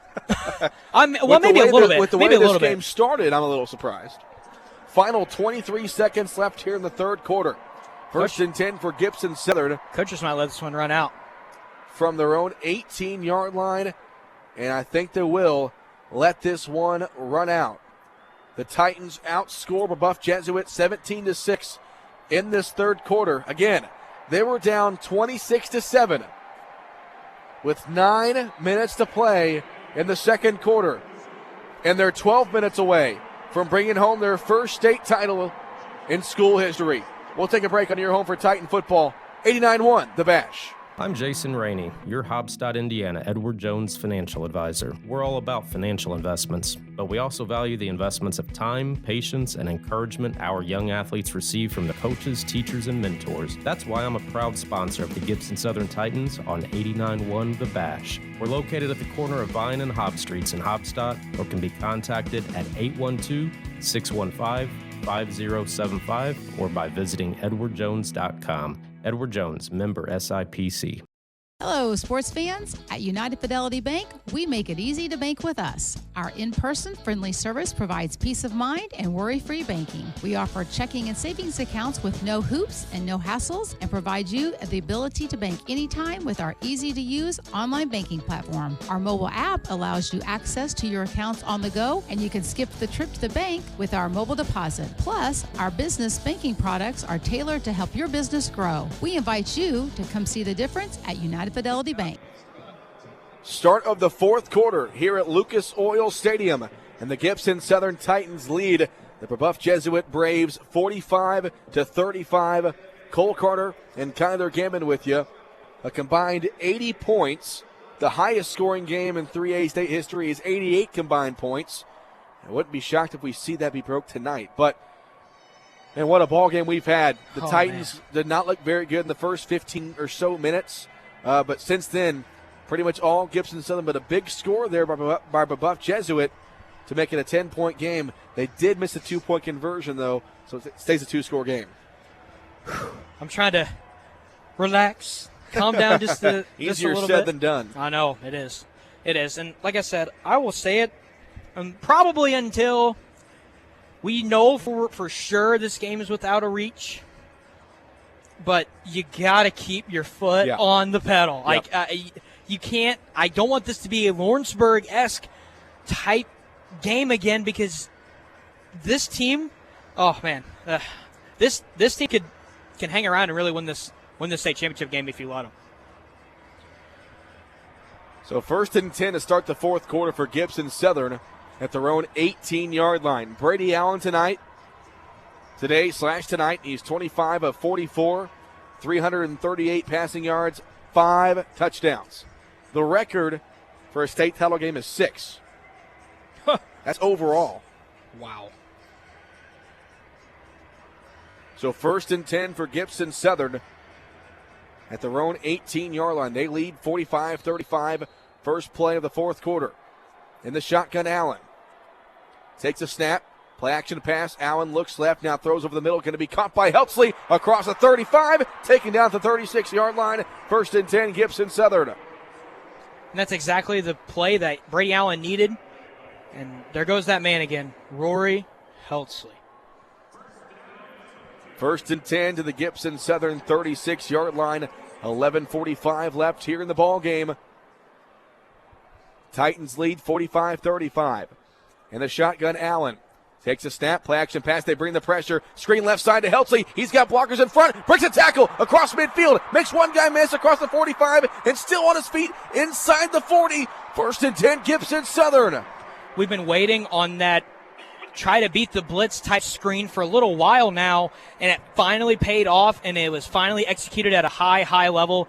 And how about Rory Heltzley? Rory Heltzley just breaking tackles. I know I said it earlier, but if Rory is going to play college football, and it's a matter of where. And if he does not receive more offers after this game tonight, I don't know why. What a game he's had. 1st and 10, ball at the 37-yard line. Handoff, Lukeman left side, trying to bounce it outside across the 30-yard line, and he's taken down at the Brave 26-yard line. I think he's just short of a first down. They call it the 27. Gain of 9. Yeah, Lukeman, man, he's been so good. Well, how about the offensive line on that play? Yes, the offensive line in general. Mm-hmm. We mentioned the early struggles, Brebeuf bringing the blitz, but the Titans have really settled in. Rather, it's Lukeman helping to block, Sean DeLong helping to block. 10:40 left here in the fourth quarter. A 10-point Titans lead. 2nd down and 1. Hand off to Lukeman. No, it's a play action pass. Screen again. That's intercepted. Oh, my goodness. Oh, no. It was a screen for Heltzley. It was overthrown, and Devin McIlwain made one of the greatest interceptions I've ever seen. Wow. The throw was too high, and he stuck his right arm out there, and he picked it off. Wow. Oh, my. And with 10:31 left to play in the ball game, the Braves get the football back down by 10. So I'm now telling you, the Titans defense, who's made numerous big-time stops in this game, you really need one right here. So first down and 10 for Brebeuf Jesuit at their own 25-yard line. Now the Braves fans starting to make some noise. Buckman in the shotgun by himself. Back to pass. Everybody out. He feels the blitz. Throws to the near sideline. Incomplete. Ben Luttrell almost got to him for a sack. But a smart play by Buckman threw it away. Second down. And I thought with the way that it looked, I thought that he may not have had enough arm strength to actually throw it away. I'm thinking, oh, man, this might be a free interception. But he threw it away out of bounds. 10:26 to go in the ball game. 45-35. Gibson Southern leads. Buckman so far tonight, 289 passing yards and 4 touchdowns. Quarterback run for Buckman up the middle across the 30-yard line, and Buckman slides down to 35. That's going to be close to a first down for Brebeuf Jesuit. That's tough to say fast. Brebeuf Jesuit. Oh, man. And it is going to be enough for a Brave first down, I do believe. Yes, move the chains. 10:19 to play in this ball game. 45-35, Gibson Southern leads. That missed 2-point conversion that Drew Foster knocked away. Massive. Looms large right now. And how about, and I know that they've gotten 3 interceptions, but how about another one? Buckman hands it off to Myers up the middle, and Myers will take it across the 35-yard line, and not much running room there. Levi Dickerson, the first Titan there. Second down. Under 10 minutes to play. Connor, you got to imagine that Brebeuf's got to go deep here. I mean, you're under 10 minutes to play. Well, we're waiting on it. And they haven't gone deep in a while. Got to think, where's Max Walters? He's probably going to run deep. Second down. They do want to go deep here. It's a deep pass near sideline, incomplete. Way out of the direction of Anthony Aney. And it brings up third down and 9. Miscommunication. Yeah, Walters threw like it was a corner route, but Aney hadn't broke out of his route yet, so the ball hit the sideline, and Aney was near the numbers. 9:28 to play here in the ball game. 45-35, Gibson Southern leads. It's third down and 9 at the Brave 36-yard line. And the Titan defense get another big stop. I think Roy's on defense again as a safety position. Third and 9. Buckman in the shotgun. He takes a snap. He's back to pass. Over the middle. Going to be incomplete. Drew Foster on the coverage. He was looking for Aney, and it brings up fourth down. They're going to punt. On comes the punt team. What a stand by the defense. What a stand by the defense. Not letting that interception turn into points. And another bad throw by Buckman. He had an open receiver, but just threw it behind him. And if you're Gibson Southern's offense, you're saying, okay, that last interception drive, it happened, but now you got to regroup and create another offensive scoring drive. Fake. It's a rugby punt, not a fake, and it's not a great punt. It's going to go out of bounds at the Gibson Southern 31. I got a little worried there. Yeah. I saw him running with the football, so I assumed fake. Well, and sometimes teams will run that, and they'll say, well, run to the right, and if you see a lane, run through it, but if not, punt it away, and it's not a bad punt. It's going to be first and 10 for Gibson Southern at their own 31-yard line. Brebeuf Jesuit started off 5 for 6 on third downs. They're now 3 for 12 on Unbelievable. third downs. That's just how this Titans defense has, because those third downs were killing the Titans in those first few quarters. They just couldn't get off the field. First couple quarters. They just couldn't get off the field. Here comes Adrian Lukeman again in the ball game. So the interception doesn't hurt Gibson Southern. First down and 10. Allen, hand off to Lukeman up the middle. Lukeman tries to bounce to the right side. Lukeman across the 40-yard line. He's close to a first down at the 41 of Gibson Southern. About a 9-yard run for Lukeman. I think he may have got it. Short. That far official says it is at the 40. The first down line's at the 41, so it'll be second and 1. Man, Lukeman is running hard tonight. He is. Also give massive credit to Sean DeLong. He's made some tremendous plays today as well. Lukeman and Sean have both made huge plays.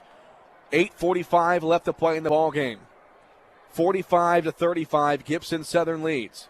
Allen in the shotgun, hand off to Lukeman again, and Lukeman got met in the backfield and brought down for about a 3-yard loss. They read that one. Yep. Number 34, Cole Williams, made the tackle. And now Could be third down at about 4. Got to convert it. The defense just made a massive stop for you on the previous drive after throwing an interception. Cole, you got to convert this. 3rd and 4. Ball at the Titan 37-yard line. In the shotgun, Allen. The Braves almost went offside, but they don't cause a flag. Play clock down to 5. In the shotgun, Allen takes a snap. Play action pass. Looks left. Throws left. Incomplete. Off the hands of Caden Hurlis. And the Brebeuf defense with a big stop. On comes the Titan punt team. Back and forth we go.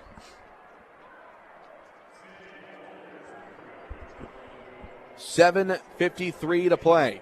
45-35, Gibson Southern leads. And on comes the Titan punt team. Caden Hurlis back to boot it away. Anthony Aney is deep for the Braves. 4th and 3, ball at the Titan 37-yard line. They try to block the punt, but Hurlis gets it away. It's a line drive punt, and a good punt for Hurlis.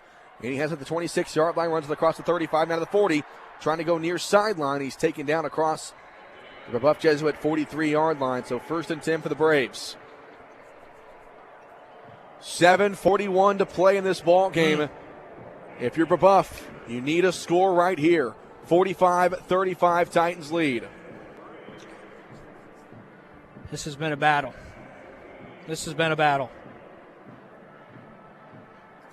And I would say that I'm concerned, but usually Gibson Southern's offense has been in a pretty good rhythm.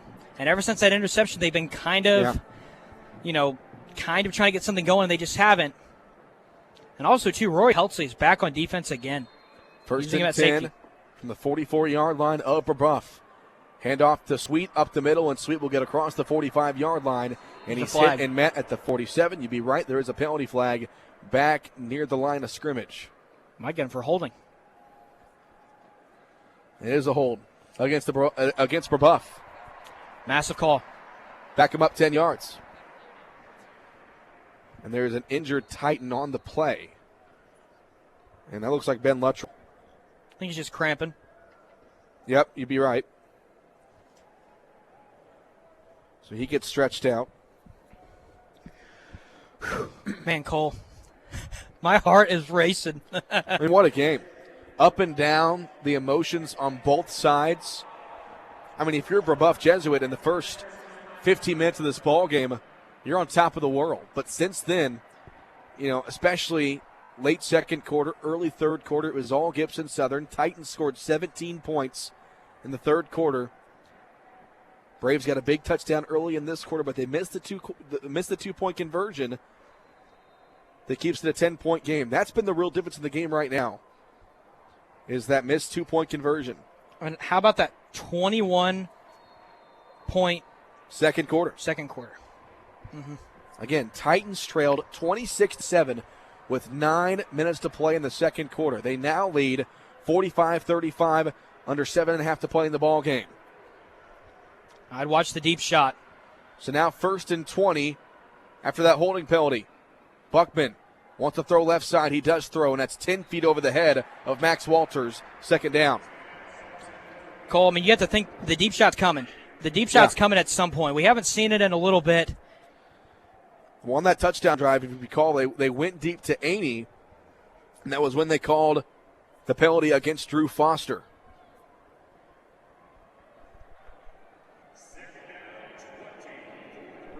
So 2nd down and 20 now for Brebeuf Jesuit at their own 34-yard line.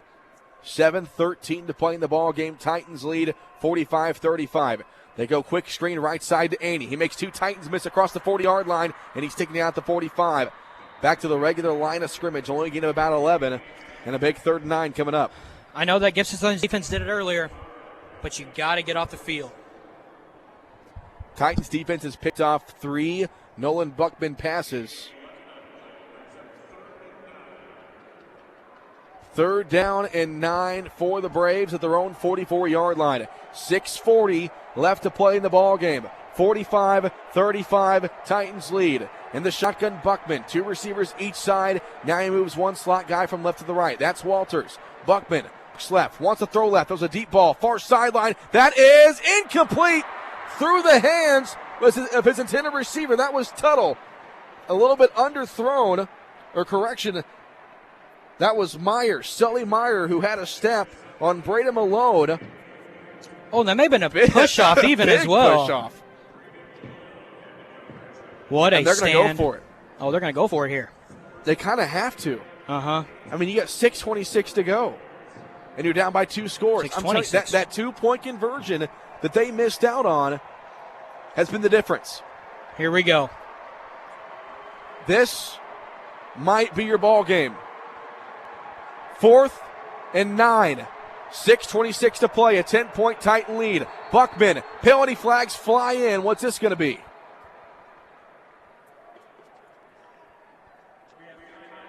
Timeout.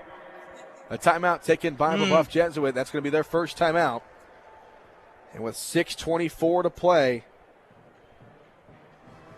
they'll take a break, but we'll keep it here. Titans lead 45-35. 6:24 on the clock. The Titans have outscored Brebeuf in this half 17-6. Nobody has scored here in the fourth quarter. Oh, my goodness. Whew. I mean, Kyler, this... I can't take this. Well, it's going to come down to this fourth down play if you really think about it, because Brebeuf's got to score twice. Now they can get They can get a touchdown and a field goal. They have a good field goal kicker. But they do, but I think it's still a lot of time. 6 minutes is still a lot of time. Regardless, you're asking for a big hole to climb or a big hill to climb if you're Jesuit right here. Because you've got 6.5 minutes and you're down by 10. It would not surprise me if Jesuit took a deep shot and tried to get the PI. It's worked, it's worked before. If nothing's there, I would not be shocked if Buckman just took the deep shot and tried to get a pass completed or try to get the PI call. The Gibson Southern chants from the Titan faithful on our side of the field, here on the west side of the field. The Titans have won 10 straight games, trying to make it 11 and trying to bring a state championship back to Southern Indiana into Fort Branch for the first time in program history. Mentioned the Titans as a school have 3 state titles, all 3 in softball in 03, 05, and 15. This would be the first state title for a non-softball sport. Here we go. 4th and 8 at the Jesuit 46-yard line. 6:24 to play. Titans lead by 10. Buckman by himself in the shotgun. 5 wide receivers out. 3 to his left and 2 to his right. Buckman takes the snap. He's back to pass. Titans rush 4, and it's hit, and the ball's incomplete. Sloan Cox brought the pressure. It's a turnover on downs. 1st and 10, Gibson Southern. Oh, my. Gibson Southern has really not got to Buckman. Sloan Cox using the spin move. Yeah, the little spin move on his defender, and that may have been the biggest spin move of his entire career.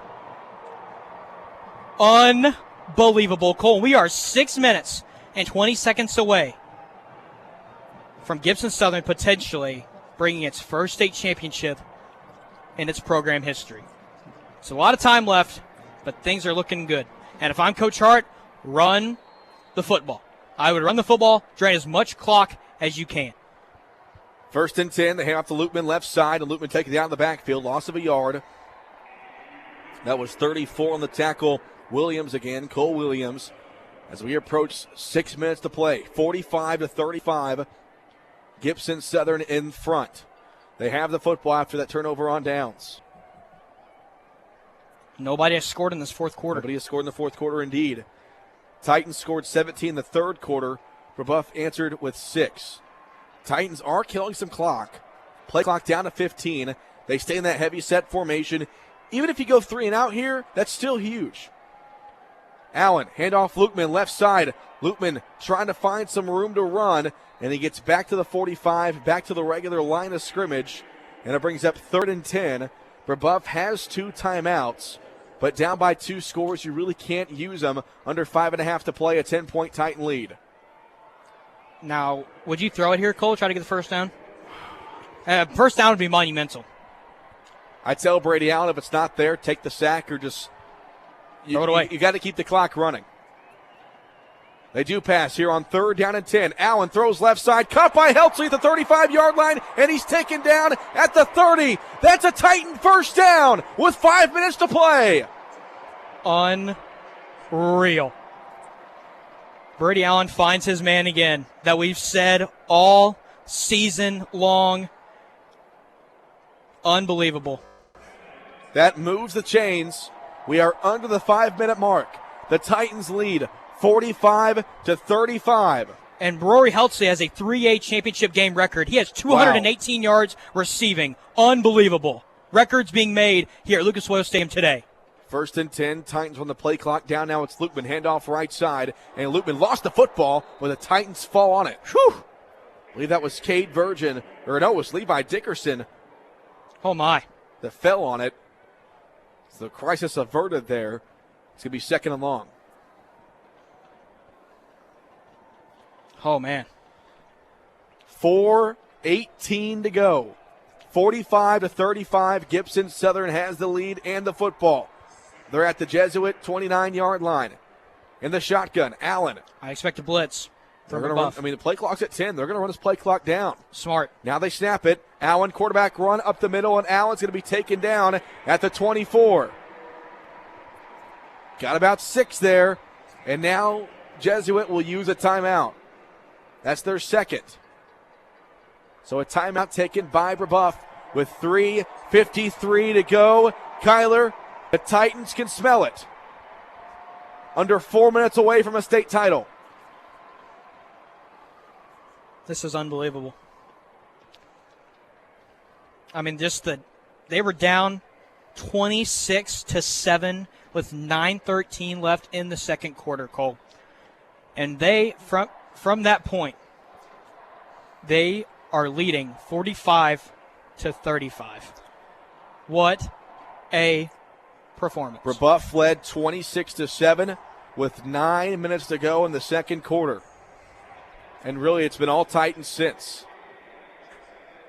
Brady Allen saved probably one of his best performances of his career for the last game of his career. And early on, it was looking like one of his worst of his career. Yes. But how about Rory Heltzley? Oh, my. 3A championship game record. I mean, Rory had yards. A career game last week, 15 catches for over 200 yards. And tonight, I mentioned those stats earlier, 13 catches, 218 yards, and 3 touchdowns. And you want to know who the previous record holder was? Gibson Southern fans will know this name. Mr. Branson Combs in 2018. He had 188 receiving yards. Rory Heltzley has 218. How about that? How the tables have turned, Cole. Or how the turntables for some Office fans out there. We are under 4 minutes to play. A timeout taken by Brebeuf Jesuit. Titans lead 45-35. Sloan Cox got the pressure on a 4th and 10 that turned the ball back over on downs, that gave the Titans the football. They've killed a few minutes of clock on this drive. And a first down here would pretty much put the nail in the coffin. 3rd and 4. Titans go 3 wide receivers out to the right, 1 to the left. DeLong next to Allen in the shotgun. On 3rd and 4, ball at the Brave 24. They try to get them to go offside, but they don't. Play clock at 16. Plenty of time to kill here. The game clock, though, isn't running. Keep that in mind with 3:53 to play. On 3rd down, Allen, quarterback run up the middle, and he's not going to have the first down. Taken down at the 25. So really, with 3:40 left, decision-making time here, and I would go for it. Because even if you kick the field goal if you kick the field goal and make it, it's still a 2-score game. But if you get a first down here, the game's over. It is 4th and 5, so they may try to jump them offsides. You run this clock down, and you go for it. Yeah, they're probably going to try to get them to jump off sides, which they have done quite a bit in this ballgame. Here we go, Cole. 5 wide. Allen back to pass here on 4th down. He rolls out to his left. He throws down the field too high for Rory Heltzley. and it's a turnover on downs. The Brebeuf Jesuit defense gets a much-needed stop, and with 3:10 to play, the Braves get the ball back. They only have one timeout. We've only got one timeout, and it's 3 minutes and 10 seconds left here in this ball game. You're asking for essentially one more stop from this Gibson Southern defense, who's stepped up big time. And we've talked all season long. This Titan defense has been tremendous. Had a rough first couple of minutes in this game, allowed those 26 points, but since then, they've locked it in, only allowed 9.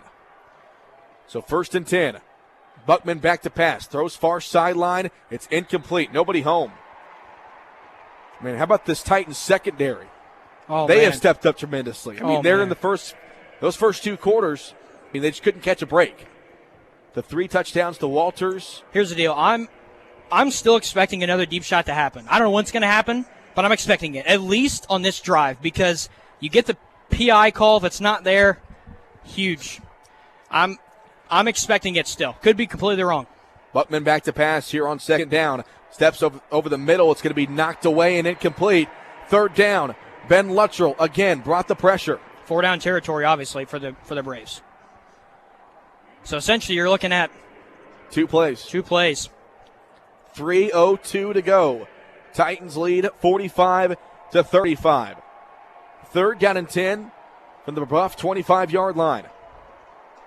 Drew Foster says nothing over your head. 3rd and 10. In the shotgun, Buckman. 3 receivers out to his left and 1 to his right. Buckman back to pass on 3rd down. Steps up, throws one near sideline. Incomplete. It's 4th down. Here we go. This is the season. This is for potentially a state championship, Cole. This is the biggest play of the game. 2:58 to play. It's 4th down. Titans lead by 10. Still a 2-score game. And the shotgun's Buckman. He has 2 receivers to each side. A running back to his right on 4th and 10 at their own 25-yard line. Buckman takes a snap. He's back to pass. He looks left. Throws a deep ball. Far sideline. Caught for a 1st down and going out of bounds there. That's Walters. And a big 4th down conversion. They keep the chains going. And the clock is stopped as well. At 2:51, the clock is stopped. Now, mind you, Brebeuf only has 1 timeout. Yes. And that could come back to haunt Brebeuf. Nothing is haunting them more than that missed 2-point conversion at the end of the 3rd quarter. Again, nobody scored here in the 4th. How big? 2:51 to play. 45-35 Titans lead. 1st down and 10. Buckman back to pass. Looks left. He's got all day to throw. Throws it over the middle. It's going to be incomplete. Was that intercepted? Oh, incomplete. Oh, man. Drew Foster made a diving attempt on it after that throw was again wide of the receiver. That was Aney, who was wide open, and Buckman threw it behind him. Buckman missed him. He missed him. Yeah. He missed him. And Drew Foster almost came in and hit the turf before he got to it. 2nd and 10. 2:44 left in the ballgame. Ball at the Brave 38-yard line, 45-35. Gibson Southern in front. Buckman takes a snap. Back to pass here on 2nd down. Looks left, throws one over the middle. Going to be incomplete. No penalty flag for Brebeuf. And now one comes in late from the far side official. No way. Brandon Malone can't believe it. And out of all officials to make that call, it's the far side official, not the back judge. But right the play in was front over. Of the play. Right, the play was over. It was ruled incomplete. Wow. The back judge was right in front of that play. He didn't throw a flag, but it was the far side official in front of the Brebeuf bench about 5 seconds after the play was over. And looking at the replay, I don't know about that. I don't know. I'm sorry, that's not a good call. Yeah. I'm sorry, that's not. This is the state championship game. Yep. Biggest drive of the game for both teams. That's just not the right call. I'm sorry. Even if it was for Brebeuf, I'd say the same thing. I just do not agree with that call. I do not. So now it's 1st and 10 for Brebeuf at the Gibson Southern 47-yard line. Buckman in the shotgun. He's got 4 wide receivers out wide. He's back to pass. Throws one. Far sideline, going to be caught. And going out of bounds there is Stuttle. Flag comes in. And there's a penalty flag, and it's in the backfield. This could be a hold. And it's going to be a hold against the Braves.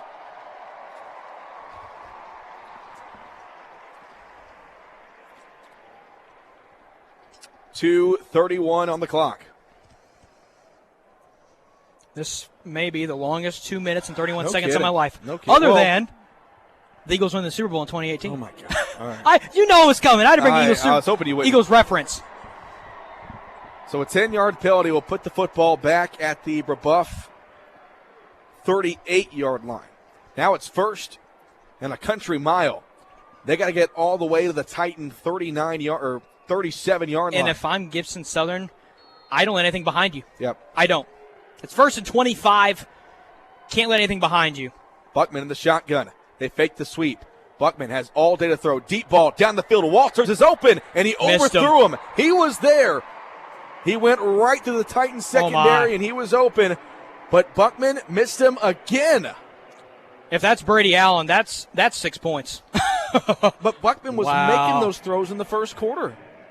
Wow. I mean, Buckman made some of the most impressive throws I had ever seen in that first quarter. But he's missed throws continuously here in the second half. If I'm Gibson Southern, like I said, I don't let anything behind you. Second down and 10. Ball at the Brave 38-yard line. Buckman, quick throw, right side, going to be caught and then leveled. Drew Foster came in and made the hit on Walters, who made the catch. Thank you. What a hit by Drew Foster. Little to no gain there.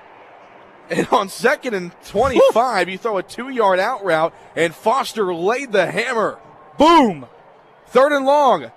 Buckman over the middle. Intercepted. Noah Bryant's got the football across the 40-yard line. Bryant the 30, the 25-20, and Noah Bryant's taken down at the 11-yard line. There's a penalty flag. It's going to be after the interception. Fort Branch, are you listening? First and 10, Gibson Southern.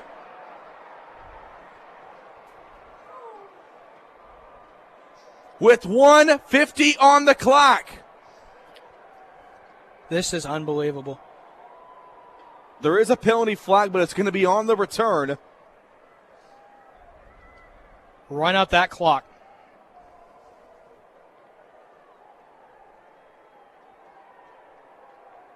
Yeah, the penalty's against the Titans, but it's going to be after the interception. It's going to be Titan football. With 1:50 on the clock, it's a 10-point Gibson Southern lead.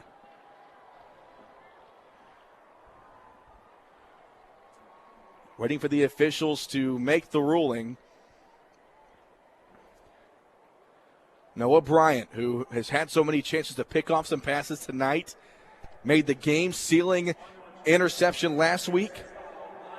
Yeah, it's a blindside block on the return. So the interception will stand. Noah Bryant gets his 4th interception of the season. We can smell it, Cole. To clinch the state championship. With 1:50 on the clock, the Titans just got to run the clock out, and they're going to bring the trophy home. Give the ball. Oh, are they going to see a knee? Yeah, they can. Brebeuf has one timeout. Cole, they're going to do it. Allen will give it off to Lukeman, up the middle. Lukeman across the 45-yard line, taken down at the 47, and the Braves will call their final timeout with 1:44 to play. Brebeuf cannot stop the clock anymore. It's a 2-score game. The Gibson Southern Titans.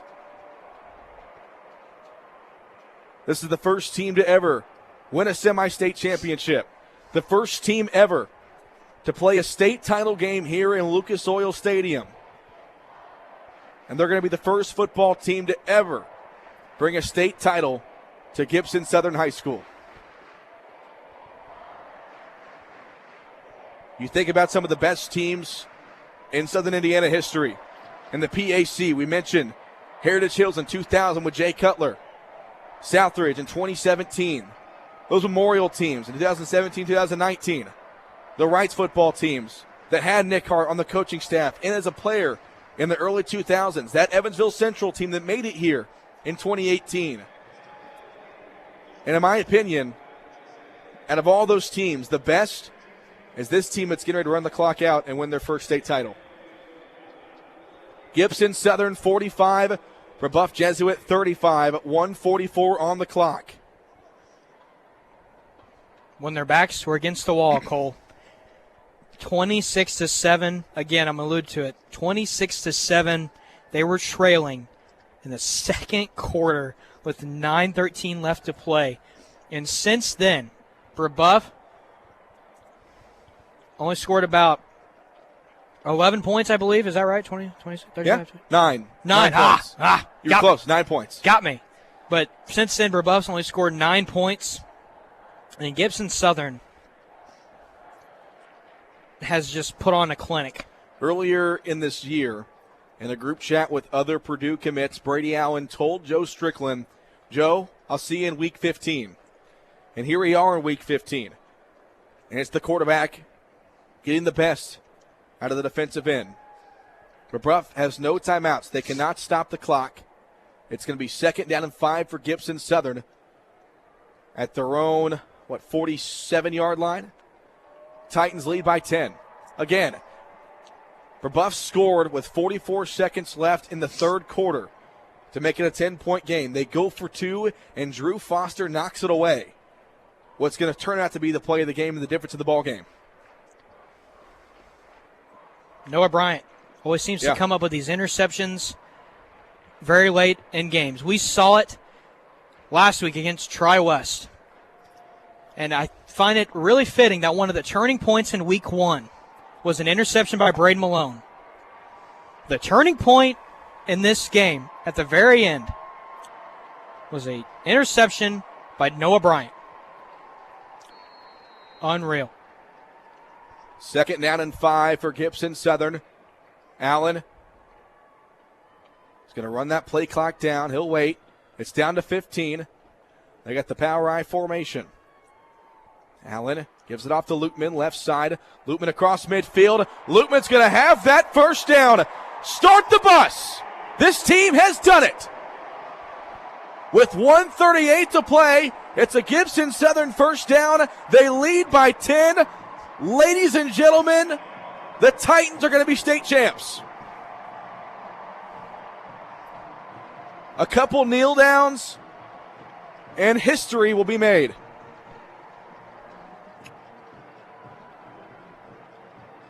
Nick Hart gives Adrian Lukeman a big old bear hug at midfield as Lukeman comes off the field. A kneel down from a kid that's going to live it up at Purdue University. They're going to do it, Cole. They've done it. One more kneel down will be it. 26-7, Brebeuf led the ball game with 9 minutes to play in the second quarter. And in the final minute, Gibson Southern leads 45-35. Nick Hart's going to win his first state championship as a head coach. This community has been starving of this opportunity, Cole. They've been starving, and finally, the opportunity comes, Cole. Allen takes a knee. The best team in state history. You be the judge, but the state of Indiana will remember these Titans. Your Gibson Southern Titans, 2021 IHSAA 3A state champions.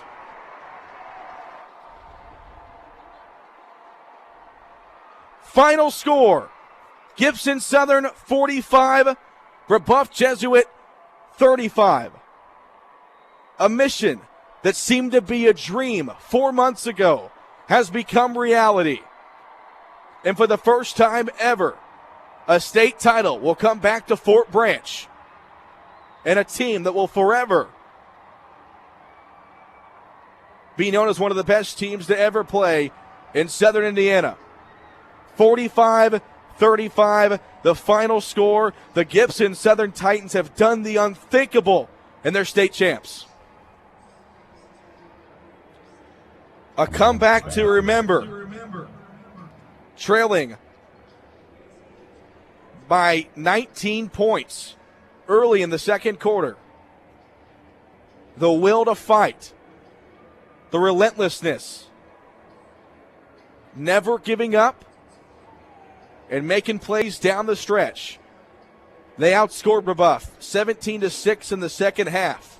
Outscored them 21-10 in the second quarter. And Nick Hart wins his first state title as a head coach. Listen to this Titan crowd.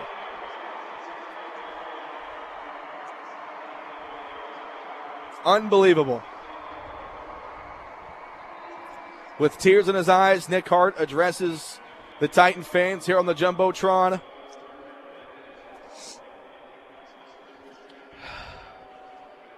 Unbelievable. A run that started on August 20th against Columbus North High School that took a slight turn in early September against a very, very good South Warren team in Kentucky. And it's been nothing but wins ever since. They finished the season winning 11 straight games. And the Gibson Southern Titans become just the third team in PAC history to win a state title. You know, Cole, as an alum and as a former player, this moment means everything.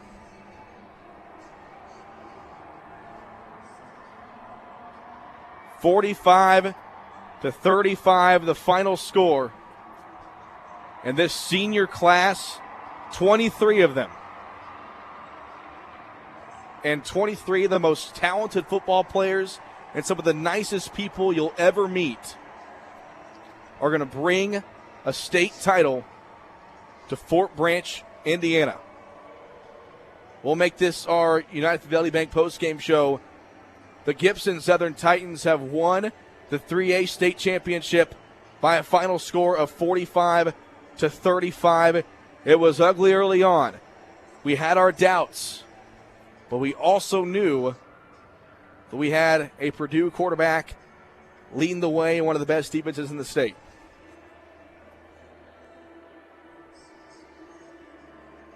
And the Titans bring just the fourth state title in school history back to Fort Branch, and, of course, the first in football history.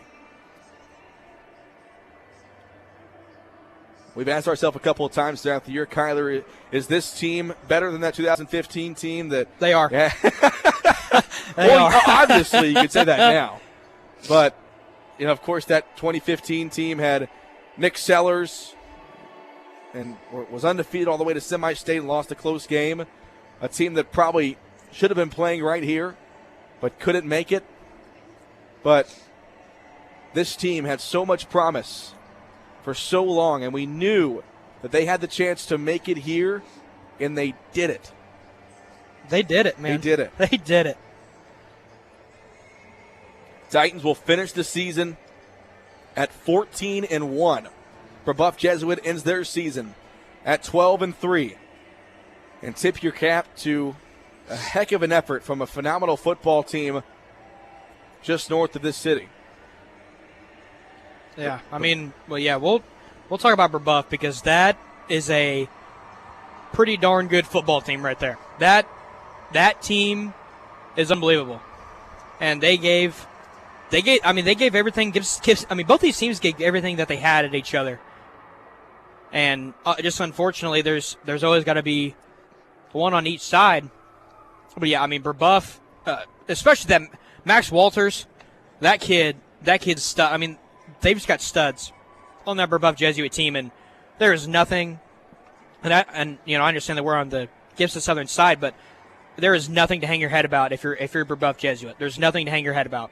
You are the final two teams here. You are playing for something as big as yourself here, in a venue as big as yourself, and those kids are going to achieve phenomenal things in life. But the playmaking by Gibson Southern, especially in the second half, I mean, the fact that this was a scoreless fourth quarter, just it's the quiet playmaking, as I guess you could say, the stats that won't show up on the scoreboard. the plays that these Titans made. I think of the Sloan Cox play. Oh, yeah. The spin move and to get the pressure on the quarterback of Brebeuf Jesuit to force that throw to be incomplete and eventually get the ball back to the Titans, and they ran out the clock as they are presenting the second-place trophy to Brebeuf Jesuit. Again, this is the United Fidelity Bank postgame show. The Titans are state champs. They defeat the Brebeuf Jesuit Braves 45-35. You know, it's wild to think about, Cole, that just like you said, I think you had asked me about being right beside you this whole season. I think maybe in July, like late July. And man, would I have ever in my wildest dreams imagined that we would be in this moment. It's remarkable. But this moment wouldn't be the same without the controversy and adversity the Titans had early in the game. I mean, and that's really the story of the game. And of this team. This team, as bad as things looked early in the game, I mean, serious concern for everybody wearing red and yellow. I mean, we were thinking this. We were thinking this was going to be. This wasn't going to be a game early on. We're thinking, we're thinking Brebeuf might run away with this one quickly. And they just announced, is it the sportsmanship? The mental attitude award. The mental attitude award. That was winner, Ryan Holzmeyer. 1,000% deserving. The starting center for Gibson Southern. And it's a $1,000 scholarship as well. So a huge congrats to Ryan Holzmeyer. He's going to have that trophy for the rest of his life. Once again, final score, Gibson Southern 45, Brebeuf Jesuit 35. The Mental Attitude Award winner to Ryan Holzmeyer. The starting center for Gibson Southern, the senior, the leader of that offensive line. Big old smile on his face. And lots of smiles and of course, lots of tears as well for these Titans players. And these 23 seniors have played their final football game. But they won. And it's bittersweet.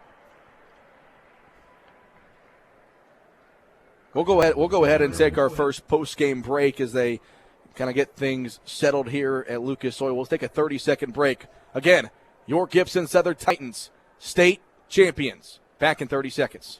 I'm Jason Rainey, your Hobstadt, Indiana, Edward Jones financial advisor. We're all about financial investments, but we also value the investments of time, patience, and encouragement our young athletes receive from their coaches, teachers, and mentors. That's why I'm a proud sponsor of the Gibson Southern Titans on 89-1 The Bash. We're located at the corner of Vine and Hobb Streets in Hobstadt, or can be contacted at 812-615-5075 or by visiting edwardjones.com. Edward Jones, member SIPC. Back here at Lucas Oil Stadium, the Gibson Southern Titans are state champs. They defeat Brebeuf Jesuit Preparatory High School 45-35 here in the 3A state title game. Ryan Holzmeyer was just awarded the Mental Attitude Award. He's being interviewed right now on the Jumbotron. He's much like a lot of us wearing the maroon and yellow. Kyler, he's at a loss for words. I still am. I'm trying to process what just actually happened. Yeah. And they did it, man. Yeah. They did it. You know, the Titans were the talk of the town for so long this summer, and a lot of teams, you know, when you start putting together your football, I guess, preseason power rankings, you know, you got your Memorials of the world, you got your Jaspers of the world who had a great season, you've got Heritage Hills and Central. I know we didn't have a good year this year, but they always have great seasons. And, of course, Southwich had a great season last year. But everybody knew this Titan team had potential to really be something special. But it was those that were wearing red and yellow that really knew that this team could be right here. It was a dream. It was a good idea. But things had happened in order to get here. The close win against Lawrenceburg, I should say, sorry. And then beating Tri-West last week. and the comeback win here tonight. And so they're going to present the runner-up medals to Brebeuf Jesuit now in the northeast corner of the end zone, as the Titans continue to celebrate. Unbelievable. Let's get final score. Gibson Southern 45, Brebeuf Jesuit 35. This is the United Fidelity Bank postgame show. Cole Carter and Kyler Gammon will be sure to stay tuned and bring this entire ceremony to you. I mean, Kyler, it takes a lot to become a state champion, and it definitely, the Titans had their bumps in the road. You know, obviously more goods than bads this season, especially when you're as dominant as you are. But when we talked to head coach Nick Hart after that Lawrenceburg game, he said to win a state, to be a championship team, you're going to have to win games like that. And this was definitely a game like that. Oh, man. It was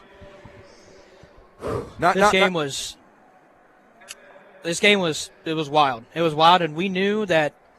I mean, we had said during the 1A game around there, just right after it got over with, we said that this had the makings to be one of the best games in the whole 1A, 2A, 3A, 4A, 5A, 6A state championships. And boy, I think it certainly was. This game was wire nonstop, down right to the finish, and also too. I'm telling you right now, this Brebeuf team is going to be making a run next year because a lot of juniors on this team. A lot of juniors, and especially their quarterback, Mr. Nolan Buckman. That kid can play, and I know he had some mistakes, but that kid can still play. And I just give all the credit in the world to this Brebeuf Jesuit team. They are, I mean, they're phenomenal. As they give the medals to the players from Brebeuf Jesuit, we'll go over some stats, final stats for Gibson Southern. Brady Allen plays his final high school game, 28 of 50 through the air, 398 yards and 5 touchdowns. He did throw 3 interceptions, but 5 touchdowns on the night and 2 yards shy of 400. In the rushing department, Adrian Lukeman, 16 carries, 70 yards, and a touchdown. And, of course, the big gains at the end of the ball game to put the icing on the cake. Sean DeLong, who on the stat book might not show it, but played probably the biggest and best game of his career, made some big plays, especially during that second quarter, to really spark that Titan run. He had 6 carries for 37 yards, and Braden Malone had 1 carry for -2 yards. In the receiving department, Rory Heltzley, a career night for him, the best receiving performance in the 3A state championship in Indiana history. 13 catches, 218 yards, and 3 touchdowns. Sean DeLong, I mentioned him, 5 catches, 55 yards. Braden Malone, 5 catches, 49 yards, and a touchdown. Caden Hurlis had 3 catches for 54 yards and that touchdown. But defensively for Gibson Southern, how about the takeaways? 3 Brebeuf Jesuit turnovers, 3 interceptions that go with a couple of turnover on downs. The defense, despite the struggles early in the ball game, made the plays that won them the game. Yeah, they forced, I believe, 3 turnovers? 4 turnovers? 3 turnovers. And I said that before the game. I said, if this team, if this team can make the turnovers happen and the offense can make some plays, they're going to win this football game. And boy, did they do that today or tonight. Brady Allen, he's got the headset on down in the field. He's being interviewed for those of you watching on Valley Sports Indiana and here on the Jumbotron at Lucas Oil. Once again, final score of the Titans are 3A state champs. They defeat Brebeuf Jesuit 45-35. This is the United Fidelity Bank postgame show here at Lucas Oil Stadium. Do you want to take some time and thank all of our sponsors for tonight's broadcast? We really do appreciate those that allow this game to be aired on 89.1 The Bash and online at bashradio.com. All of our sponsors tonight: Pro Rehab, Edward Jones Financial, Representative Jason Rainey, United Fidelity Bank, Ars Cafe and Catering, Wabash Valley College, Fort Branch Community Pride, Al Lentz, FC Tucker Realtor, Country Financial Agent Regan Wright, America's Steamers, Carpet and Tile Cleaning, and Du Bois County Garage Doors. A humongous thanks to all of our Gibson Southern football sponsors that made this broadcast possible this evening. As they continue to hand out the medals for the players of Brebeuf Jesuit. And you got to feel for these guys, Kyler. I mentioned last week, I think the week before as well, that we both played football in our day, and we know what that feeling is like to play your final game, and especially a heartbreaking loss like this one, and in the state championship as well. Yeah, absolutely. But like I said, as a senior, especially in this situation, you can't be too upset. I mean, you made it to the semifinals in the state championship, and nonetheless, I know that they came up just short, but there's nothing to hang your head about. And like I said, these kids are going to achieve great things in this world.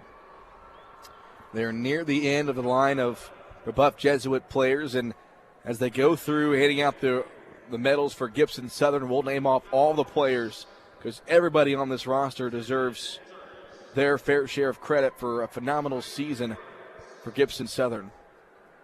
I mean, you just can't put it into words what this entire group of kids did. This coaching staff who's worked night and day, and how about that guy on the Jumbotron right there, Rory Heltzley, the game of his life. A phenomenal night, a 3A state title game, a record 218 receiving yards, and 3 huge touchdowns. Man. Brady Allen struggled early on, but once he got settled down, I mean, and also Rory Heltzley had 5 touchdowns this game. Brady Allen had 5 touchdowns. Oh, well. The Jumbotron told me wrong then. Told me wrong. That's my fault. The Jumbotron told me. Just 3 for Rory. Okay, well. 5 for Brady. Yeah. Because I wasn't thinking that was right. Don't always trust the I wasn't thinking that was right. I was like, oh, okay, but the Jumbotron up here. If we really want to think about the moment in the game that really turned things around, that Braden Malone kickoff yes. return. Ever since then, it was a completely different ballgame. The Titans trailed 19-7. Brebeuf gets that touchdown on a pass that was tipped twice right into the hands of that wide receiver, Max Walters. And then right when you think the Titans are just going to lay over, Braden Malone with that long kickoff return, and that got things started for Gibson Southern. And Brebeuf Jesuit, you can tell they just seem defeated. But again, give them props. A heck of a football team. Absolutely. The third time in school history that they take home second place, but nothing to be upset about. Obviously, a phenomenal football team. The Brebeuf Jesuit Braves. Mind you, I think this is their head coach's second year. I think this is. I think so. And what a tremendous performance. Yeah, to be correct, Mike Geske, his second year. Second year, and you're going to the state finals? Yeah. I'd say that's pretty good. And Nick Hart, of course, in his 10th season. After 10 long years. Yeah. 10 years and multiple postseason heartbreaks, and a night that he'll never forget. So now they're going to introduce the Titan state champions. First, Sean DeLong, the sophomore. What a season he had. Peyton Rogers, the senior, a vital piece of that defensive backfield. Tristan Boyd, who's going to be a big part of that secondary next season. Logan Maurer, a big part of that linebacking core for Gibson Southern. Michael Heron, speedster, had a couple of big plays in special teams this year. Ben Luttrell, a senior who will definitely be missed there on the defensive edge. Drew Foster, another one of those defensive backs that had a phenomenal season, made some big plays, and potentially the play of the game tonight on that 2-point conversion. Cole McKee, unfortunately, a junior, got hurt earlier in the season. He's going to have a big year next year. And the guy throwing him the ball next year, Tanner Boyd, he's going to be the quarterback. Braden Malone, a phenomenal career. He hangs it up as a senior. Mason Scheller, a sophomore, somebody else you can watch for in the years to come. Adrian Lukeman, a senior, a phenomenal season again from him. Isaac O'Neill, the 6'3 junior, showed some big promise this season. Noah Bryant, the senior defensive back-to-back weeks with game-sealing interceptions. Mitchell Morris, a senior. Congrats to him on a great career, as well as Cole Jones. Of course, Brady Allen. Can't talk about him enough. The 6'5 senior. He'll be at Purdue next year. Zach Butler, a junior. He can be a big playmaker next season. Marquette Chandler, number 20, a junior, also in that lineup next year, as well as Gabe Bryant, the younger brother of Noah Bryant, a 6-foot sophomore. Watch out for him next year. Jake Foster, number 23, a sophomore, somebody else who could step into some big roles. TJ Lewis and Devin Roberts, number 25 and number 26, both juniors who are going to have a big part in this team next year. Chris Spear, the kicker, the senior, who made so many big kicks here in the postseason. DJ Roberts, a big part of this team as well, a senior. Luke Foster, a junior. He'll be in that starting role next season. Lucas Emery, a sophomore, another young guy who can make some big plays in the years to come. Daxon Solinsky, congrats to him on a great season, a great career of that, him being a senior. Baker Calvert, the sophomore, watch out for him, as well as Jack Rose, another sophomore in the years to come. Brock Falkwer made some big plays in special teams this season. He'll be a senior next year. Aiden Barrett, who stepped up big time this year with the injury to Ethan Ziliak, a junior Ziliak he'll be back next year. Congrats to Barrett on a great season. Bo Rose, just a freshman, still lots of time in a Titan uniform left to go. Levi Dickerson, transferred over from Robinson High School, made an immediate impact, one of the best linebackers in the state of Indiana. Ty Whitledge, unfortunately couldn't play tonight with an injury. He's a junior defensive lineman, back next year for his senior season. Tegan Baker, a sophomore, watch out for him in the next couple of years. Colin Martin, congrats to him on a great high school career. Devin Berger, a sophomore. He's got 2 more years left to go. Jackson Rega Jr., he'll be a starter next season. Jackson Adams, he's a sophomore, as well as Avery Adams. Them two could be starters in the next couple of seasons. Zach Rose, a junior offensive lineman. He could be an offensive lineman starter next season. Nicholas Agee, same as him. He's a sophomore on the offensive line. Cade Virgin, he only played 1 year at Gibson Southern, but man, what a season he had, and especially what a game he had tonight. Tip your cap to Cade Virgin on a great Gibson Southern season and a great high school career. Peyton Reinhardt, he's a sophomore, as well as Shane Mars. Those two could be starters next year. Ryan Holzmeyer, the Mental Attitude Award winner, he's a senior. Congrats to him on a great career, as well as Freddie Toth. Garrett Helt, he's a junior. Sloan Cox, a senior, only played 1 year for the Titans, but what a great season it was.